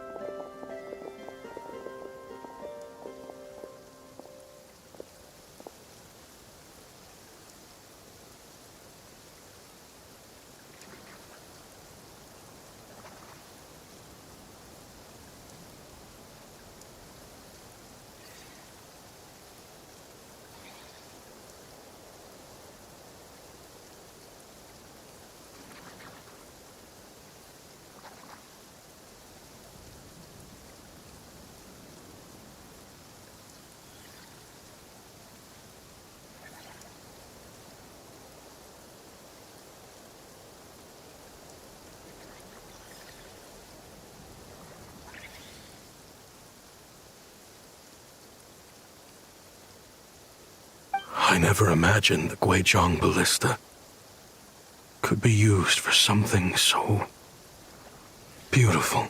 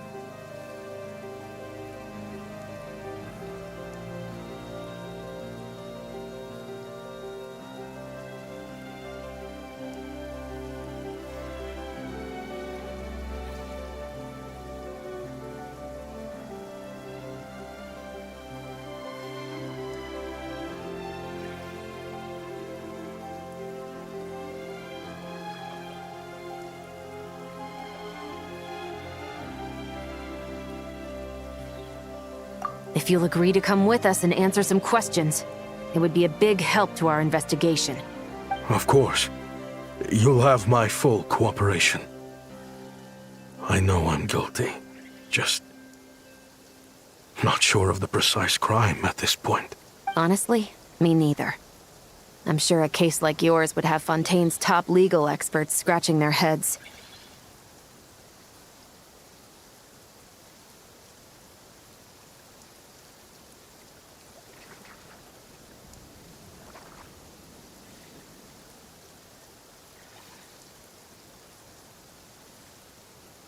As for these arms dealers, though, I can confidently say that none of them will be getting away with this.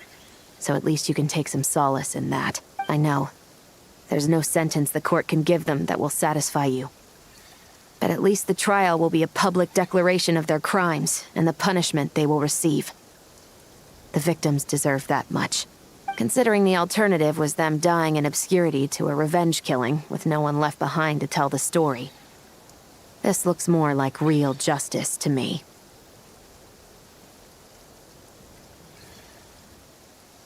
I guess you're right.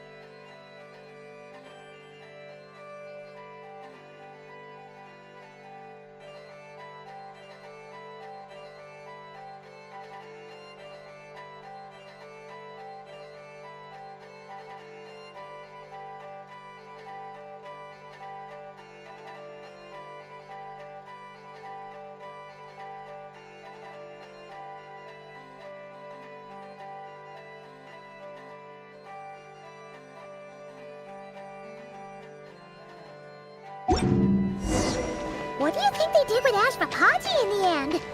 Let's go ask them for an update.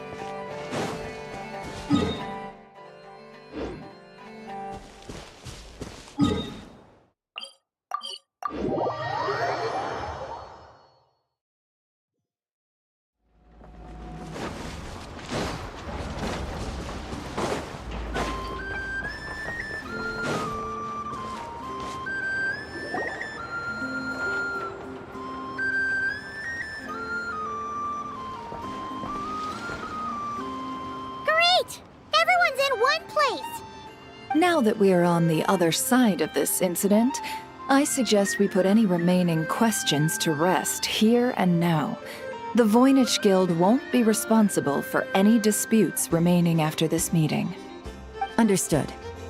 Well, there's been no serious harm to me or any of my compatriots.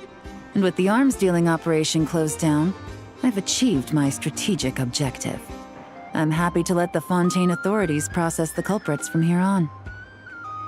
I appreciate your flexibility. I'll need all of them in my custody to proceed with the case files. As for you...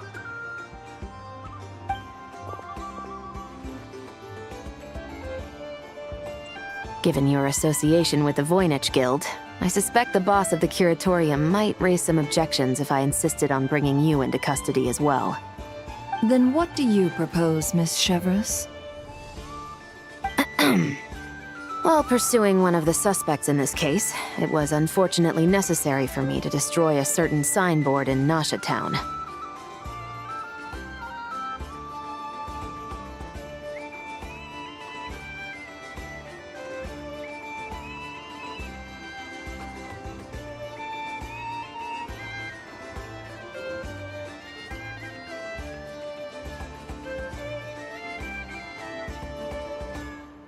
Is that an official confession, officer?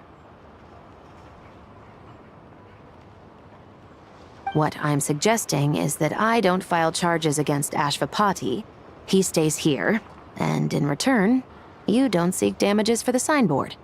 Sound fair? Deal.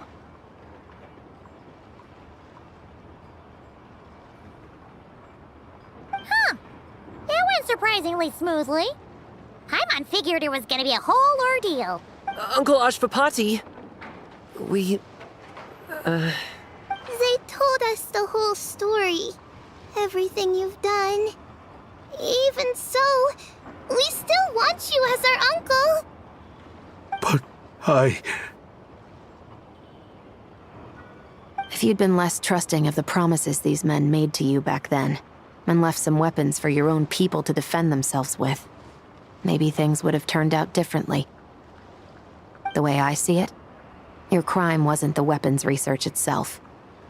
It was failing to use that knowledge sensibly, to protect the ones you cared about. Yeah. You're absolutely right.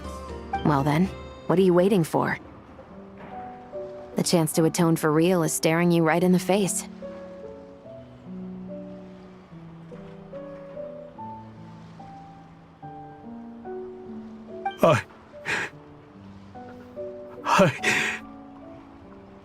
Children, from now on, I will protect you with my life. Traveler, Yelan, on behalf of the Fontaine authorities, it has been a pleasure working with you both. I wish you all the best.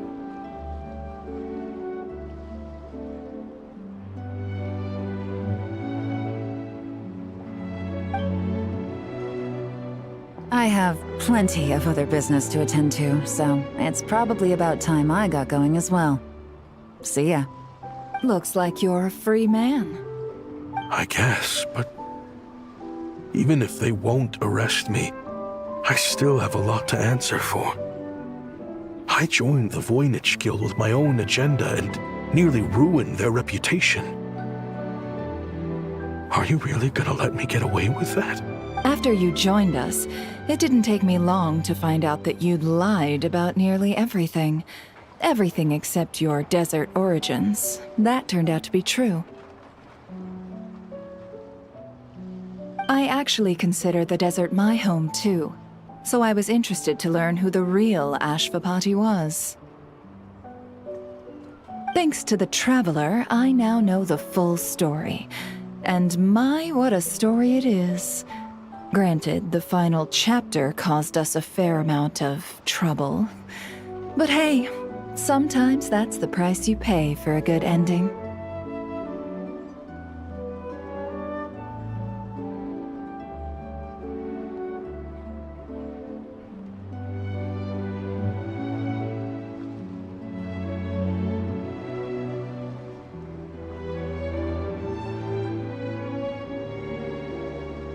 Are you serious?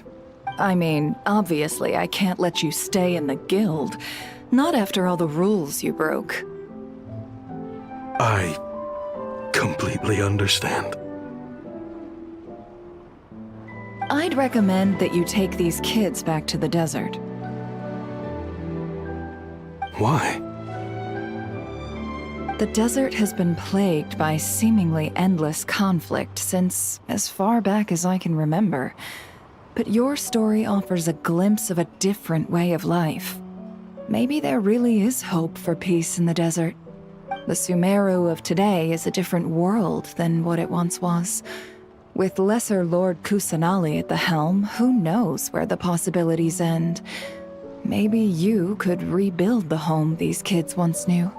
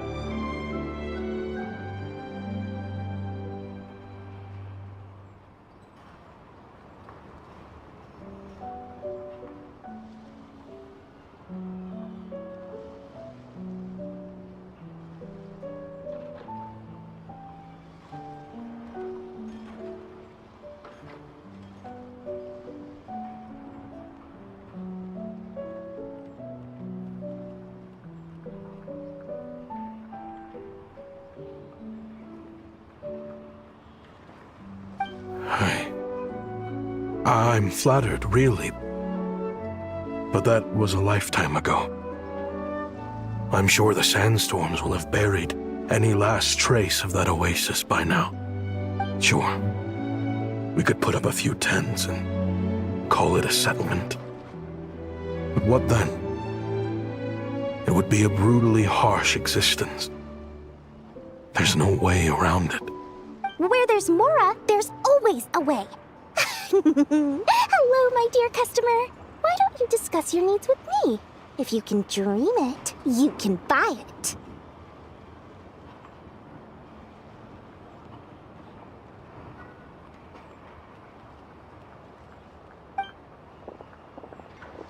So Mora is the answer, huh? All right. Say I wanted to buy a hometown for these children. You telling me I can buy that from you? Don't take her so literally. She's just doing her sales pitch. Sure can.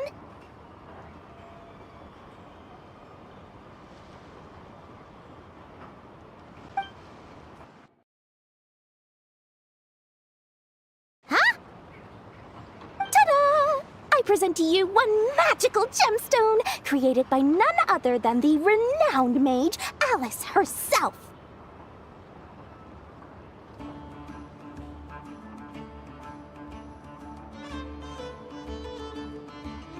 Simply plant it in the ground and a spring will instantly start growing. Before long, you'll have yourself a fully fledged oasis. And the best part is, it's designed to work flawlessly, even in the most arid and sandiest of deserts.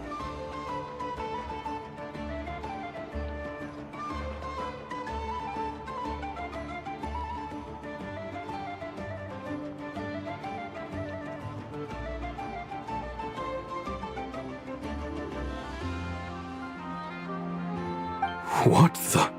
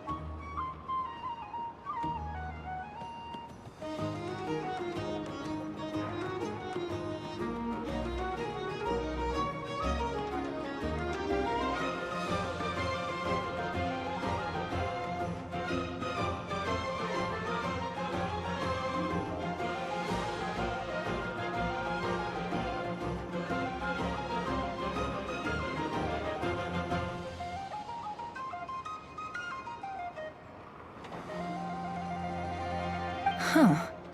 Looks genuine to me. Goodness. They always say you can find everything at the Not Cry Trade Expo. Turns out it's more than just marketing hyperbole.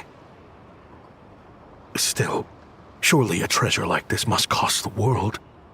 As much as I'd love to buy it, I don't think I'm the kind of clientele you're looking for. Actually, this could be your lucky day. The maid who tasked me with selling this insisted on setting the price herself, and she priced it as whatever keeps the kids happy.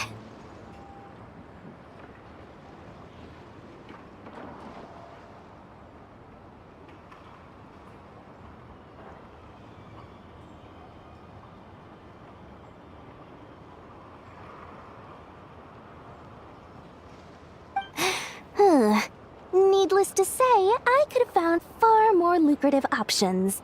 But alas, none of them would be worth breaking a promise to a mage over. Whatever keeps the kids happy? So what is that in Mora?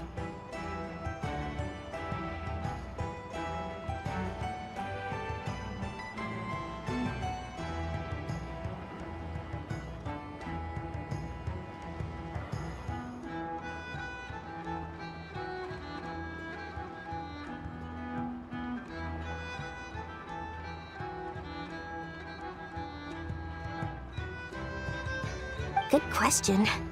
I got it! How about I charge you whatever you three kids earned at the expo? Then you can say you bought back your hometown through nothing but your own hard work. I think that would keep the kids very happy indeed. Wouldn't you agree?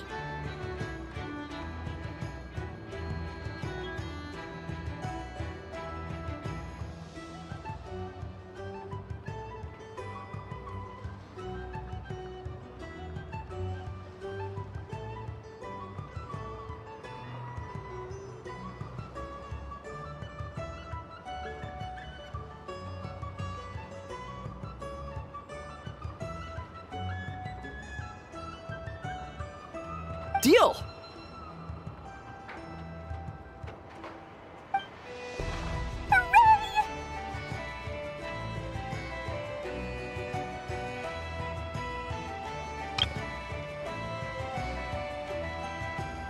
Well, this was a strange turn of events. I think it's safe to say that this was one of the more memorable trade expos.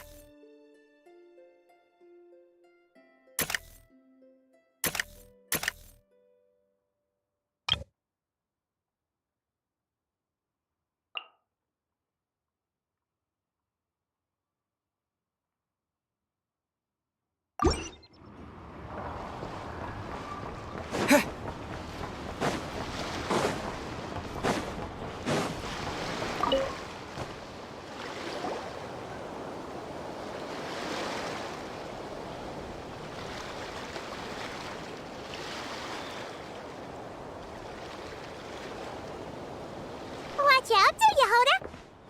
Just keeping an eye on things. Looking out for any problems that might need me to step in. Hey! You three! What are you doing here? There should be at least one of you manning the booth at all times.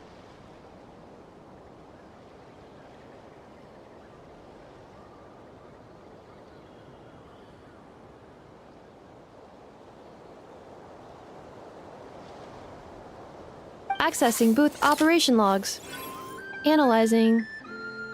Neb left to try and buy a new blueprint. Ati soon followed to try and stop him. Finally, Rhea came to mediate between them.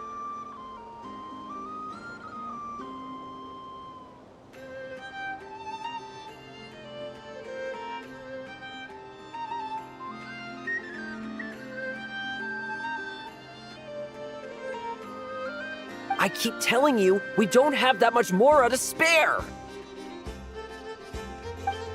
I just wanted to have a look. What's wrong with that? Guys, seriously, stop fighting!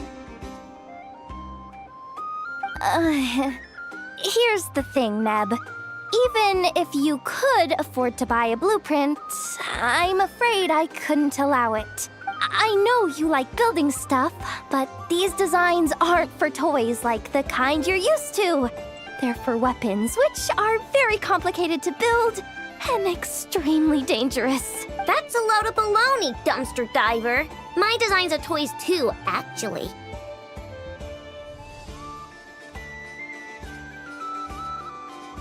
Huh?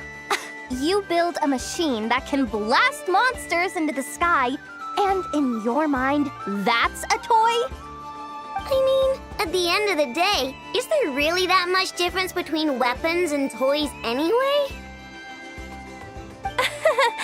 Not where Knuckle Duckle's concerned. That's for sure. Ugh, that's not the point.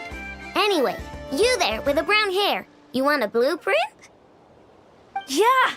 I want to make some thwack and smack defense bots too. I also have some design ideas of my own. And with your bots as the basis, maybe I'll be able to try them out for real.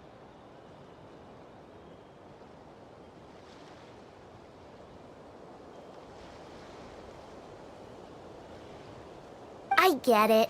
Your head's so full of ideas you want to bring to life that you can hardly sleep at night. You try eating some snacks to take your mind off things, but it doesn't seem to help anymore.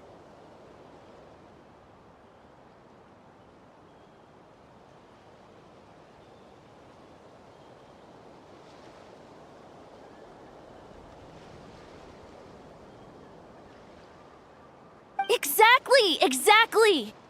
But what can I do? I'll never be able to afford one of your blueprints. Well, you must have blueprints for the toys you've made too, right?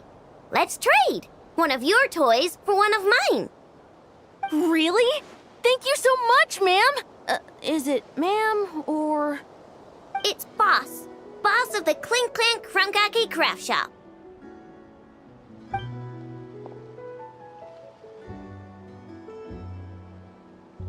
Thank you so much, boss of the Clink Clank Crunkaki Craft Shop.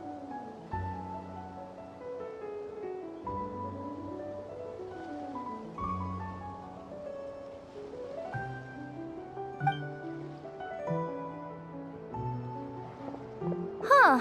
That was very thoughtful. Who are you, and what have you done with Aino? What's that supposed to mean? I'm a boss, aren't I? A lot of people depend on me. Looking out for them is a big part of the job. Did that really just happen? For a moment there, Aino stopped being a little kid and acted like a full-on grown-up. A grown-up who's shorter than the kid she was looking out for, but still. Previous records indicate that Aino has a 94% chance of adopting such behaviors when encountering a child in a similar situation to herself.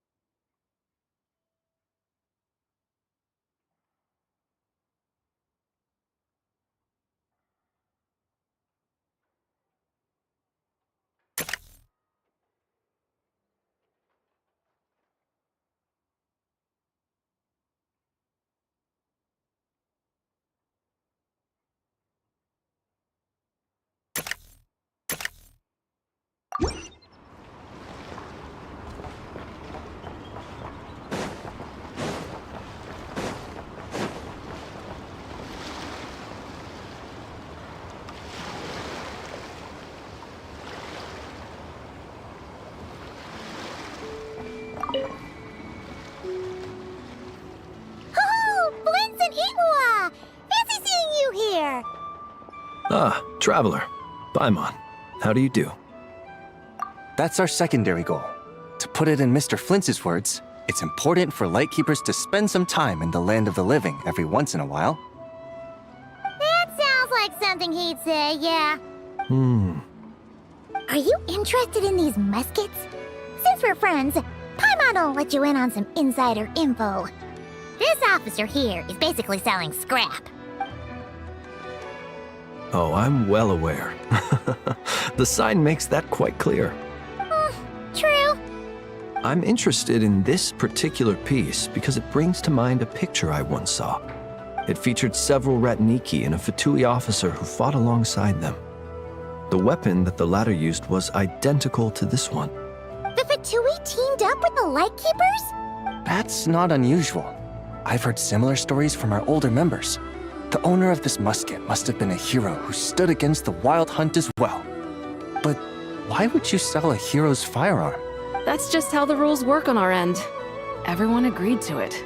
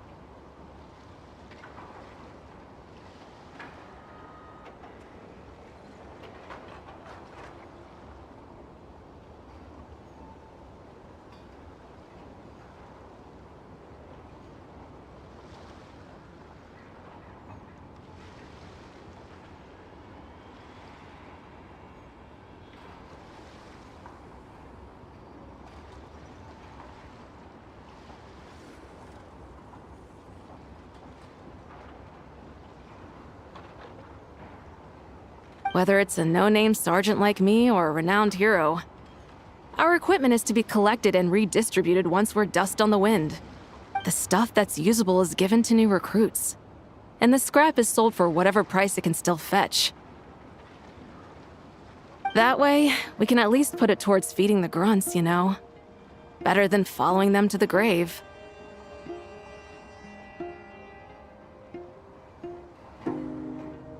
Huh.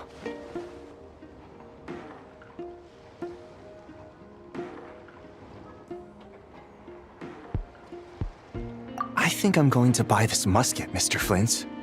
Could you tell me a few more stories about it when you get the chance?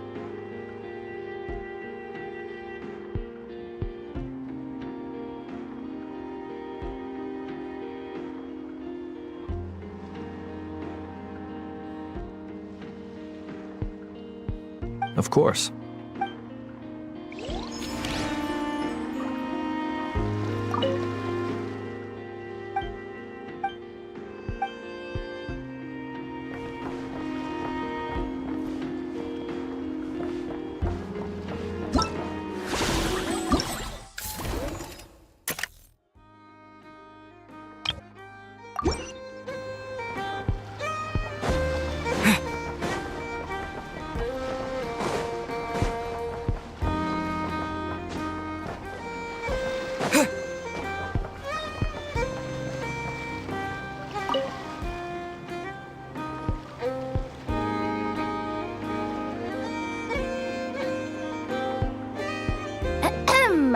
So what's the situation in need of mediation? This person's been glaring daggers at me from behind since she arrived. Hey you! I'm a member of the Fruity Order, you hear? What a coincidence. So am I.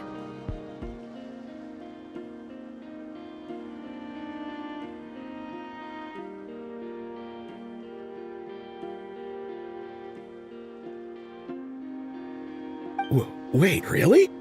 I first encountered the humor and intelligence of trendy Zaytun Peach in the New Tide anthology. Then I heard the legend of intrepid Valberry while I was in the Fortress of Meripede. The more I heard about your order, the more it drew me in. I've been searching for so long, but I was never able to find an actual member. So when I heard that the Nodcry Trade Expo was being held again, I applied under your name. And now, I finally get to meet you. It's those idiots. Stirring up trouble again, huh? So what I'm getting is that this guy's an imposter? Our orders won the expo rights several years in a row, so we announced that we were backing out of the running this year to avoid conflict. Then, this guy had to come along. A few of the other groups were looking to duke it out, so imagine their anger when someone claiming to be one of ours snatched the expo rights again. Well, no one's made any trouble for me. Wait, does that mean you've taken them all out already? Man, I knew it! The fruity order's as good as they say. Can I join? We can't make trouble at the expo. Voynich Guild rules. Once it's all over, meet me at the harbor in Nasha Town.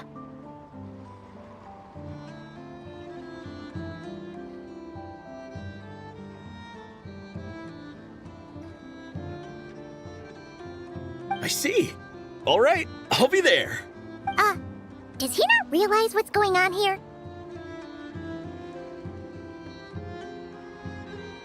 Also, considering our smooth collaborations thus far, a word of advice for the guild. This guy has only been able to keep his head in his booth because the Fruity Order took care of any rival factions. But if there's one thing the treasure hoarders have in spades, it's sore losers.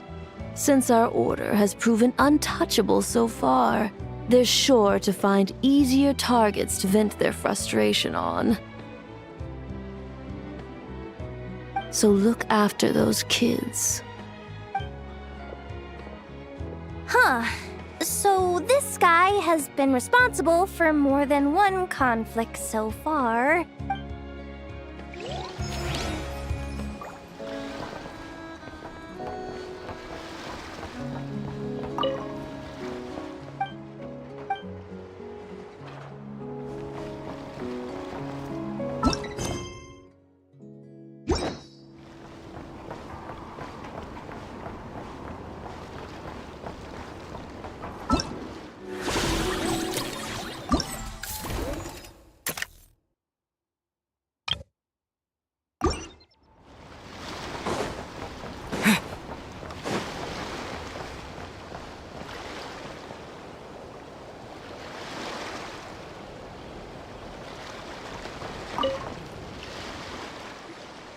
What do you think? Not bad. Tastes just like back in Mondstadt. Varka! You're here for the expo too? Oh, hey, traveler, Paimon. I was only planning to take a look around. Wasn't expecting this pleasant surprise. Out in this part of the world, even a homegrown Mondstadt apple is a rare treat.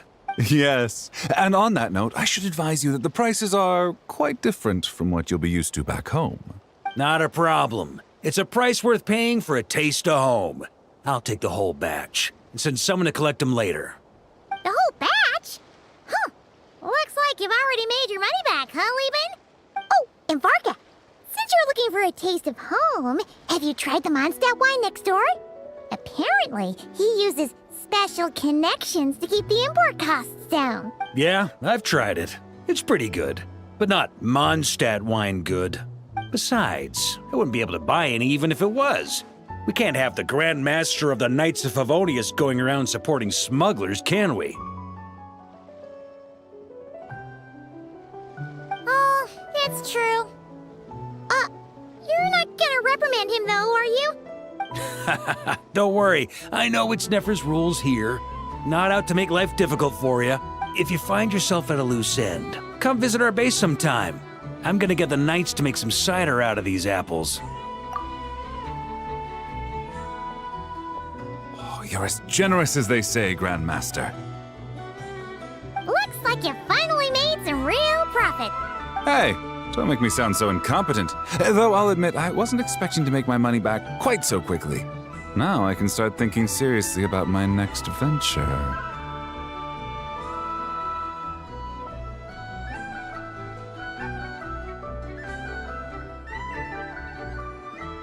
I'm planning on heading to Snezhnograd, actually. I hear they're running low on lots of supplies because of Project Stuja. That's a business opportunity if I've ever seen one.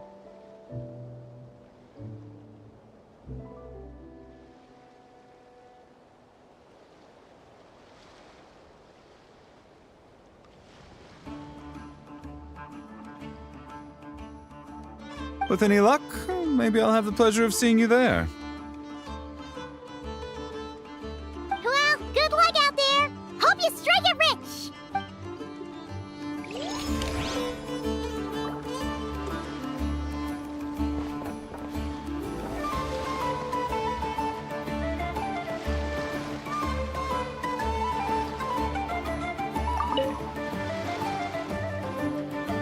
I can't believe you came all this way to investigate me. Still, as a member of this expo, I'm protected by the Voynich Guild. There's nothing you can do to stop me.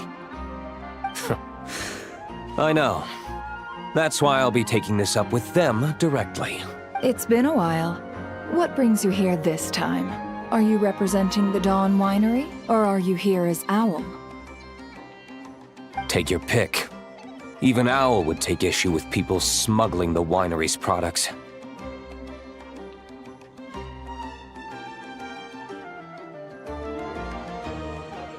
I understand, but please be assured that I would never pit the rules of the Voynich Guild against the interests of the Dawn Winery. Our long-standing collaboration is far too valuable to me for that. No faction exists in Nodcry that can impose their will on everyone else. The rules we have now are a result of the tug-of-war between them all. In any case, I only allowed this gentleman to sell his so-called Dawn Winery vintage here because I'm confident that it poses no threat to our collaboration.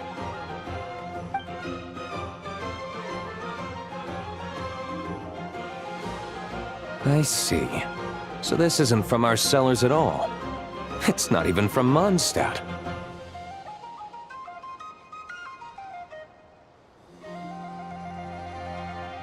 You... I'm guessing you learned a few of our winemaking techniques, then brewed your own liquor using local ingredients from Nodcry. Imitations like these are no threat to our business.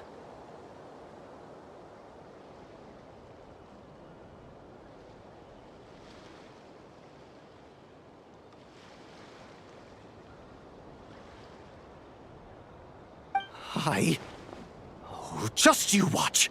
One day, my wine will leave the Dawn Winery in the dust!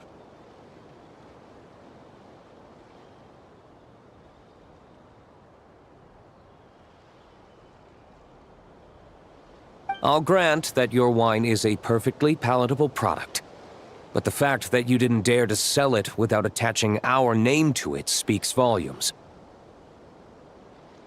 That alone tells me that I'll never need to worry about any serious competition from you.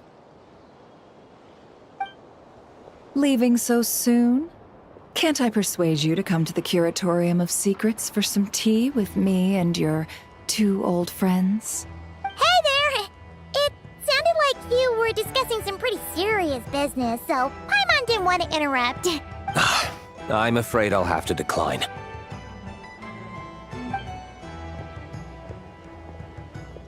That's a shame.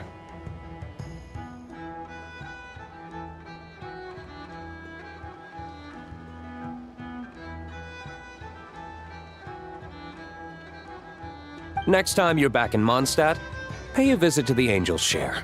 At least there, I can offer you a genuine Dawn Winery vintage.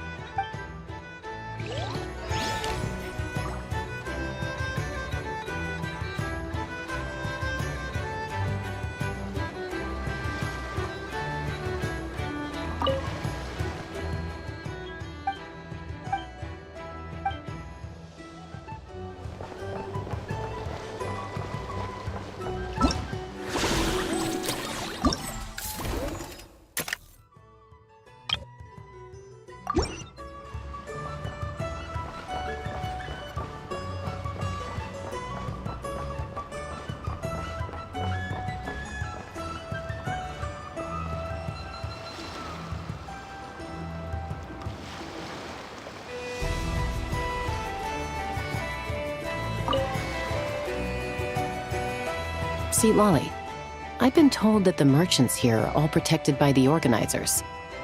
I'm afraid confronting him myself will be more trouble than it's worth. Do I have to do everything myself?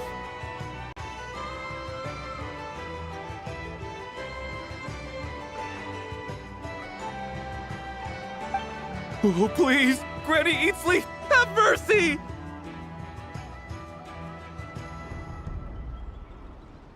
Chaska! Say, Lolly! What are you,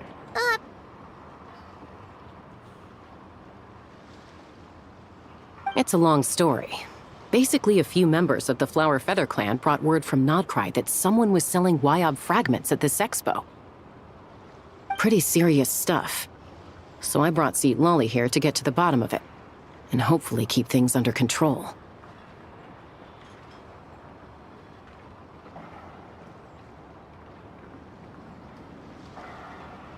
Oh. Okay, well, as it turns out, we've been tasked with mediating any disputes like this. Are you intending to try and stop me?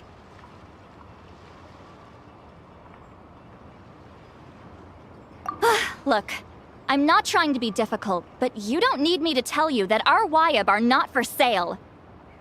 Wait a second.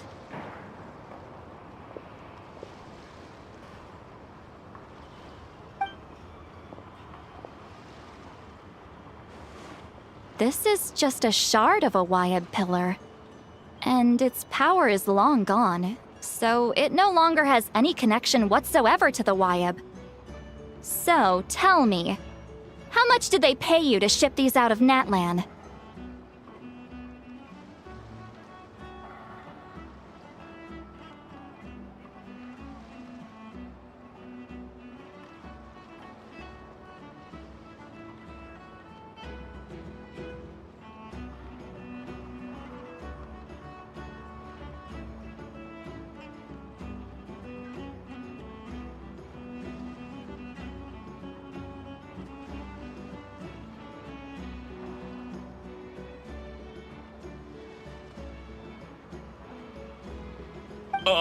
About 800,000 more apiece.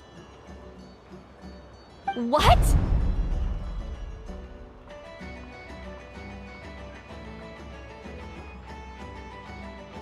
Apparently, people outside of Natlan don't know all that much about our culture.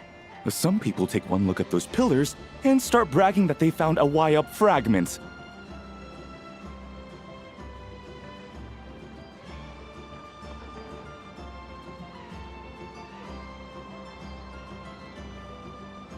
I didn't want to correct them, because that way I could drum up the price. Ugh, forget it. Since you asked me so nicely, I'll let him stay here until the expo's over. No point making a mountain out of a molehill.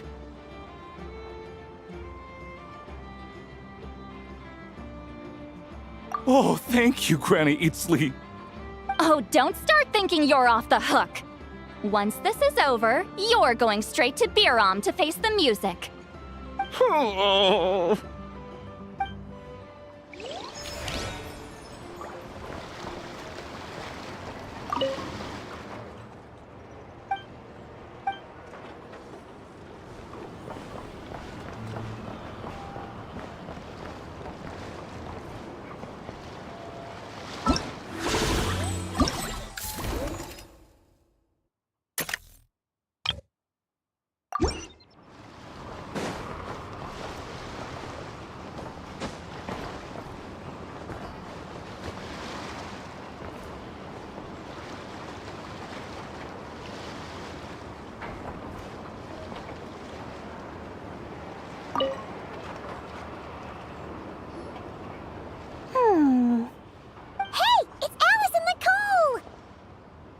Why, hello, Traveler and Paimon. Oh, quite the opposite. I'm her supplier. Nicole came up with a delightful new pricing method recently, which I've asked dear Dory to try out. We're here today to see how it's all going. What sort of pricing method is that? Curious? Well, allow me to explain.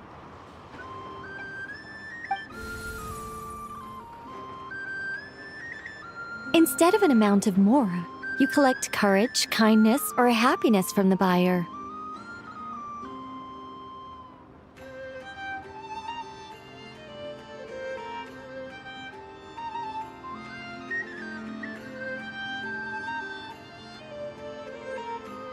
The key is to make people realize they don't have to be rich. With an excellence of character, even the treasures of the Hexen Circle are within your reach.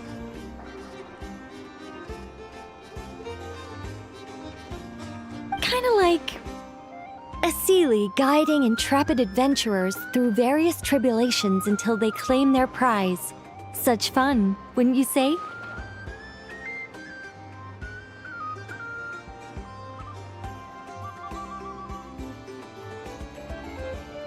Not for me.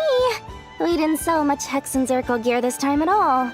At this point, I'll have to whip out some Samara specialties just to break even. Wait, you're actually losing money, Dory? You're saying our gifts didn't reach that many people? I'm saying we made diddly squat. Hate to break it to you, Miss Mage, but you don't have much of a heck for business.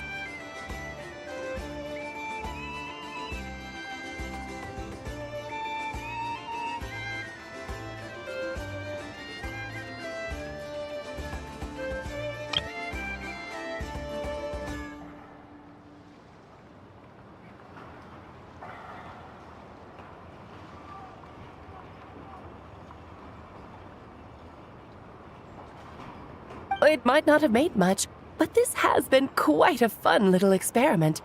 To make it up to you, all the revenue from our merchandise is yours to keep, Dory. Oh, they don't call you a great mage for nothing, Miss Alice.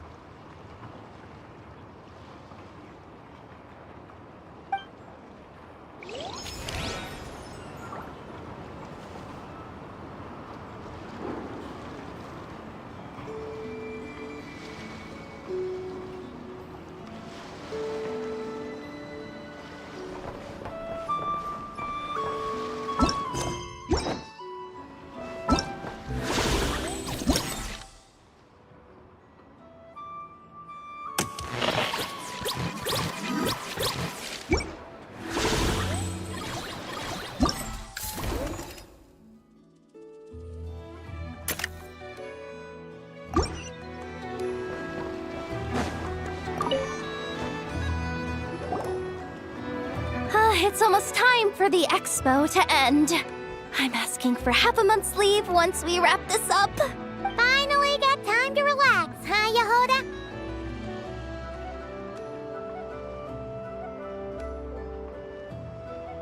Yeah, thanks to you. Oh, things are pretty calm right now. Should be smooth sailing from here on out. Sorry, but I've got a problem over here. Same here. Yehoda, you just jinxed it. Someone made off with a batch of my goods using the goods first, pay later method. I thought the guild was the guarantor, but then I went to redeem my money and no dice. The same thing happened to me. Goods first, pay later? That convenience is for exhibitors only. It works because their goods stored in the warehouse can be used as collateral. The buyer did have guild-supplied certification. In that case, he's one of you. Pick him out of the crowd and we're good to go. The person I talked to was a tall, thin young man, but I don't see him here. The one who bought from me was on the chubbier side. And nope, no sign of him either. Wait, so it wasn't the same person? Miss Yehoda, we need help! Ati went into town a while back and we haven't heard from him. What? Why would he do that? He wanted to use the mora we got from our exhibit to buy everyone a little something in return for looking out for us. So he headed out alone. Gods, this kid... Wait, did he have your certification from the guild with him? Yeah, he's our older brother, so he's in charge of all that stuff. Oh, this is bad. Okay, let's not panic. What happened? Remember those people who targeted Ati a while back? I'm worried they kidnapped him and are using his certification to scam goods off the other exhibitors.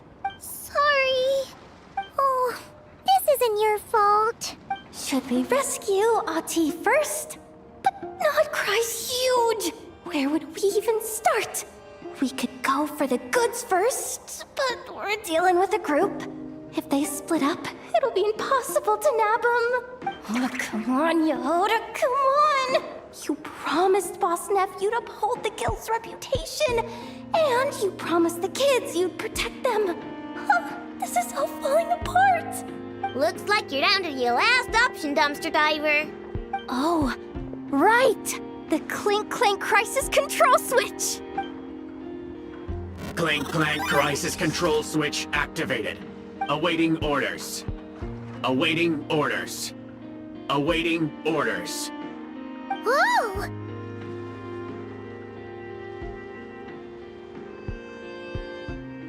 Activating the switch gives you temporary control over all the robots in Notcry. If you wanted, you could turn this whole place upside down.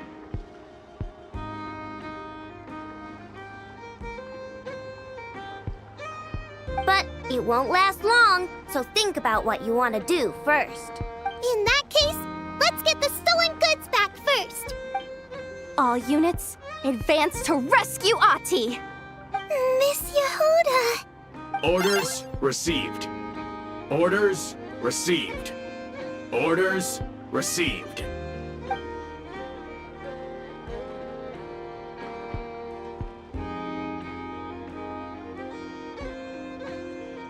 Ahti! You're all right! Sorry. I made you all worry. If anyone should be apologizing, it's those awful people who took you. You just wanted to repay everyone's kindness. They stole my expo certificate. Did that cause trouble for anyone? Let's just focus on one thing at a time. Inventory complete. All goods have been retrieved. See? Told ya. With the Clink Clank Crisis Control Switch, there's no problem in Notcry you can't handle. With so many bots around, we didn't have to choose between the rescue and getting the goods back. We were able to do both. I know. These kids call me boss, and as their boss, it's my job to protect them. No way I'm letting them get in trouble with the guild. Thanks, boss. I know who's a great person to have on your side, huh? To be honest, I could hug you right now. But I think I'll have that vacation first. Oh, right! I owe you a hot dog, don't I?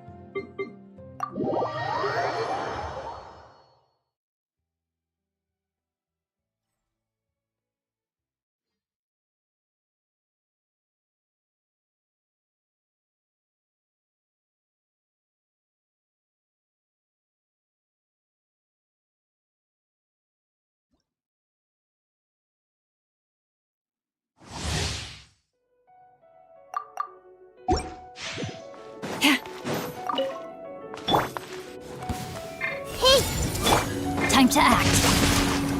Let me weave you a verse. Rain outlines your... Lightning Purified! For the everlasting forest. Branch into song.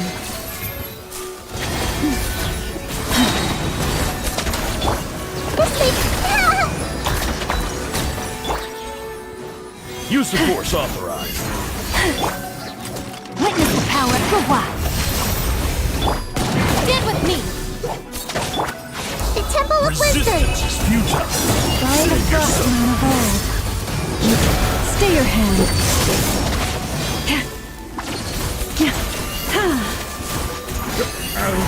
Who's there? I'll settle this. Dissipate. No, my sword!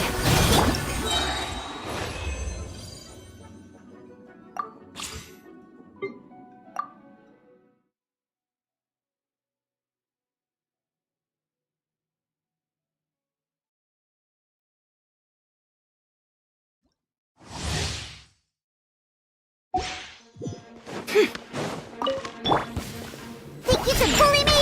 Diana Special! Chew on this! Rush! With one heart, we pray. Seek within. Can't hide the truth.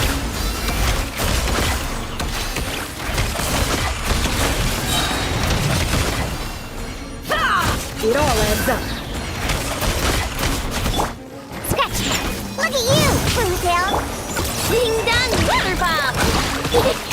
Leave this place for the everlasting forest. The deception ends here. Technical clear.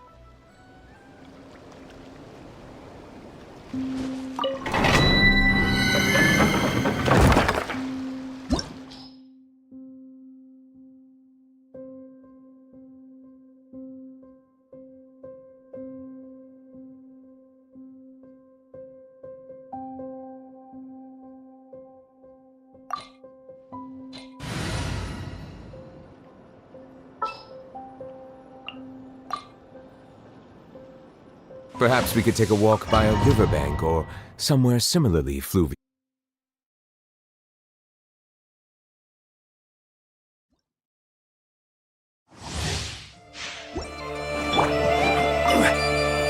Stabilize! Confirmed. Strike a pose! Let my name echo! These section marks.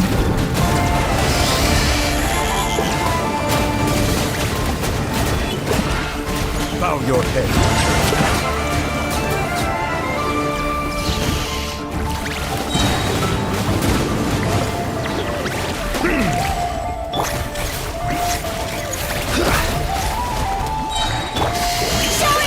I will have order.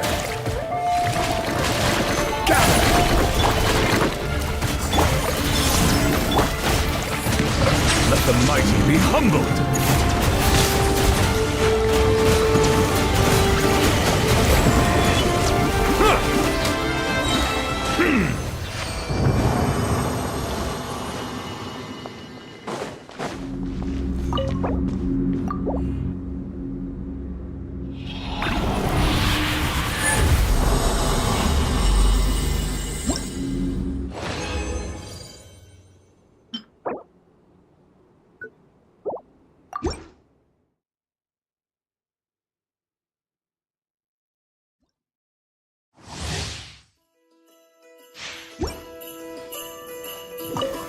Stabilize! Wave, a moonlit night for all.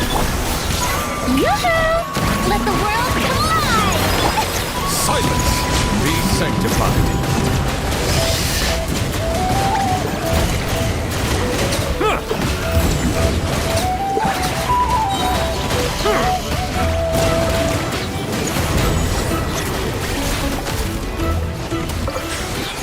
Order guide you.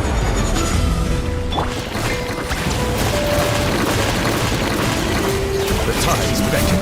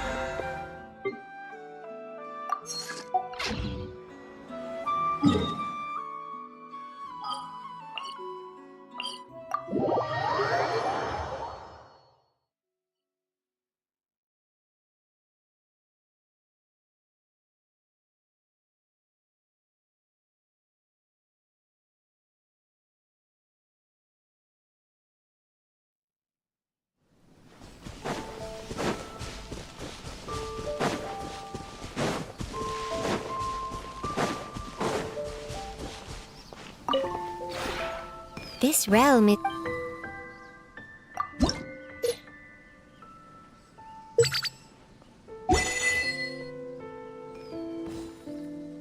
If you ever...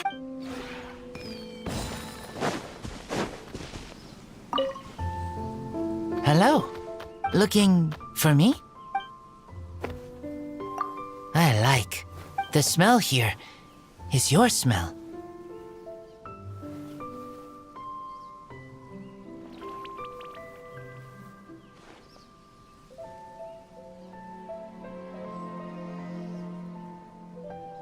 Good smell. Smell of safety. Stars. The sea. Windwheel Aster.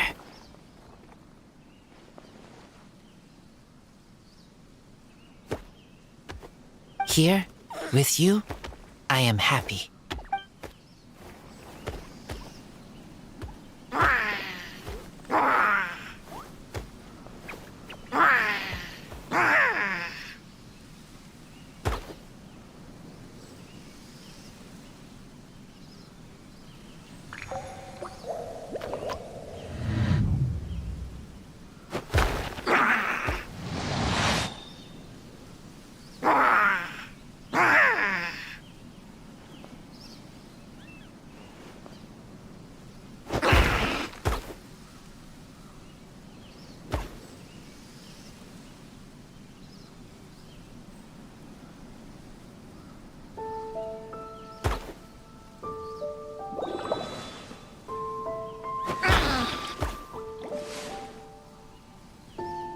Hello. Looking for... Sorry. Not good at chat.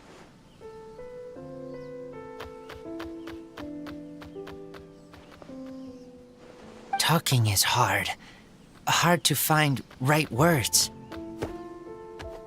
Good. You are strong. Okay, I try to speak more. I like grass more than floor. Floor is big, but hard. Grass is bigger, but it smells good.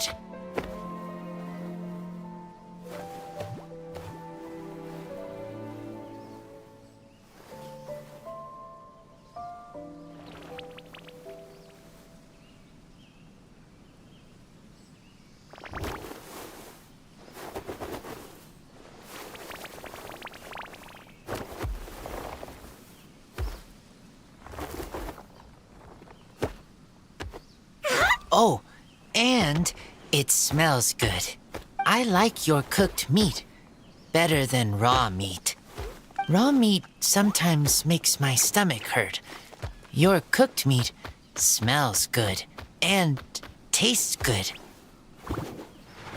I want to eat more of your cooked meat. My words, are they all right?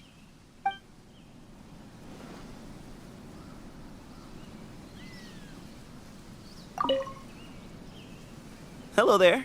Sweet. Morning. Hello. Looking for... I want to guard for you. Yes. Guard house. Guard home.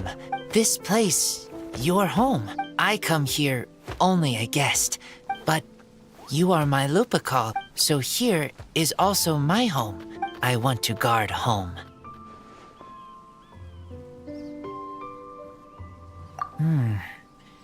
Okay. What you like, I like too. Then I guard you. No matter where you go, if there is danger, I will come quickly and protect you.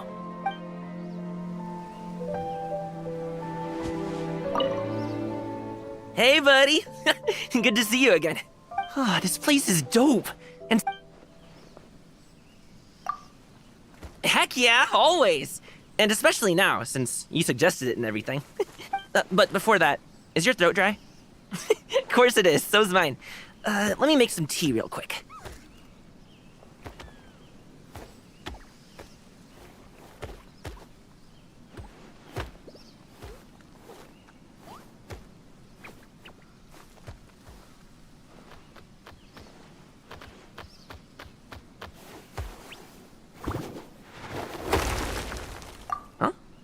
Oh, sorry.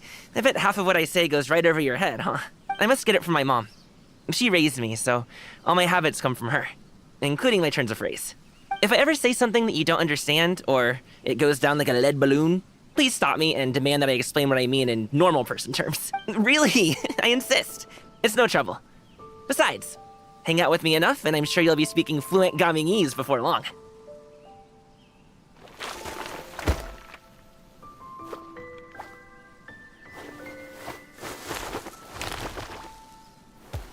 Ah, and if we're drinking tea, we're gonna need some nibbles. Luckily, I brought a sizable stash of wintermelon cakes with me. Here's some for you, and here's a bunch for all your other guests. Oh, wait! I almost forgot to count, what's-her-face? Lil Chubbikins, the one by the entrance. Oh, sorry, I just mean she's round and chubby. Has she always lived here? It seems like it.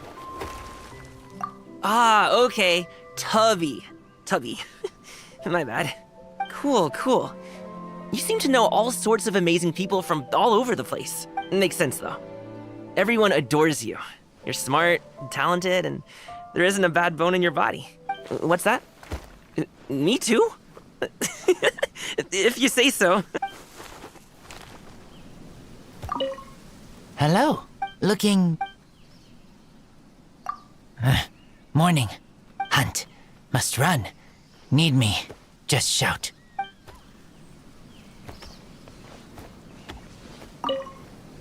Hey, buddy. Good to see you again. Oh, this place is You know, I haven't done a high pole wushu dance in ages. I might go and gather some wood that I can sand down and use as plum blossom poles. I should be able to find some in the area, but I want to check first. Do you have any money trees or lucky bamboo growing here? If so, I'll make a note of where they are so I can keep my distance. I wouldn't want to scratch one by mistake. That would ruin everything. You know, I'm not actually sure. I've delivered loads of them for business clients before, but they all seemed like different species. Dude, getting those things from where they grow in the mountains down into the city is a mammoth task. Not only is it a long journey, but they don't let you prune any of the branches off, and you have to water them according to a strict schedule. It's no joke. Fighting off 10 bandits is an easier job than shifting one of those. Anyway, it's easy to poke fun at business people and their strange rituals when I don't know the first thing about business. But a client's a client, so I'll always respect their wishes down to the last detail. If they say it has to be watered at such and such time of day on the dot or left in the sun for exactly X minutes, then I'll do exactly as they say. No questions asked.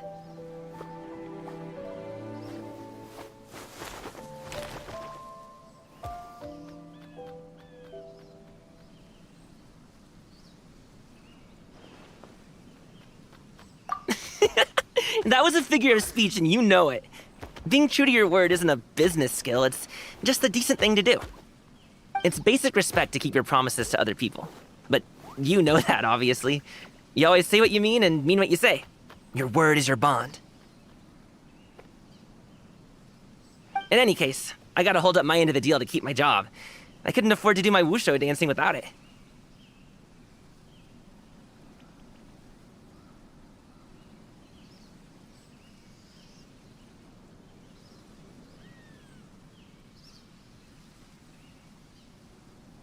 Anyway, will you join me to gather some wood for plum blossom poles? I'll repay you in the form of a wushu dance called Auspicious Beast versus Money Tree. Sound good?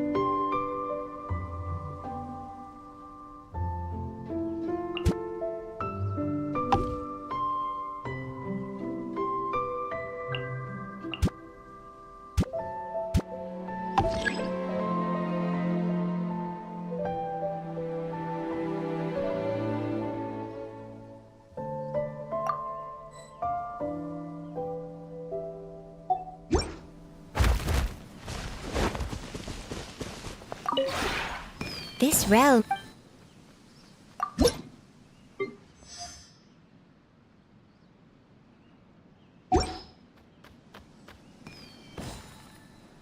If you ever...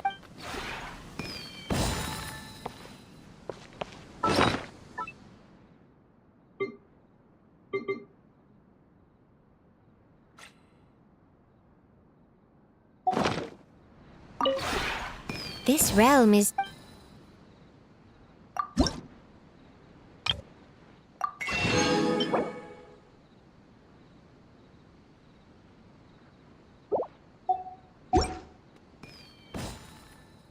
If you ever...